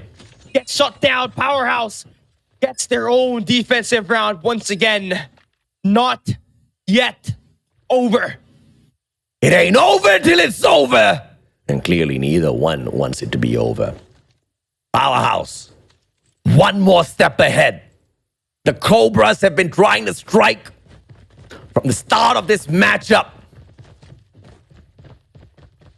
But unfortunately, it's not gonna be as easy as that. 17 rounds in. Still don't find a finisher. Round 18. To the target of 10. Do we finally see Powerhouse run away with this one? On the attack bomb. Still focusing to take the setup onto A. 2-time defending Garena Regional Qualifier Stage 4 champs. Powerhouse looking to get their 3rd appearance at the Grand Finals of Stage 5 and be the 2nd team to make it to DreamHacks Atlanta for Stage 5 of the COD World Championship. WPM Low Kings is a mighty opponent that they have to take on right now in order to get to that place next few months. Here we go. A minute left. And it's going to be Powerhouse putting that bomb at the B site. Luffy is going to be the first one in. We'll spot that information here. Luffy, come on, take the advantage, bro. If he can do it, game changer. Timing's just not on his side. But that time it is! Incendio burned down. Luffy, the first one. Bomb is gonna still get forced though. Scud gets the plant, and he set up the defense. FDX waiting for the crossover strike. Can he get it? Misses that opportunity. Shot up now, 1v1 up close range. SMG is gonna be cut off by Yopi. Yopi gets the cover. 28 seconds left here. Halo has to make the move. He has to be the playmaker. He has to get this kill, but Irfan J shot them down. 2 more players, Luffy, Susano. Is this clutchable? Irfan J sprays, keeps them a little bit nervous. Luffy finds the first one. Susano all tagged up. Luffy down. Irfan J, Clutch King, finds the finisher alongside Shut Up. And it's all over. Your 2 times Garena champs, downs and outs. West Point Mamba Low Kings, the favorites for Stage 5 are out. The favorites for Stage 5 have been killed. They will get a match up against Kagendra. Maybe defend their title once again. Powerhouse able to get their post-game dance victory as they eliminate the strongest team in Garena MSP region. The WPM Low Kings goes to sleep. Hey, West! I got a little bit of news for you, baby. Garena's on the way. This is what we live for. Now Powerhouse books their spot at Stage 5 and a rematch against Kagendra What a game! What a play! What a fantastic series! And what two titans better than these two to send off to stage 5 to make Garena proud? Irfan J, Skurd, Bingo, Shut Up, Incendio, and FDX. Although it's only Incendio and Irfan J that will be left, as well as Shut Up in this roster. They pick up two big key pieces in Scared and FDX to put themselves in an optimal position to be strong, even if Jet Pro and Heaven will not be part of this roster this year. They have shocked COD Mobile region by taking a victory against the best team in WPM Lokings at Group A. Nothing at all for Lokings to be embarrassed about. Nothing at all for Lokings to be ashamed of. But their hearts will be broken for sure. And it is such a sad moment indeed, because the boys have been fighting for this opportunity for such a long time. And it's just unfortunate, man, because either way, anybody who wins, it was going to be a heart-breaking elimination down here at the lower bracket finals. What can I say? It is the Kings of Garena at the end of the day, and they're just not prepared to give the throne away. That's why they are the two-time defending Stage 4 champs. They know what to do in these big moments. This is the exact same thing that happened last year. They were underperforming at the first set of events that we had lined up last year. And then came Stage 4. And they dominated. And they were able to advance to Stage 5. And this will be their second appearance at the world stage. Representing Garena with Kagendra from Indonesia being part of our representative. What can I say? My predictions have been pretty golden this time around.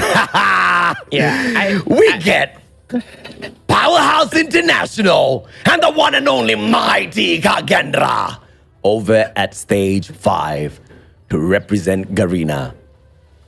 It is a little disappointing. It is a little upsetting. It is a little heartbreaking to not mention West Point Mamba Loking's name, because they were definitely ones could have taken it quite a long way. But with such a convincing victory, Powerhouse not just says, but proves that they are the better representatives for Garena at stage 5. And what we want to send at the world stage has to know how to deal with pressure. And Powerhouse able to display that here. Up against WPM Lokings, able to put up two great attacks at the first two maps. Lost the next two maps on that one. But at this grueling overtime, they overcame the wrath of the Mamba Lokings. And finally, books themselves a spot at the grand finals tonight. It's just a little unfortunate, man. I mean, at the end of the day, and I'm so happy that we have such strong representatives for Garena this time around. But there's just been so much of quality, so much of capability that we've seen out there. Unfortunately, we only get 2 spots for such a capable region. But that doesn't matter. At the end of the day, that's exactly how the cookie crumbles. And if we only get 2 spots, we might as well send the creme de la creme, and we've got exactly that. Shut Up picks up the MVP of the match yet again for his 10th title overall. And if this is not an impressive MVP run, I don't know what is. I am not surprised that Shut Up was the MVP here. I mean, the guy is everywhere, starting on the first 2 maps, right? And although he didn't do most of the damage here at the map number 5 at S&D Meltdown, he still did put up a great impact, especially at the end of this matchup, right? And obviously, Incendio has to be my personal MVP. Although he showed up only at the Search and Destroys, the amount of plays he put up to keep Powerhouse at the lead, especially at that last map, so he was one of the best play. Sorry, brother. I didn't mean to cut you off. I thought you were done. My bad. Yeah, what were you saying? I was done. I was saying that now my only wish for Powerhouse is to not Photoshop their jerseys and to actually wear the proper jersey and go for a photo shoot before stage 5, at least. No more, And no more Photoshop for Powerhouse. Shut up. Photoshop for Powerhouse. Shut up. Shut up's forearms look so forged. Yo, is he Popeye or something? How many Swedish have he eaten? I don't know. Maybe The that was one- the buff. I think that was the buff. That the Photoshop buff for the Power Buff. No, the Powerhouse boys. Oh my goodness. What a series, man. At the end of the day, it came down to who had the better mental strength and the maturity out of your two-time Garena champs carries Powerhouse through the series. And I've said that once, I'll say it again, mixing up my words here after screaming so much all throughout the day. The departure of Heaven as well as Jeff Pro. Many of them were very upset. They said this is the end of the squad. And hell no, man. FDX and Skirt, mind-blowing replacements. Another redemption code for you guys before we head on into the grand finals matchup. Thank you so much for making the broadcast super crazy, especially in the chat, guys. Please take the screenshot for the special ops for Thread Deep. You have to thread deep, just like Powerhouse, you know? Yeah, they threaded deep and look at where they got. They got to the stage 5. And man, what a story. Everybody at the comment section were screaming that, the game supposed to, it's supposed to be fun, but what they experienced was just extreme heartbeat. And well, that's it. It was a very hard-fought battle for Powerhouse, and what way to really prove that they're not washed. They're still kings. And the two-time defending Stage 4 champs gets the defender title later on against AJ. Perhaps the third time kings. We will have to wait and see. We're going to take a quick short break. It's actually going to be a 10-minute long break. When we come back, the grand finals for the Garena Regional Qualifiers.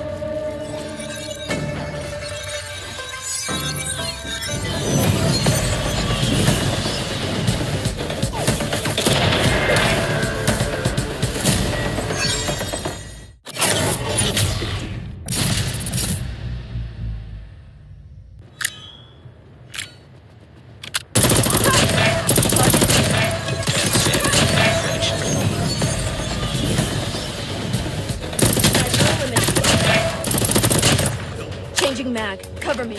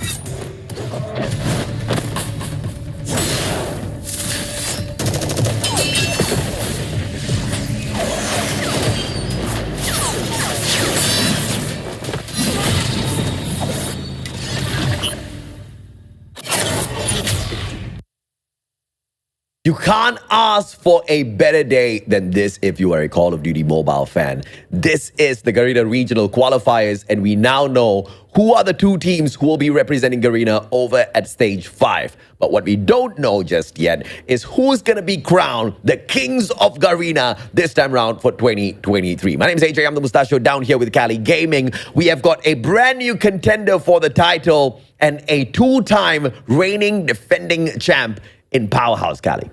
And if you think that Powerhouse will try to relax a bit here, no. They're trying to defend that title. They won that 3 times. And you know that FDX coming in very handy, coming off from that very important gameplay that they just did up against WPM Lokings at that lower bracket. They have managed to defeat Broke Boys Club, Smart Omega, and WPM Lokings. And they have an opportunity to take down KAGE, a team that they lost at the group stage. Yeah, absolutely, man. In terms of the opportunities that Powerhouse has taken to their side thus far, it has not been a clear-cut one, right? Even against West Point Mamba Lokings, there were moments where we started wondering, like, wait a minute, what is the letdown here? Because they took the first 2 games and then they dropped the ball on control. They got annihilated on Arsenal, which was one of their strongest maps thus far, as well as the power pick. But down at that S&D Meltdown, this is where you saw that Powerhouse just do not know the meaning of the word give up, right? They managed to fight their way back in, push it into overtime after overtime, relentless against a team of West Point Mamba Lokings that refused to go down. And it finally ended on a 10-8. But that's against West Point Mamba Lokings. What can they do against the Titans who kicked Lokings down to the lower brackets in the first place? Because the last time they engaged, Powerhouse did not walk away with a victory. And one thing we can highlight right now for the squad of Powerhouse is that they can go head-to-head up against KAGE on that S&D. This is a team ever since after dropping their match up against the team that they face at the upper bracket have been undefeated at their S&Ds moving forward, right? And again, Shut Up has been one hell of a player, but Incendio able to step up at the big moments truly came in handy, and not to mention FDX's scope at the slums in that meltdown was just lit. WPM Lokings, Susano, and Luffy could not get their attacks and their momentum going. And I wouldn't say there were any bad plays whatsoever. I think both teams just played their hearts out in that matchup, and the best team went on to win that, right? I think I have been, and I think I've been very, very strict with the analysis thus far on Stage 3 as well as Stage 4. I have not cut any slack for any of the teams out there because we were on a journey to look for Stage 5 representatives. And therefore, if you're going to be pulling out, haphazard plays, half-baked strategies, you're definitely going to hear a word or two from me. And it's probably going to down your emotions as well as your confidence a little bit as well.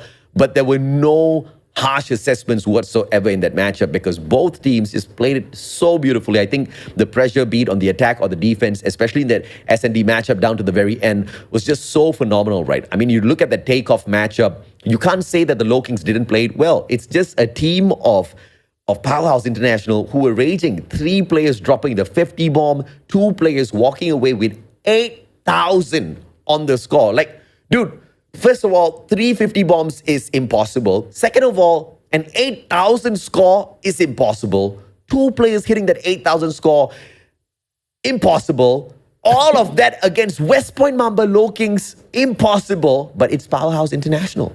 They made it happen. Yeah, they capitalize on the moment where absolutely that WPM Lokings are at their weakest, right? After that loss up against KAGE, they were phased. They couldn't really get their move going, right? And again, Powerhouse able to take 2 important maps.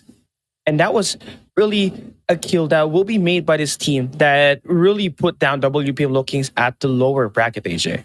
Now, we are going to be starting the match off a little bit later here because the players are still completing their prayers. So we have to respect their time as well. The moment they are done, we'll be hopping on into this next battle between Powerhouse International as well as KAGE.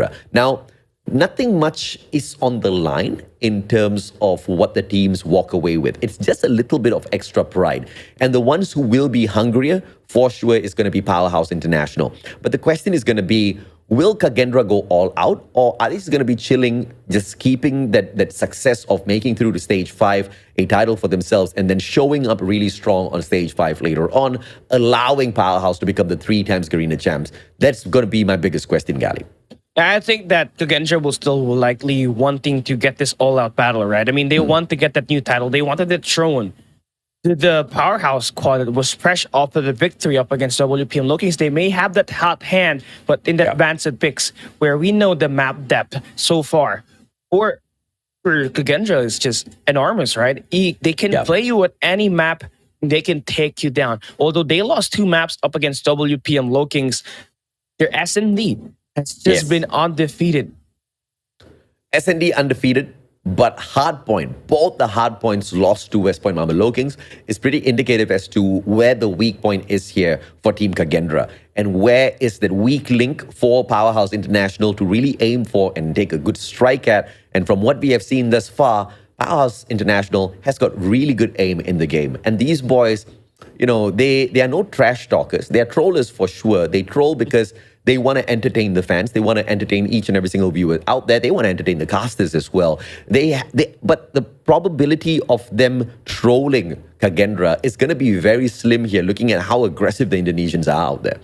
Yeah, they're looking like they're on another level, right? After defeating WPM Lokings and after what they just did at the group stage of the stage 4. And never forget that they were able to defeat Powerhouse at one of the group stage matches that we just held last week. And that speaks a lot on what this team could do. You cannot just underestimate what the output can be provided by this deadly 5-man squad that we have for Kagendra, right? Obviously, it's not just going to be Clove that you're going to have to watch out for here. Reef was able to step it up earlier at the upper bracket finals.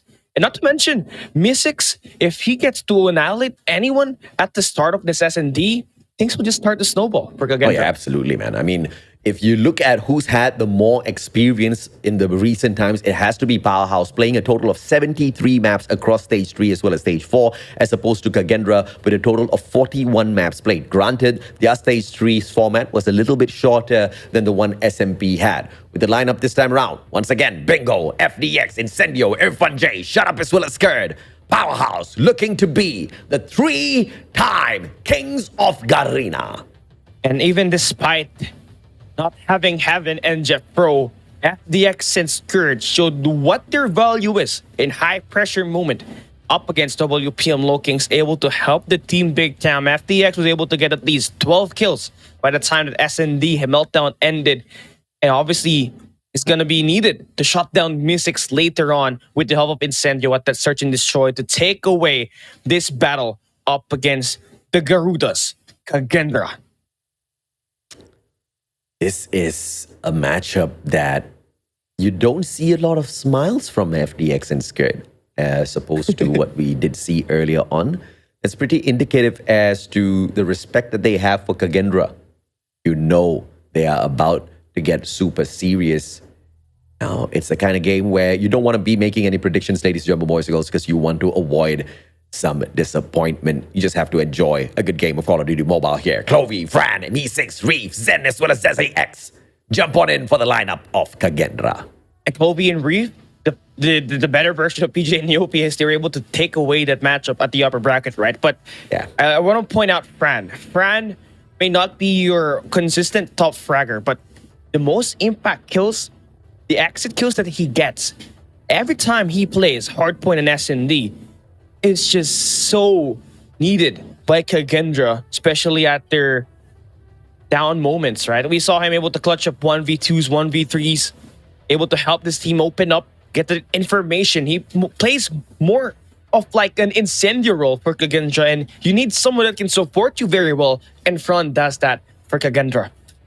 And don't forget, ladies and gentlemen, boys and girls, Kagendra, the first ones to get into the grand finals from the upper brackets, mean they have a 1-point advantage. A 1-map advantage means they only need to win 3 maps to secure the victory over Powerhouse International. Powerhouse International needs to get the very first map to find an equalizer in order to even out the playing field and then later on continue the journey. But here's the thing. I see Chat has usually been able to claim multiple pro players out there and claim that they are from the land that they are from. Now you guys are fighting as to Where am I from? Am I from China, India, Malaysia, Sri Lanka? I don't care. You guys can all claim me because I love you all the same. Oh my God. I love AJ. He is Filipino. I assume he is a Filipino. He is Mr. Suabe. I am. 1.01 KD versus a 1.17. Oh, what better matchup here. Both players with a 10 MVP count thus far. And they go head-to-head once again with Shut Up just slightly in front on all the numbers. Well, although, again, it's going to be even at an MVP counts. This impact, this top fraggers, this high impact kills that Kagendra shot up. Kagendra, Kobe, and Shut Up can get. Oh my God, it's getting all mixed up. Hey. I'm getting mixed up, man. No, But don't again, give them ideas, bro. Shut Up is Indonesian, man. Yeah. They just need to bait him out with some Indonesian pride. Hey, shut up. Hey, shut up. You want to switch on over to the more powerful team? Make Indonesia really a titan at stage 5? I don't think Shut Up will go though. Yeah, he loves AMT and now the known as Powerhouse, right? But now here's our maps and modes. Again, it will be a map advantage going towards the hand of Kagendra in here, right? So Hardpoint Takeoff is where we're going to be hopping off at the first map. Express S&D gonna be right up next, and Control Culture as our first 3 maps. And if we go down the distance, Summit will be played. Tanisha and Raid gonna be along if we ever go down to a map number 7. But now moving forward and talking about this Hardpoint Takeoff particularly, what are your thoughts on this one, AJ? I think it's going to be a heated battle between them for sure. Takeoff, of course, Powerhouse International has shown us how dominant they are with all of those rotations. And on top of that, Kagendra is weakest at hardpoint. So there's a high probability here that Powerhouse will be able to equalize the stats at the very get-go. It's technically a best of 6 because of that one map advantage that Kagendra has. And Powerhouse, I mean, they can't drop the ball. They have to take off hardpoint. They have to punish Kagendra at this game mode just so that they can go back onto a total 0-0 and then play a best of 5 against them and may the best one win. Yeah, it will really impact the odds of winning for Powerhouse if they do not take away that map number 1. It was the map that they take down WPM Low Kings earlier, 250 to 227. And obviously, operators are going to be a big factor in here. A lot of crowd control that you would need. Gravity Vortex are going to be a must. Purifier and War Machine's going to help you get that attack up close. And Spyro Play going to be the primary attack to destroy all the trophy systems inside up the point. So pretty much a mirror matchup here between Kagendra and Powerhouse. It just all boils down to who gets that rotation and who has the better gunfights. Because we saw Powerhouse earlier. Again, just like what you said, 3 players with 50 plus kills, AJ. Oh, I mean, they were titans in that matchup. It was truly a fearsome team that Powerhouse International set up there at Takeoff.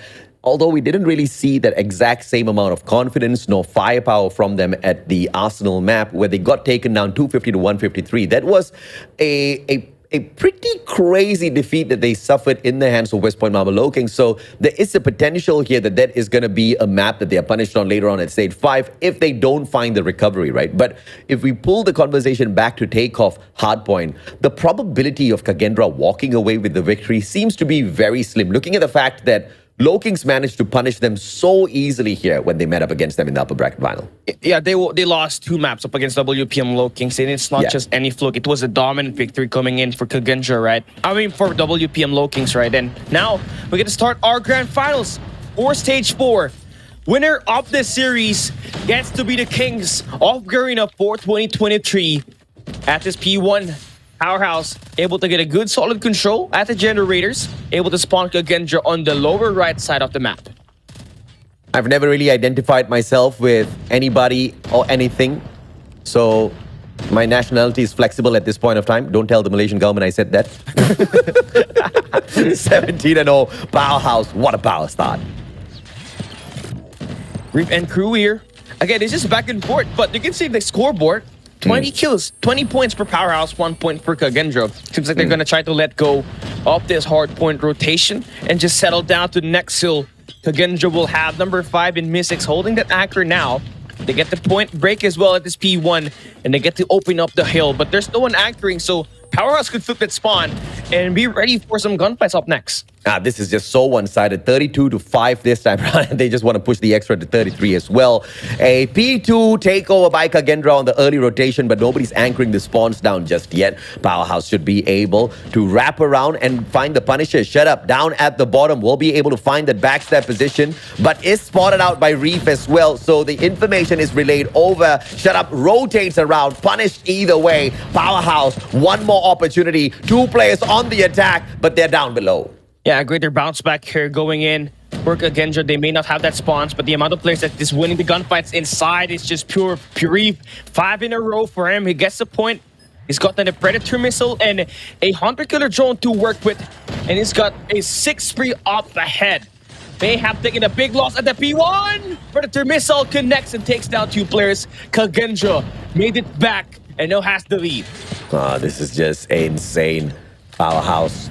Can they push on forth towards the P3? They will try to set that up. Early rotations coming through from player number 4. Zen, he gets taken out of the equation. Hunter Killer drone will miss its mark as well. Early setup at the generators, and it's going to be an early P3 takeover for Powerhouse. A big play for Incendio, and scared to actually go for the anchor there at the generators. But KAGE still has 2 players moving around to P4. And get the rotation at the generator, but they are going to get gunned down. And here comes the big guns. Powerhouse brings in the War Machine. It has been able to create a lot of moments up against WPM Low Kings just a little bit earlier. Yeah. And so far has not found any kills so far. What? Exactly what? KAGE. Beautiful sprays. Zen finally taken down by FDX. Shut up shows up with the Sparrow as well, but will be down and outed. It will be the War Machine play from the opposite side. It's going to be Fran just raging on with the eliminations, but Powerhouse, they still do have the advantage on the hill here, mainly through those spawns, and they will be able to supply the manpower. Incendio overextending, will be able to find one up top, but Clove beams him down with the KRM. Skirt with the pre-sprays will find 1-2 on the right and says, what a flick, Skirt. He takes a triple for himself. Nice kick for him there to get that scrap time. Not be taken away by KAGE. They also get that next rotation ready as well. That's going to be Irfan J with that Purifier. Ready to barbecue some players, and he gets the conversion right. Then Powerhouse will also flip that spawn to get the favorable side onto P4. And a great solid hold is all it takes. They win their next set of gunfights, and KAGE will be forced to play a reset.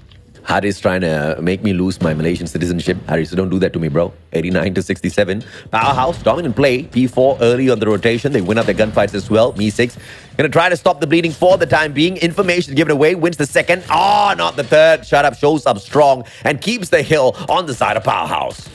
Here we go. KAGE now about to make it a break. It's going to be a pinch play that they have managed to set up. Fran able to get that 2 kills, but Scared brings out an early claw gameplay for him, and it turns out to be a great investment to stop the push in multi-angles. Oh, yeah, absolutely, man. 106-71. KAGE really finding no ingress towards the hill whatsoever. And the investments for Operator has been perfect thus far. Double shell, make it a triple, but they all get burned down. Clove goes down as well. Great prone coming on through. Reef on up top. Powerhouse manages to take away a majority of the points off of P4 as we hit that reset on the hills. Here we go, 114-74. It's going to be still Powerhouse having a better first set of rotation, and then KAGE, they really fell for that P3 hold that Powerhouse were able to set up when they had the generator spot, right? But again, for Powerhouse, they've been able to build up pretty much an arsenal. Scared has got an AMP shock to play with later on. That could stop all the trophy systems every time KAGE gets a good hold on one of these monohills. But again, P1 being more of this crappy point. You can see that KAGE now having a better point. They got the eliminations, and they're holding their hard point very well. And the key for KAGE to hold on to a lot of the points off of this P1 here is investing 2 objective players this time round instead of just 1. Powerhouse is way too good at the initial rotation of hills. But not all is lost here. Powerhouse finding the recovery towards the very end, but Fran will put an end to that round. Brings out the War Machine yet again. Blazes the players down. Me6 there to back him up as well. And KAGE right back in the match with the hop up on P1. And just one good hill.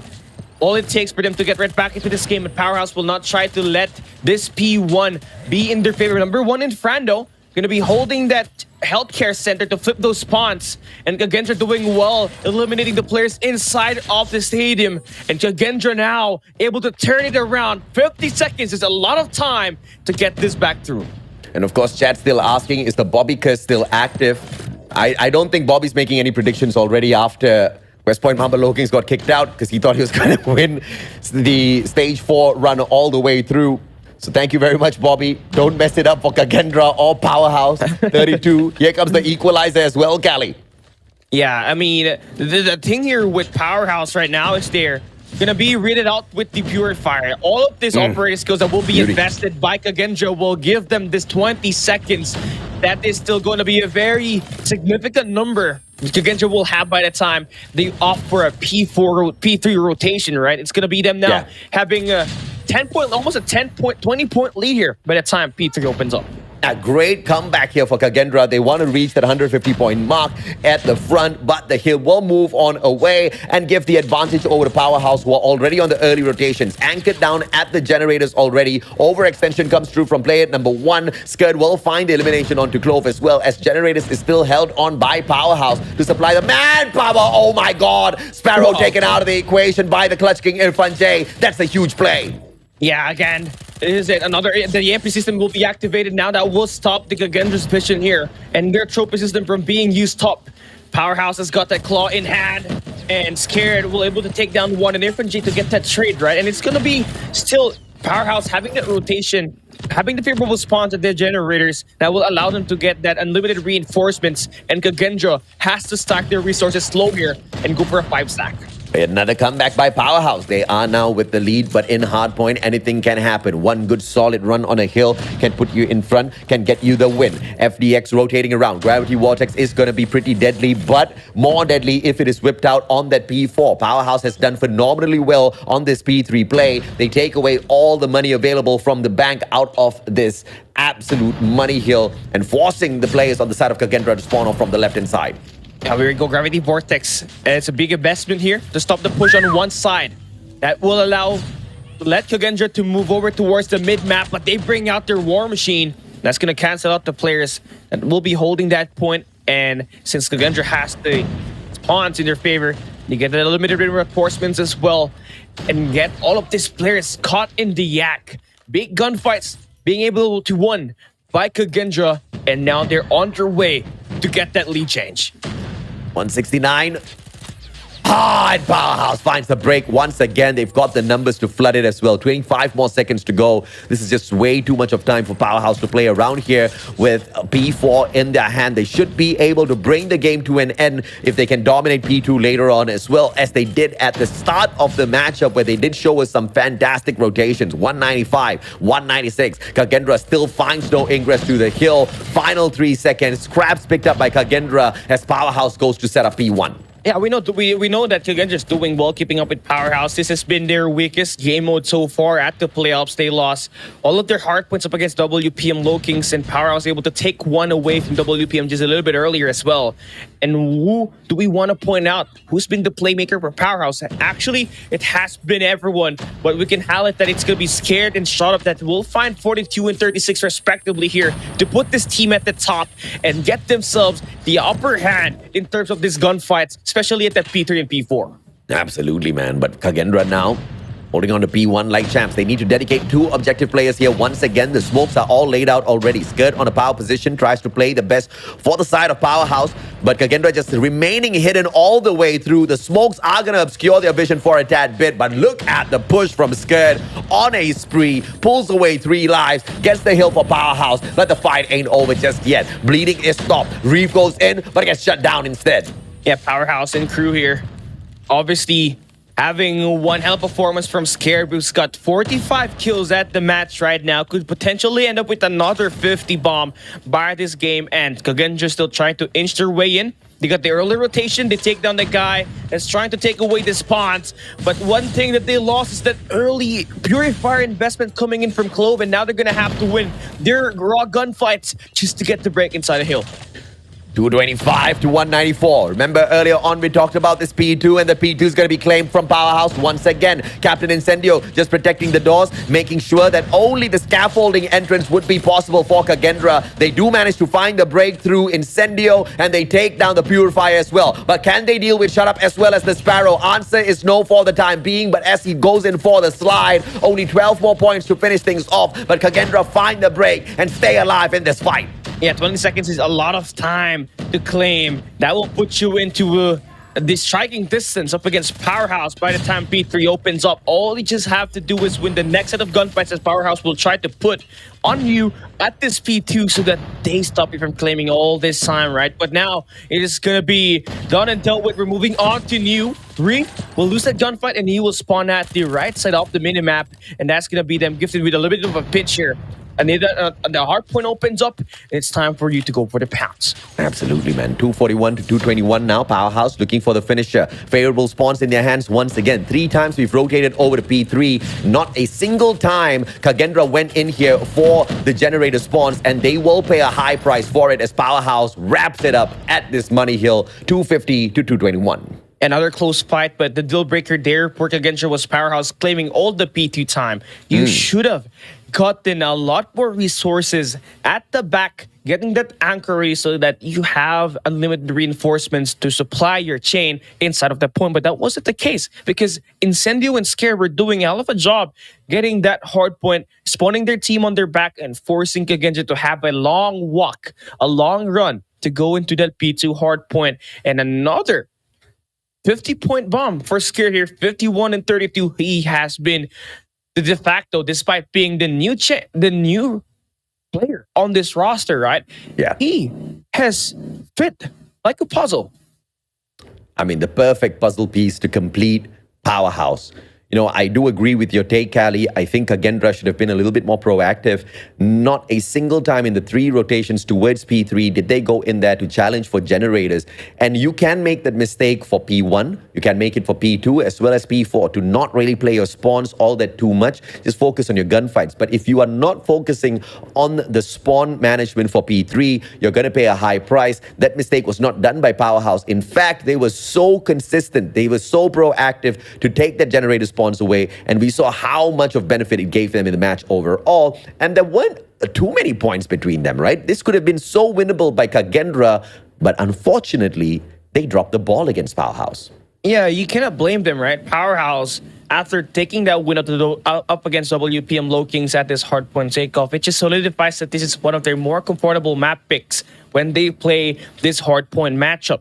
And this may be a win for Powerhouse, but it's expected, right? Kagendra cannot really have anything good going on in their hardpoint up against WPM Low Kings a little bit early at the upper bracket finals. So this time, what they have to do is rely on their S&D once again to get them these victories. Now, with this win coming in for Powerhouse, it is going to be treated like another best of 5. But we're going to start with S&D. Absolutely, man. 122 to 121 at this point of time. Kagendra was just playing it pretty decently well. And this was before we headed on into the P3 disaster once again. And this is where Powerhouse really took over. You can see Kagendra just attacking from the bottom, not really focusing their manpower to wrap around and take away that favorable spawns for P3. We didn't see that just once, not twice, but 3 times overall. And the difference in points could have really been recovered if at all they had pulled away that power position from the side of Powerhouse. And unfortunate for them, the match just had to come to an end to make that point even more visible towards the very end of this map. Yeah, this is why you need to play that anchor role. Prioritize that if you're going up against Powerhouse, especially that P3 generators, because you can chain that P3 spawn into a P4 rotation right away. It gives you an easy access, and Powerhouse is able to chain that multiple times on that hardpoint rotation at the hardpoint takeoff, right? And now that will end up into a 221 to 250, heading on to our next map, a map pick by Kagendra. Their trump card up against WPM Low Kings to win that game number 5 earlier. This will put them to the test on how well their S&D really is up against a team like Powerhouse, who's got their snipers ready up for some gunfights. Yeah, I think now chat's just getting a little bit confused here with the narrative, because they're still having an argument as to who's better, who could have represented Garena overall at stage 5, West Point Mamba Low Kings being the only team that could get the job done. Clearly not the case, because both Kagendra and Powerhouse beat the crap out of West Point Mamba Low Kings today. Valiant effort, but dude, they fell literally to the 2 that have qualified for stage 5. So it was a engineered victory for both of these teams. So it is definitely a power duo to send over to stage 5. But, on that same point, this is where we need to change the attention a little bit. Instead of just choosing to take sides between Powerhouse or Kagendra, we need to be hyping up both of these teams, because when they move on fourth, they don't just represent their own brands or themselves, they represent Garena overall. And we want to be the strongest region at the end of the day. So you guys have to get that fact fixed into your head. Yeah, and it's all about the long-term process, right? We're using this competition to filter out who's going to be the two best teams. Yeah. But that doesn't mean that you're gonna think that the other team sucks. But again, Yeah, they don't. this is it, right? You would need to change that narrative so that we get to rock and roll by the time Stage 5 opens up, because what we want is a championship. Yeah, I mean, West Point Mamba Low Kings were bloody strong. They were they are one of the best teams. And if even they could not take on Powerhouse and Kagendra in a fair best of 5, shut them down on a stage like this, that just means it's not the fact that they are not ready for stage 5, but Powerhouse and Kagendra are just the better teams that are better qualified for a stage like that. Now, looking at the battle between them, Kagendra taking the first round, starting off the second round very hard as well, but the numbers advantage now from the defenders is just going to be pressuring them a little bit. On top of that, the bomb's just not in their hands. Yeah, Fran, again, on a 1v2 situation, we know that he can clutch it up. He plays more like Incendio. When he tries to play in this kind of scenario, he knows how to play it smart. He does not get to pick the bomb up, but Shut Up has got the right read, but at the wrong time. And Fran stays alive. 59 seconds, still plenty of time to move in, get that bomb, and get it planted. Right now, 4 Powerhouse, they're double stacking this A site, but they also got that eye at the B site, just in case a push will be made by Fran. Fran just running around like a headless chicken. Spotted out already, and Shut Up just makes quick work of him. 1-1, the equalizer. And the thing with the WP Lokings, just to try to bring back that point, we want to send out the best team that can handle the highest of pressure. Yeah. Again, WPM Lokings, they did have their moments, but Powerhouse and Gagenji just did it a lot better. Absolutely, man. Powerhouse this time starting off hot. Numbers all to their side. Clove trades Shut Up right back out. Beautiful headshot. But numbers disadvantage. Fran makes it all equal. 2v2. Here we go. Oh my God. And there we go. FTX with another LCAR9 play. Fran, again, a 1v2. It's a deja vu. Misses that opportunity, Fran. Timing. Doesn't get the HVK spray. Beautiful slide. FDX. What a reach out. Come on. This guy, unreal. He's got 5 kills in the first 3 rounds. It's going to be the highest on the lobby at the moment. Incendio couldn't even hit the shot. Still scoreless at the moment. And FDX, we saw him pop up multiple times at the lower bracket. And it continues to deliver here today. That's the type of consistency that you want to have from your sniper. Oh, Incendio almost took his head off. Great flick. But the timing, just a tad bit off. Fran now in a lot of trouble. Don't peek, my son. FDX will punish P6. Great smoke. Zen with an opportunity here. FDX finds none as Clove punishes Incendio for the overextension. Shut Up backs away low on HP. Comes back for the reach L. Clove, advantage. Peeks, oh my God! Shut Up takes his shoulder right off. Crazy stuff. And the numbers disadvantage for Kagendra, who are already down by 1 round. It seems like we're seeing more of a methodical approach here for Powerhouse, as they always have the numbers in their hand every time a 1v2 happens. And Reef here this time will be put into another episode of the 1v2 that has been happening for the past 3 rounds. He's got 4 kills, wrapping around the arrivals. Not going to get any read at them, but he needs to pick up that bomb, get that planted with 50 seconds left. Drop your pride. If you are from Garena, you are now officially fans of 2 teams. That is Powerhouse as well as Kagendra. They represent Garena overall. And they are the ones who are going to make Call of Duty Mobile great again. We need the hype back to Garena, man. Amen. We got so much of that hype 2 years ago. But after that loss last year, all the attention went to the western side of the world. And Kagendra and Powerhouse, his 2 squads, they are our best hope to put back Garena back to their glory days. Reef all alone in a 1v2. It's Clutch King Irfan J, who already has 3 scared. His beautiful beams. Oh no. Timing. Clutch King. Reef. Oh! Punishes. But 15 more seconds to go. And Scud goes in for the challenge. Reef will be able to blaze him down. Beautiful stuff. 2-2. Kagendra recovers. A nice 1v2 play there for Reef. Again, after struggling to convert a 1v2 with Fran on the round 2 and round number 3, finally, they put that bomb down. And all it takes is for that Fennec to go up close. But now this time, a very aggressive approach by Kagendra. Stance connects. It's gunfights being won by Irfan J off the start. 2-2. Irfan J on the double. Still alive and kicking as Shut Up shuts down Zen. It's in a 1v3 now. GG, Me6. Can you pull this clutch off? The attackers don't have the bomb. They don't have the numbers as well. Me6 trading around. Shut Up. Doesn't get caught out. They know exactly where he is. They're going to go for the pincer. And Clutch King gets the triple. And Powerhouse is mean business, right? The only reason why Kagendra has 1 point right now is because they advanced at the upper bracket. Powerhouse was able to win Hardpoint Takeoff, which was our first map here today. And if they can get this S&D Express, a map chosen by Kagendra, that puts them to 2-1 on the overall series, you need 4 wins to get this title defended. But it's going to take more than that, right? Powerhouse looking to get this first blood. They take down Zen. My goodness. Clove takes Shut Up head right off. And that's a good equalizer once he did manage to pull away one player. Incendio down as well. Clove. Timing. Beautiful child to bait out a shot, but finds absolutely no one on the opposite side. Brandon Crew still got that high ground. They can put that bomb down, but Irfan J is here. He sprays them down. 2 clears eliminated. Haha, but Reef catches him climbing a ladder of all things. 1v2 FDX. We've seen clutches before, but Kagendra wants that equalizer. Bomb in the hands of Me6, and he's going to route that all the way around towards B. Smart play. 58 seconds is going to be the time left here for Kagendra to put that bomb down. FDX, we know that he can clutch it up on those mid-game.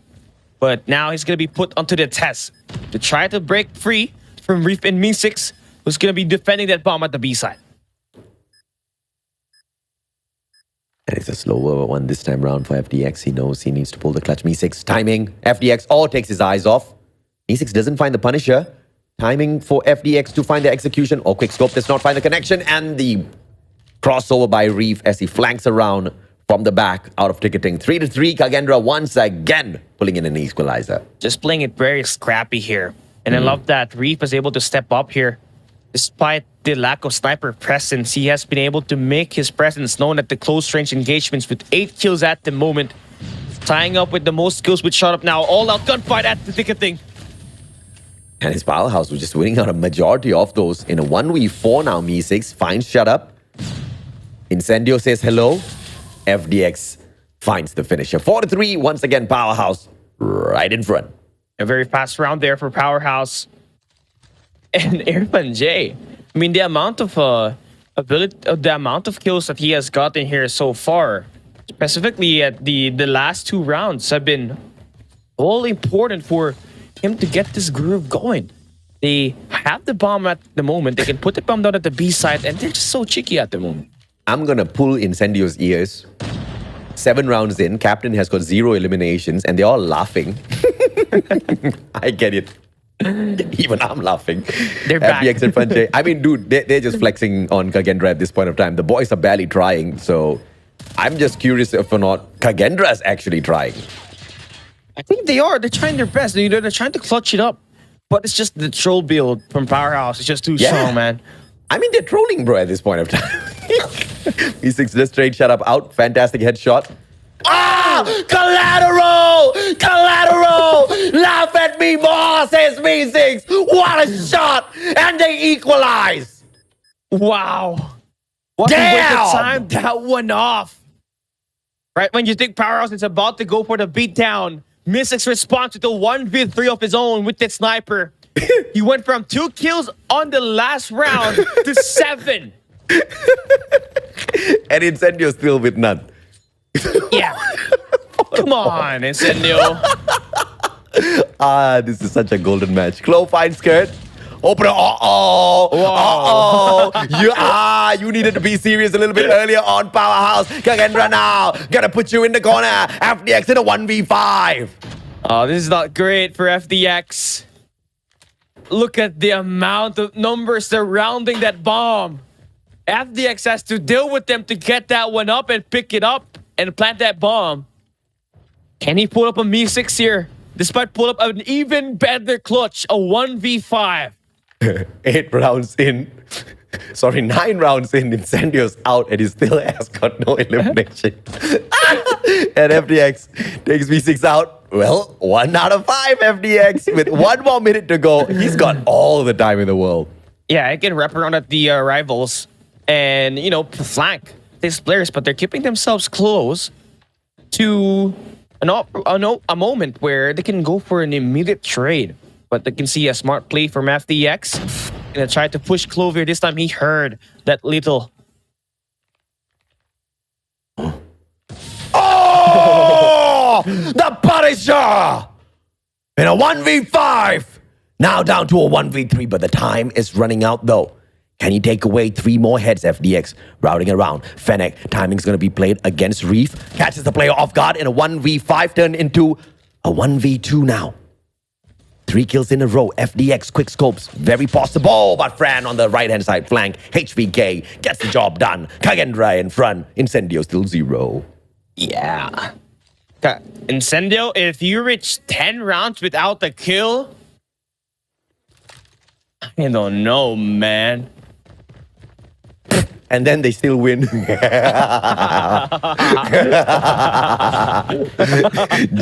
right? Let's see if they get this. Great flash. They know exactly where to expect these players. Over ticketing now. Players slowly trying to wrap around. Oh, look at the overextension by Reef, though. Goes in for the chase. FDX will find one Punisher. Traded out by Zen. Shut up, shuts down Clove. And the overextension by Kagendra will be punished. V4 situation, favor for Powerhouse. Incendio has to remove that locus. Bring back that right like AMR. Bring back the right like AMR. No. I think Incendio's going to get an ace. They could pull a reverse took here at this point. Let's see if not.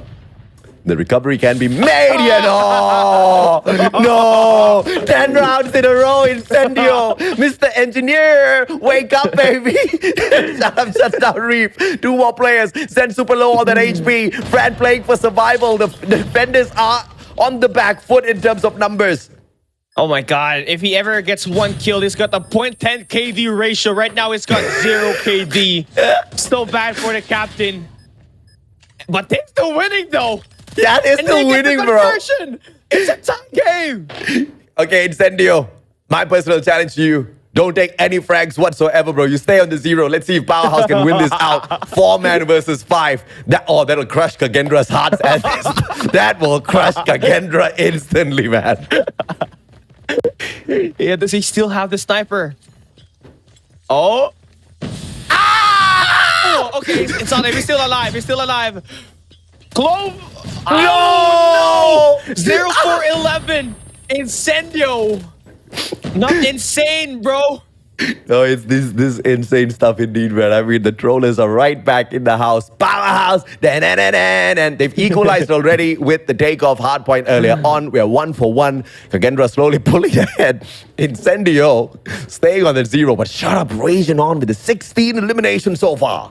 Hey, he really loves those multi-kill, right? Every time he gets an opportunity to push in, always find an opportunity to get that 1v2, get a 1v3 done in luck, but he loves to push out if he gets 1. FDX deals the first blood here. Incendio, where is he? Always watching the cross at the A side. Don't do anything, Incendio, come on. Grenade, FDX. Oh, gets the tag onto Clove. No finisher though. Reef, super cheeky. Me6 shuts down Incendio. 11 and FDX still rages on. What a play. 12 rounds. And still no kills for Captain Incendio. Powerhouse looking for the equalizer. Here we go, Fran. Off the back, could pinch FDX, get that kill. But FDX now gets eliminated here. 2v2 situation, 17 seconds left. All down to Irfan J. And It's going to be a 1v1. Oh, Clutch King. Clutch time, baby. Attack the seconds. powerhouse. Oh, he's gonna run out of time. Friend, distraction. Clutch King gets burned down. 2 seconds. Sorry, friend. Powerhouse. Find the equalizer. Oh my god. How many more rounds do we have All the way, all to the way. see Incendio get 0 kills? All the way, all the way. Okay, let's just do it. All the Let's way, shut man, up all the way. FDX and Irfan J do all the work. Incendio. Incendio, don't do anything. Okay, we're gonna spectate Incendio. Come on, shut down Incendio. Oh, the rest of the team just blazing down the place. Incendio missing that one as well. Can he get it? Even the observers no. like, can Incendio get something for himself? And now, in a 1v3, Incendio looking for the final player. Shut up on the hunt. More capable one should be clutching. Irfan J Yes! puts the final bullet in the coffin. 7-6, but the target to 8. One more match point for Powerhouse. Great job. All you have to do is let Kagendra take down Incendio, or you, other 4 players from Powerhouse, eliminate Kagendra as fast as you can so Incendio doesn't get a point at the grand finals. Let him set the record for 0 kills for the first time at stage 4 of Garena, right? Incendio. Observer still specking him. Is Incendio going to find a frag? Answer's no. Come on, Incendio. Shut up. Don't do anything. Throw your gun down. Run around with a boxing glove or something. It's going to be Kagendra looking for that equalizer. Overtime now. Powerhouse on the attack. Routing the bomb over towards A. And look at who's holding the backlines. It's going to be Irfan J trying to cut off those rotations. Ooh. Finds Reef. Zen goes down as well. Oh my God. Clutch King with the double. And Incendio. Not insane anymore. Nah, he's still insane, man. Wait, there's one close by. He should be able to get this pick onto Fran. The Don't guy do it. is on the train. Fran gets it! Down goes Incendio! And he's on 0 all the way through! Pusangala! Oh no! He saw despair. He saw the despair on his eyes when he got taken down. 0 kills for Incendio. I can't take it, bro. Okay, Even his teammates is trolling him right now.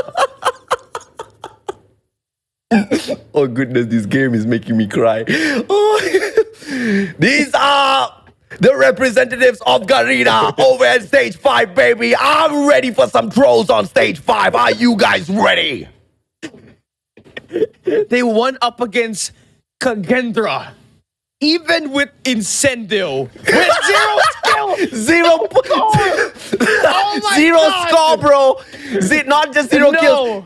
He pulled an egg. He pulled a cheetah all over the place, okay? He just pulled...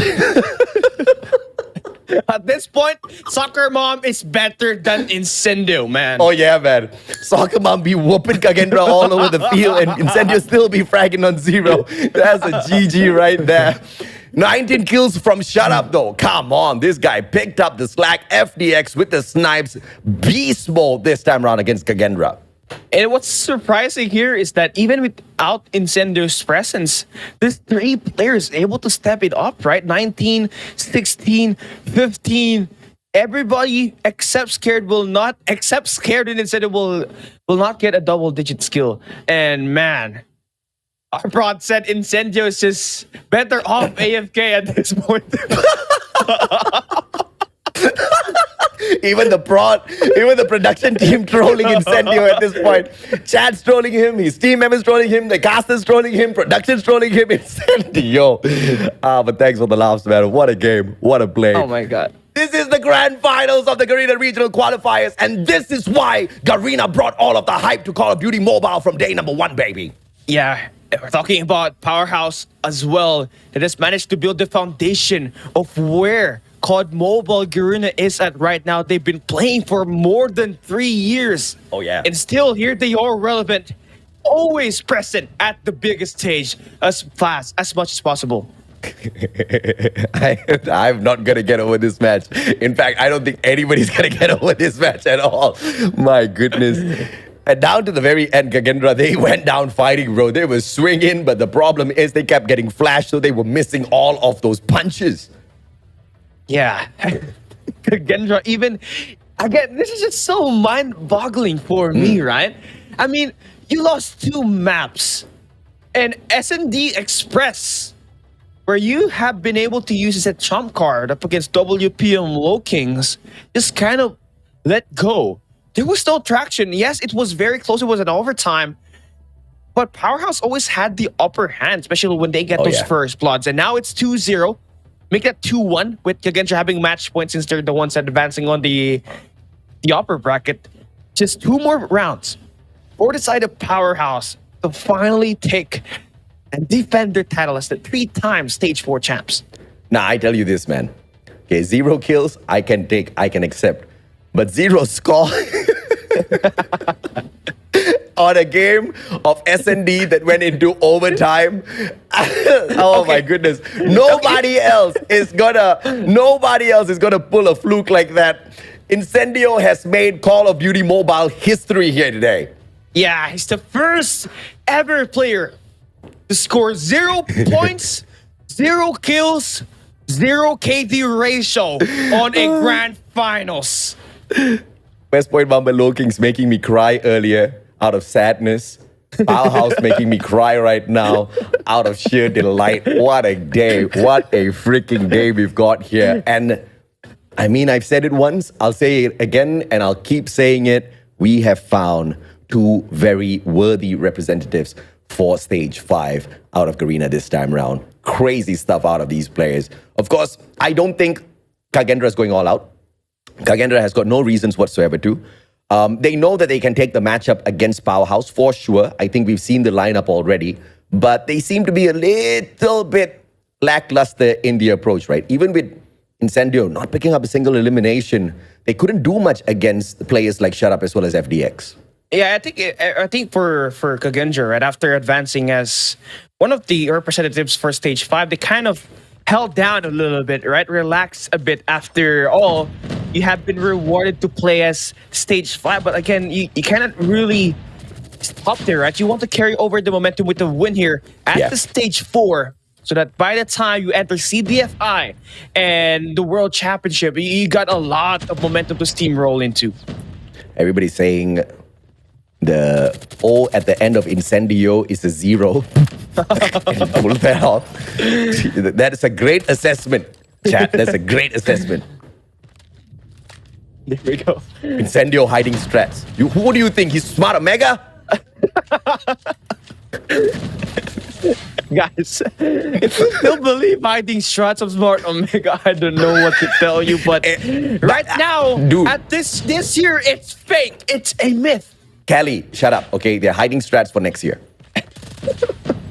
No, I'm serious. What are you laughing at? They're preparing, bro. You gotta. Oh yeah, that's true. Okay, okay, they're very smart. They're very smart. Yeah, exactly. They're very smart. They plan ahead of time. But going back to the action, Powerhouse, a single segment captain A already. Overextension at B is not going to give them much at all, because here comes Kagendra with the spawn trap, and the Indonesians are pissed. They got, this long A guarded up pretty nicely, but only to be taken away there by scared Incendio. They got away from the spawn trap, but the life count still is in favor for Kagendra. 10-5, 9-5 here right now. 18 seconds left to make a push. Kagendra has got the upper hand. 4 more lives for Powerhouse. At least Incendio has got 3 kills this time. Oh my God! Wow. Brought down to a 3v4. 6 more seconds though. Can they pause the clock? What's Skirt doing? Hop onto the hill. Oh no! Ready? Skirt gets taken out, but there is another one. Incendio, captain himself, trying to pull B away in a 2v4. 3 seconds on the clock. They want to earn this. Incendio, run! Oh, Hunter Killer Drone almost got him. Reef beams him down. 1 more, and captain gets taken out. Kagendra makes their comeback with the first round. Yeah, nice try there for Powerhouse. Kagendra now this time able to go and extend. Especially when they're on the defensive side, you would need to get that top floor at that second floor, right? So that you get an opportunity to beam them down one at a time and initiate that spawn trap. And now Swites are going to be switching. This time, Kagendra on the attack side. looking to try to route around, overextends. Enemy line controlled by Kagendra off the start. 5 go down for Powerhouse. Oh, crazy good start for Kagendra this time around. They are sick and tired of the trolls. They just want to take this back for themselves, but they have not won a single map thus far against Powerhouse. That one that you see on their side, that was the map advantage, all thanks to the upper bracket finals qualification towards the grand finals that they earned for themselves. 2 segments capped already. Great overextension coming through, and Kagendra with a 2 life advantage made into 1 now have been able to make great work here on the attack. Another operator that can be used here by Kagendra is going to be that claw.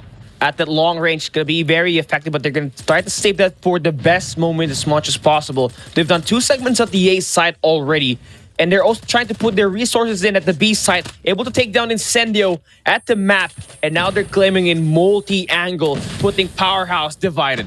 Oh, beautiful stuff, man. They are attacking both of the hills at the same time, but Skirt gets a god nade to take the attacker out of the equation. That's just absolutely sick. 13 lives left for Kagendra. A's gonna be cleared. Clove's gonna find the attack onto B as well, but the trade-off is there. Incendio up top. He's got the equalizer in hand, and he equalizes against the players on the side of Kagendra, and now Powerhouse with a life advantage. A nice bounce back here for them. They can still operate an equalizer, 156 magazine on that sucker, and they can push down the spawns and pressure Kagendra at this point in time, lining it up. Incendio! How the hell does he still have the equalizer in hand, man? The guy has been roaming around since like halfway through that round. Finally gets shut down. Incendio gets taken out. He's right back in the game with the 9 eliminations. 4 more lives left here for Kagendra on the attack, and it looks like they'll just have to give up on this round. Yeah, too much numbers to worry about, too much pressure to work with. 5 seconds left. Lord Clove finding some way in. It's impossible. Clock running down. Powerhouse about to flood on show. They can go for a shoulder and go for a melee kill, but they will do what's best. Get that number tied up at the board. It's all one. We're switching sides once again. Kagendra, they've been pretty great at the defensive side, but they can they convert, knowing that Powerhouse has got 3 operators to work with here as we open up. Yeah, they won't troll just yet. Unless it's the final round of control, then you're going to see them troll. Opportunity as Kagendra starts off on the defense, but FDX hitting the double as we open up. Frandes find that follow-up. Irfan J blazed on out, and FDX still alive and kicking Annihilator gameplay this time round. Oh, Kagendra. Brad finds that triple, and they're just pushing this one up, but again, it's just all about that mid-map control that these 2 teams are fighting for right now, and it's going to be Powerhouse having the upper hand, but since 2 go down on their side, Kagendra now slowly able to advance. Still back and forth scrappy on the life count, but there's still 1 segment done being made by Powerhouse at the A side. There's going to be 2 players in there that makes the push a lot faster. They're going to be stopping that clock down. Shot up all the way back to the enemy spawns. 2 life deficit now coming through for Kagendra. They are on the defense. The attack onto B is going to be a little bit of a distraction here, which will allow Incendio to push on forth towards A. There is the defender though, but Incendio burns him down with a growl and just waits for that opportune moment to go in for the strike once again. In the meantime, Brow is going to be the name of the game as the second segment gets captured. Oh, well, that's a big play for Powerhouse. They've been able to do most of the pressure. Despite this matchup being pretty scrappy, it's all about the divide and conquer here. Always want to switch it up a little bit, but now they're going to have Incendio holding up that B spot. There's going to be 2 players from Kagendra trying to go for that contest, and they take down Incendios, trying to cap that A site with that nade, and that stops the push, but the A side still tightly contested. This is a tense moment now for Kagendra with 7 more lives. Can they get it done? Powerhouse going in here for the cap. 5 more lives. Double up that on the side of Powerhouse. And Kagendra just loses their objective on the left-hand side of the map. The players are there for the attack, though. With a 5 life advantage, Powerhouse should be able to make this a 2-1. Oh, 7-3. Shut up and crew. This is a monumental round that they just might potentially win, right? They are starting on the attack side. It will get a lot better now that they're going to be switching sides on the defense. Powerhouse has an opportunity to close this at round number 4 and finally take that 3-1 lead. 1 step closer to becoming the 3-time Stage 4 Garena Regional Qualifiers champs. My oh my. Powerhouse. Of course, this is not a best of 5. They have to get this one done. And the one later on as well. But the biggest question is going to be, can Kagendra fight their way out of this? Not a single map pulled away from Powerhouse thus far. Scared getting the job done this time around. It's going to be the operators on investment, and the HVK will burn down the players as well. And the HVK just got above this season, right? 34 magazines now. Will truly make it an overpowering gun by the time we enter CDFI in the coming stage ahead. 20 to 21 live counts here at the site. It's going to be Kagendra trying to make a push on multi-ankles, multi-flag attack. That's going to be dividing Powerhouse, but they got a Predator missile to work with, and they take the guy out to the B side, only worrying about the guys on the A side this time. Yep. Now the second segment to be capped as well. One more defense, and Fran wins out that gunfight. But MPX shows up. What an unfortunate blow for Kagendra. And the segment doesn't get cleared off though, so this is still a cap possible for Kagendra, but it is a bait. They're just fishing out the players of Kagendra with the spawn, and that A place gets cleared off finally, and the trap was just absolutely lethal. 6 plays out of Powerhouse. I love this play from them again, having that high ground in control. They also got Incendio in a knob spot, but you will win gunfight, right? 11 to 4 now, and it's gonna be a trap set by Powerhouse, as they have managed to win 3 straight. This should be a run win now for the side of Powerhouse after all the dominance that they just had. But now we got an operator to bring brought here by Kagendra to see something change here. Absolutely, man. Let's see for not things to get changed and turn around here. 4 lives left for Kagendra. Very doable, but shut up with the Hunter Killer drone. Ree finds one. Clove gets taken out. Ree all alone in a 1v4, and Shut Up finishes it off. Couldn't do much against Team Powerhouse. They get the victory at control as well, 3-1. And 3 back-to-back maps now won by the MYSG Powerhouse. A Hardpoint Summit is going to be a bit of a problem, though. Up ahead, it's going to be the best map coming in for this side of Kagendra, but it's Powerhouse that has managed to take away a lot of these surprises here today. Surprising underdogs that made it down at the lower bracket and has won continuously until the very end. They can just finally take this one through and finally, close this one into a 4-1 series manner. Let's see if or not Kagendra can survive this onslaught. Or will we see Powerhouse take 4 maps back-to-back to become the 3-peat Garena Kings? Oh my God, my goodness. Then It's they will crazy. become the undisputed, undeniable Kings of Garena. And what a great way to end the regional qualifiers if they can do that. Yeah, again, the Powerhouse, we saw the same exact pattern from them. Starting last year at Garena Masters 1 until Garena Masters 3, right? They were basically non-existent, thinking that they're going to be on a downfall. Right after that, then Garena Regional Qualifiers came in. And what happened? They were able to take away the games by being the kings of control and become the Garena Regional Qualifiers. 2 times they have done that. And after this game ends, and if they end up taking this victory up against Kagendra, it's just going to be a 3 times, right? It's crazy. No one has ever done that, even at the global stage. Oh yeah, absolutely, man. I mean, it's just insane what they've been able to do thus far. And Kagendra, they were putting up some great fights here, but it was just very timely investments out of Powerhouse, just the prioritization in terms of going in for those timely attacks. When they were playing the defense, you saw that Powerhouse, they were just leaving that A side open, making Kagendra think that all they needed to do was just have one good push in to complete that segment, the second segment, but that was just a clear bait, right? Powerhouse just using tactics like that just shows us what a truly capable team they are. But the biggest question is, are we going to have a second S&D in this series so that we can see Incendio pick up a kill? I don't think we're going to be ending that way, judging by how well Powerhouse has been playing their response. Although it was close to that hardpoint takeoff. Again, scared being able to get the anchor position for the squad consistently. It's going to be a big factor here at Hardpoint Summit. P3, P4, this is where you want that anchor playing his job. And Powerhouse, they're pretty solid here. Oh, they're pretty solid. But if you are a fan of Kagendra, then you know the Garudas can fly high. Opportunity to pull the comeback here at Summit Hardpoint. perhaps steamroll, snowball those points, shut down Powerhouse, embarrass the MYSG squad, and to call themselves the champions, they need 3 maps back to back since they already have 1 bird in hand. Yeah, again, this is going to be an amazing fight going through because it's going to be the best map of Kagendra. Summit has been their baby in their stage 3 matchup, right? They really love to play this map, but earlier up against WP and Low Kings, they lost this one in a very bad manner. So right now, a bounce back for them. If they want to go for a reverse comeback, now's the time. They just need to win this next 3 maps so they get an opportunity to, remove the crown in the hands of Powerhouse.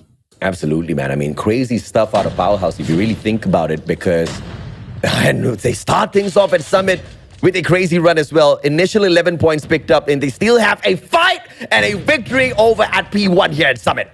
Here we go, Hardpoint. It's all about the harem gameplay between Clove and Scared. If we get to see it, yes, indeed.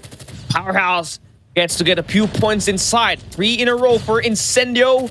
Make that 4. His teammates been really able to lock it up. Take a look at the lead. Hardpoint 1 should be contested, but Powerhouse has got a 20-point lead here this time.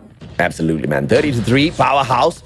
Powerhouse. Yeah, they just absolutely blazing down Kagendra. But Clove shows up with the KRM. Can he circle this around? Skirt found as well, and Kagendra shows up strong to pick up a few scraps, but an early setup for P2 here. Let's see if they can find a break. Clove beaming down. Doesn't find the 5th. Shut up! Does stop the run eventually. Even though that was a big play for Kagendra and Clove, it doesn't really give them any moment because right now Powerhouse is still in a position to break the point. Although they may have taken that spawn, it will be flipped here by Powerhouse at this P2. First 15 seconds gonna be claimed by Powerhouse this time around. Clove has to make that break again with the help of Mystics, and they get to flush out the players from Powerhouse. Still not going to be enough though, as Powerhouse has cut the favorable spawn and limited reinforcements for them for the meantime. And Powerhouse now just trying to keep this on their side. 54 points already. Kagendra trying to blaze them on, but Scared shows them what he can do with the KRM. And thus far, the Indonesians haven't had a response just yet for the mighty Powerhouse, who have been having a lot of fun in the series. Oh my god, here we go. Powerhouse again. They still have the spawns. Kagendra still late on rotation, which has been an existential crisis for them. Here at the upper bracket, right? FDX and crew is just so much better, and I get it that we get to relax and all, but Powerhouse at this point, at this pace, might just be able to take it all. Absolutely, man. 67 Kagendra. No response so far. Powerhouse still has got their anchor spawns in here. Kagendra making big work through the eliminations. Tries to punch down Clove, Clove with the KRM. The guy's mad, bro. Shut up. We'll be able to punish him eventually with the Fennec, and it's going to be Reef and the Sparrow hopping on in, but the kill still not found. Powerhouse still running away with the matchup. Yeah, I love this play from them that they are just continuously set up and have been prepared for the gunfights up front. This close range has been won most by Scared and Shut Up. And there we go. Powerhouse once again. They may be starting on the back foot, but they definitely would love to get this hardpoint number 3 locked in, but they don't have the spawns for next. It's going to be an early rotation made by Kagendra, but they still get that scrap time to put themselves in a very big lead. Oh, this is just insane in terms of a lead now. Kagendra with the early rotation back onto B4, trying to stop. This is momentum built up by Powerhouse as they eliminate one of the most favorite teams to make it through to stage 5. And it looks like the adrenaline pumping through their veins has been more than enough to give them a dominant run here, even against a mighty Kagendra. The Garudas, it looks like their wings have been clipped, but finally trying to find a little bit of a comeback here. Irfan J with a Purifier. Can he route this around? Straight in. Zen on the corner, but gets phased by a gravity vortex out of Zen. What a play by Kagendra. Yeah, nice timing there. Cuts off the Purifier from being invested very well by Powerhouse. But they get right back inside the point by not having the rotation in their favor. And they win this set of gunfights inside. FDX and crew gets the trade. Zen will be able to get the hardpoint momentarily, but Irfan J, being the primary OBJ player, it's going to be a big play for him. Oh yeah, absolutely, man. 109 to 60, Kagendra. They did try to mount a phenomenal comeback here. Great operator plays as well. But unfortunately, with the break of Powerhouse and they've got the spawn as well, there's no turning things around at this point of time. Kagendra going for an early setup. Skirt trying to burn them down, but it will be an opener for Kagendra. But they need to wait 7 more seconds. Powerhouse has a lot of time to route around and pull that pincer maneuver.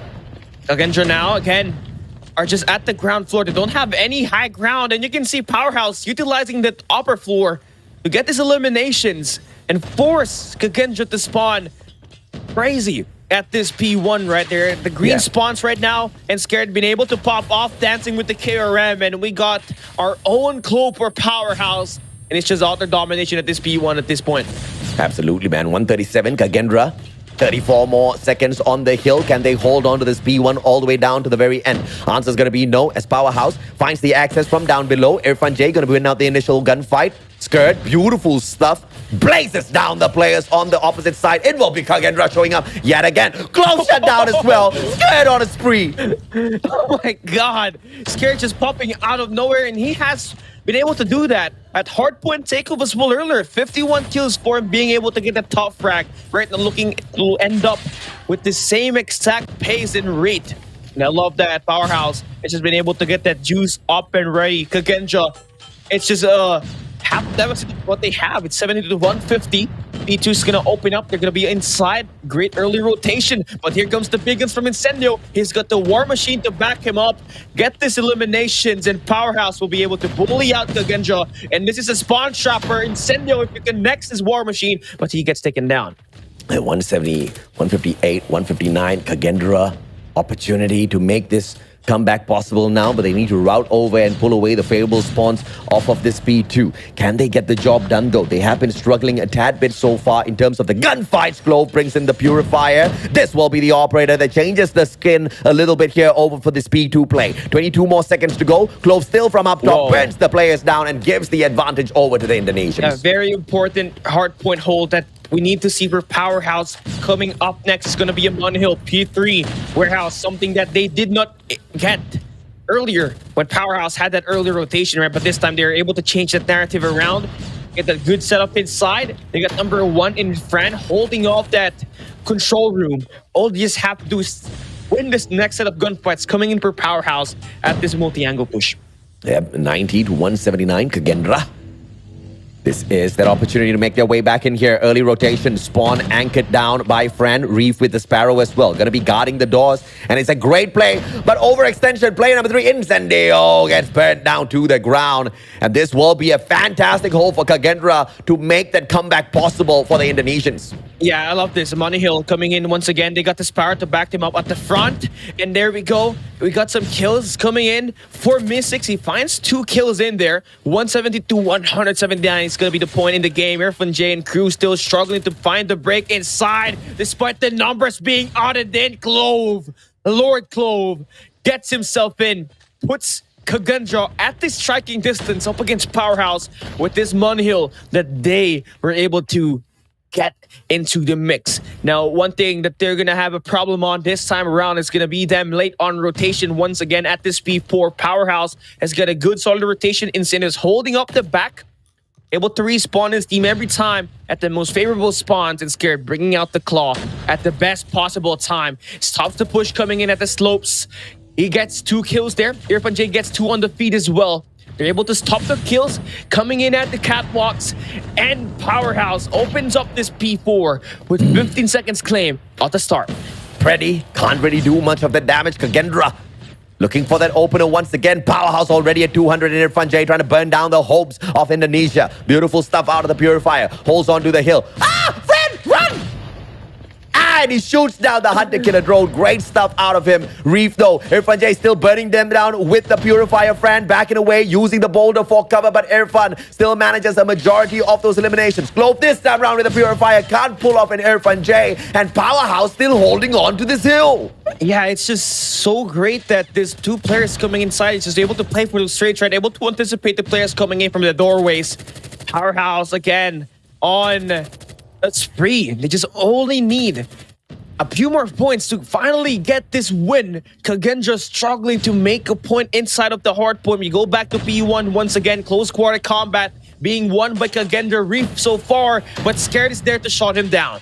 Yep, final 30 more points for Powerhouse, but they get burned down. As I say that, they still claim the hill. Shut Up Now in town has got the Sparrow to work, and he knows exactly where to expect the Indonesians from. Goes out for the overextension, finds the first one and the third one in a row, I have to say. Initial plays out of the Sparrow will be absolutely punishing. Me6 can't do much with the claw on top of everything else, and Powerhouse now, final 10 points to bring this for a 4-0 victory here at the Grand Finals, and to become the 3-time back-to-back-to-back Garena Kings.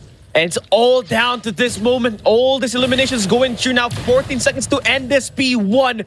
It is upon the reach. Powerhouse, legendary lower bracket run, able to put themselves here at the Grand Finals. Just 3 more points for them to be able to be the 3-time Kings of Garena. Early rotation over to P2.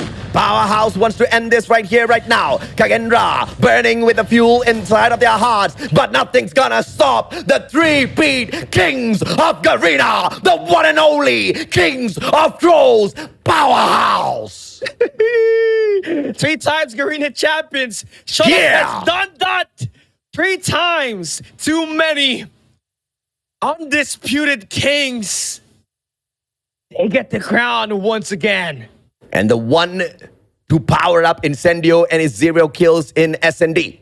The one and only Elish, who has been pretty supportive, not just of Incendio, but all the boys of Powerhouse, as well as Garena as a whole in the comment section. Powerhouse gains the victory. They are your Kings of Garena for the 3rd time in a row. Talk about some consistency. Keeping that core intact, right? Incendio, Irfan J, and Shut Up. Even without Jeff Pro and Heaven, they still got it to go with their new Filipino superstar duo, Scared, the top fragger at the playoffs here for the squad, and FDX, the deadly sniper that can back up every time Incendio underperforms. He is there to clean everything up consistently. Don't talk about Incendio, man, because I think even with the 0 kills, my personal MVP of this matchup is actually Incendio, because the captain has managed to absolutely power up the squad. He sent them all the way on a crazy, legendary lower brackets run to sweep out not just the West Point Mamba Low Kings, but also to take down Team Kagendra in such a convincing fashion. This is just insane. And on top of everything else, let me remind everyone, that guy on the top right-hand corner called Incendio, the one and only Incendio, this guy is an engineer. He's got a full-time job, okay? A full-time job. And he plays Call of Duty Mobile on the side. He runs this team. He is the guy that absolutely is the head honcho for Powerhouse, and yet he never once skips a beat. Crazy stuff out of Powerhouse. And what makes him translate his engineer abilities to COD is he can handle that pressure, right? All the paperwork he has to pass for one day or deadline, he was able to clutch it up as well, right? And so, of course, Incendio being a great captain, it takes a lot of mental strength to be a leader. And we saw them go up against WPM Low Kings at the upper bracket with him creating more of the impactful plays at that S&D meltdown where they ended up getting that victory, and eventually they snowballed this win up against Kagendra, a 4-1. Powerhouse are on another level. Valiant effort once again from Clove with the 41 eliminations, but as you can see, he dropped 40 times. The intense play out of Powerhouse. Scared was definitely a well-deserving MVP. His KRM had the solutions, even though Clove pulled away more eliminations on his side. We see Incendio fragging all the way at the bottom again, but at least it's not a 0 kill. I really want to see what can Powerhouse do later on the world stage. Yeah, the last time they went in there, they got eliminated by Skade. It was really a duke out, just like what we saw at that lower bracket. But Powerhouse this time having a bit more firepower packed in them, having FDX and Skur, the 2 best players from Blacklist International Ultimate back last year, right? And it's gonna be a pretty anticipating matchup that I want to see once they get into that bigger stage. Yeah, absolutely. Now, guys, don't go anywhere. We've got the biggest surprise for all of y'all. So please hang around in the comment section. Please hang around on this broadcast. The show is not over just yet. Let's take a quick look at the replay of this great stuff at Summit out of Powerhouse as well, right? It was one of the fantastic runs for Irfan J and the Purifier, especially on this P4 run on the final rotation of hills. Yeah, and again, it's all about the amount of investment that they were added into the mix, right? We saw Scared with that claw as well, able to invest it properly at that P4, where he's able to shut down the players at the slopes and eventually read off the first set of gunfights and take that win. And now we have our undisputed kings taking 4 straight maps here at the grand finals to be the 3-time defending champs. Question is, who will be our grand finals match MVP? Who will be the person who was instrumental to the victory of Powerhouse in such a one-sided showdown here at the Garena Regional Qualifiers? Either way, Kagendra can fly high butterfly. As the Garudas that they are, they have earned a spot at stage 5, but Powerhouse shut them down, shot the little bird out of the sky to make sure they are the most fearsome hunter out there that is feared by all. This is the moment that we all been waiting for, the MVP, able to set the record straight. No one has done this before. No one at all, man. I mean, crazy stuff. And your MVP of the match, the one and only Incendio! 0 KD rating, 0 kills, 0 average stats, 0 average score, and 0 MVP count. Your captain is the man, baby. He is. It is what it is, but now we got our real MVP. Powerhouse Just kidding, bro. Scared. 1.34K the rating for him. Truly the MVP. Oh yeah, absolutely. I mean, Scared, one of the greatest acquisition for the side of Powerhouse. Once again, a lot of people were losing their mind with the departure of Heaven, with the departure of Jeff Bro. And I just said, dude, just chill it, man. Because FDX and Scared, these are no chumps. These guys are titans in the world of Call of Duty Mobile. And look at what they could have done if they didn't hold back, right? This is Powerhouse at their true form. And Scared most definitely put on a fantastic show out there on this summit. Crazy stuff out of that KRM. And if we can see Scared continue up this rally and be that second player that can rival any team in frags, if he can help Sharp get those eliminations, it will truly help this team get a lot deeper at the stage 5. And we want to really see Powerhouse rise as one of the superpowers. By the time we enter that stage 5 route, they are the best team in Garena, in the entire region itself. Yeah, absolutely, man. Entire region, right? And of course, this is the wrap-up, ladies and gentlemen, boys and girls. Your Kings of Garena, Powerhouse, take out Kagendra 4-1. But in terms of the maps that were played, a 4-0, the one map advantage that Kagendra earned off of defeating West Point Mamba Low Kings in the upper bracket final was turned to nothing in that initial match at takeoff Hardpoint, and of course came absolutely crumbling down as they found no comeback whatsoever against the Powerhouse. And you take a look at the lower bracket run made by Powerhouse. Truly one of the legendary runs that will forever be remembered in Garena COD MOBA history. Powerhouse took down Wolf, they took down Smart Omega, and they were able to survive the grueling match up against WPM Low Kings and takes the sweep up against Kagendra here at the grand finals. This is it. It's all said and done. Stage 4 has come to an end with Powerhouse taking it home. It doesn't get better than this, right? I think you spelled it out perfectly, Cali. They really earned their spot at stage 5. First of all, Kagendra taking out the favorites from the representation of Garena overall to stage 5 in that upper bracket final, West Point Mamba Low Kings. So they definitely deserve that spot at stage 5. But if you look at the lower bracket run, what Powerhouse has done to multiple SMP teams that were rumored to be capable of getting to stage 5. Wolf, the team of Smart Omega, the team of West Point Mamba Low Kings. Dude, the list of annihilations. These guys are the executioners. But This is where all of the fun and games will end. After this, it's all out serious business, baby. It's gonna be DreamHack Atlanta, December 15th to the 17th. It's Stage 5. The Call of Duty Mobile World Championship 2023 have got two worthy champions from Garena to pull a challenge this time round. Yeah, we got 2 months of preparation to be able to amplify the strength of the squads that we're sending out. And this is not just the event we're going to be able to participate on the coming months ahead, right? We got something cooking up for you all up and ahead. And Powerhouse and KAGE will be part of that. This is the teams that, obviously overcome WPM low kings at the upper and at the lower bracket, able to survive that game 5. And that is it. Game, set, and done.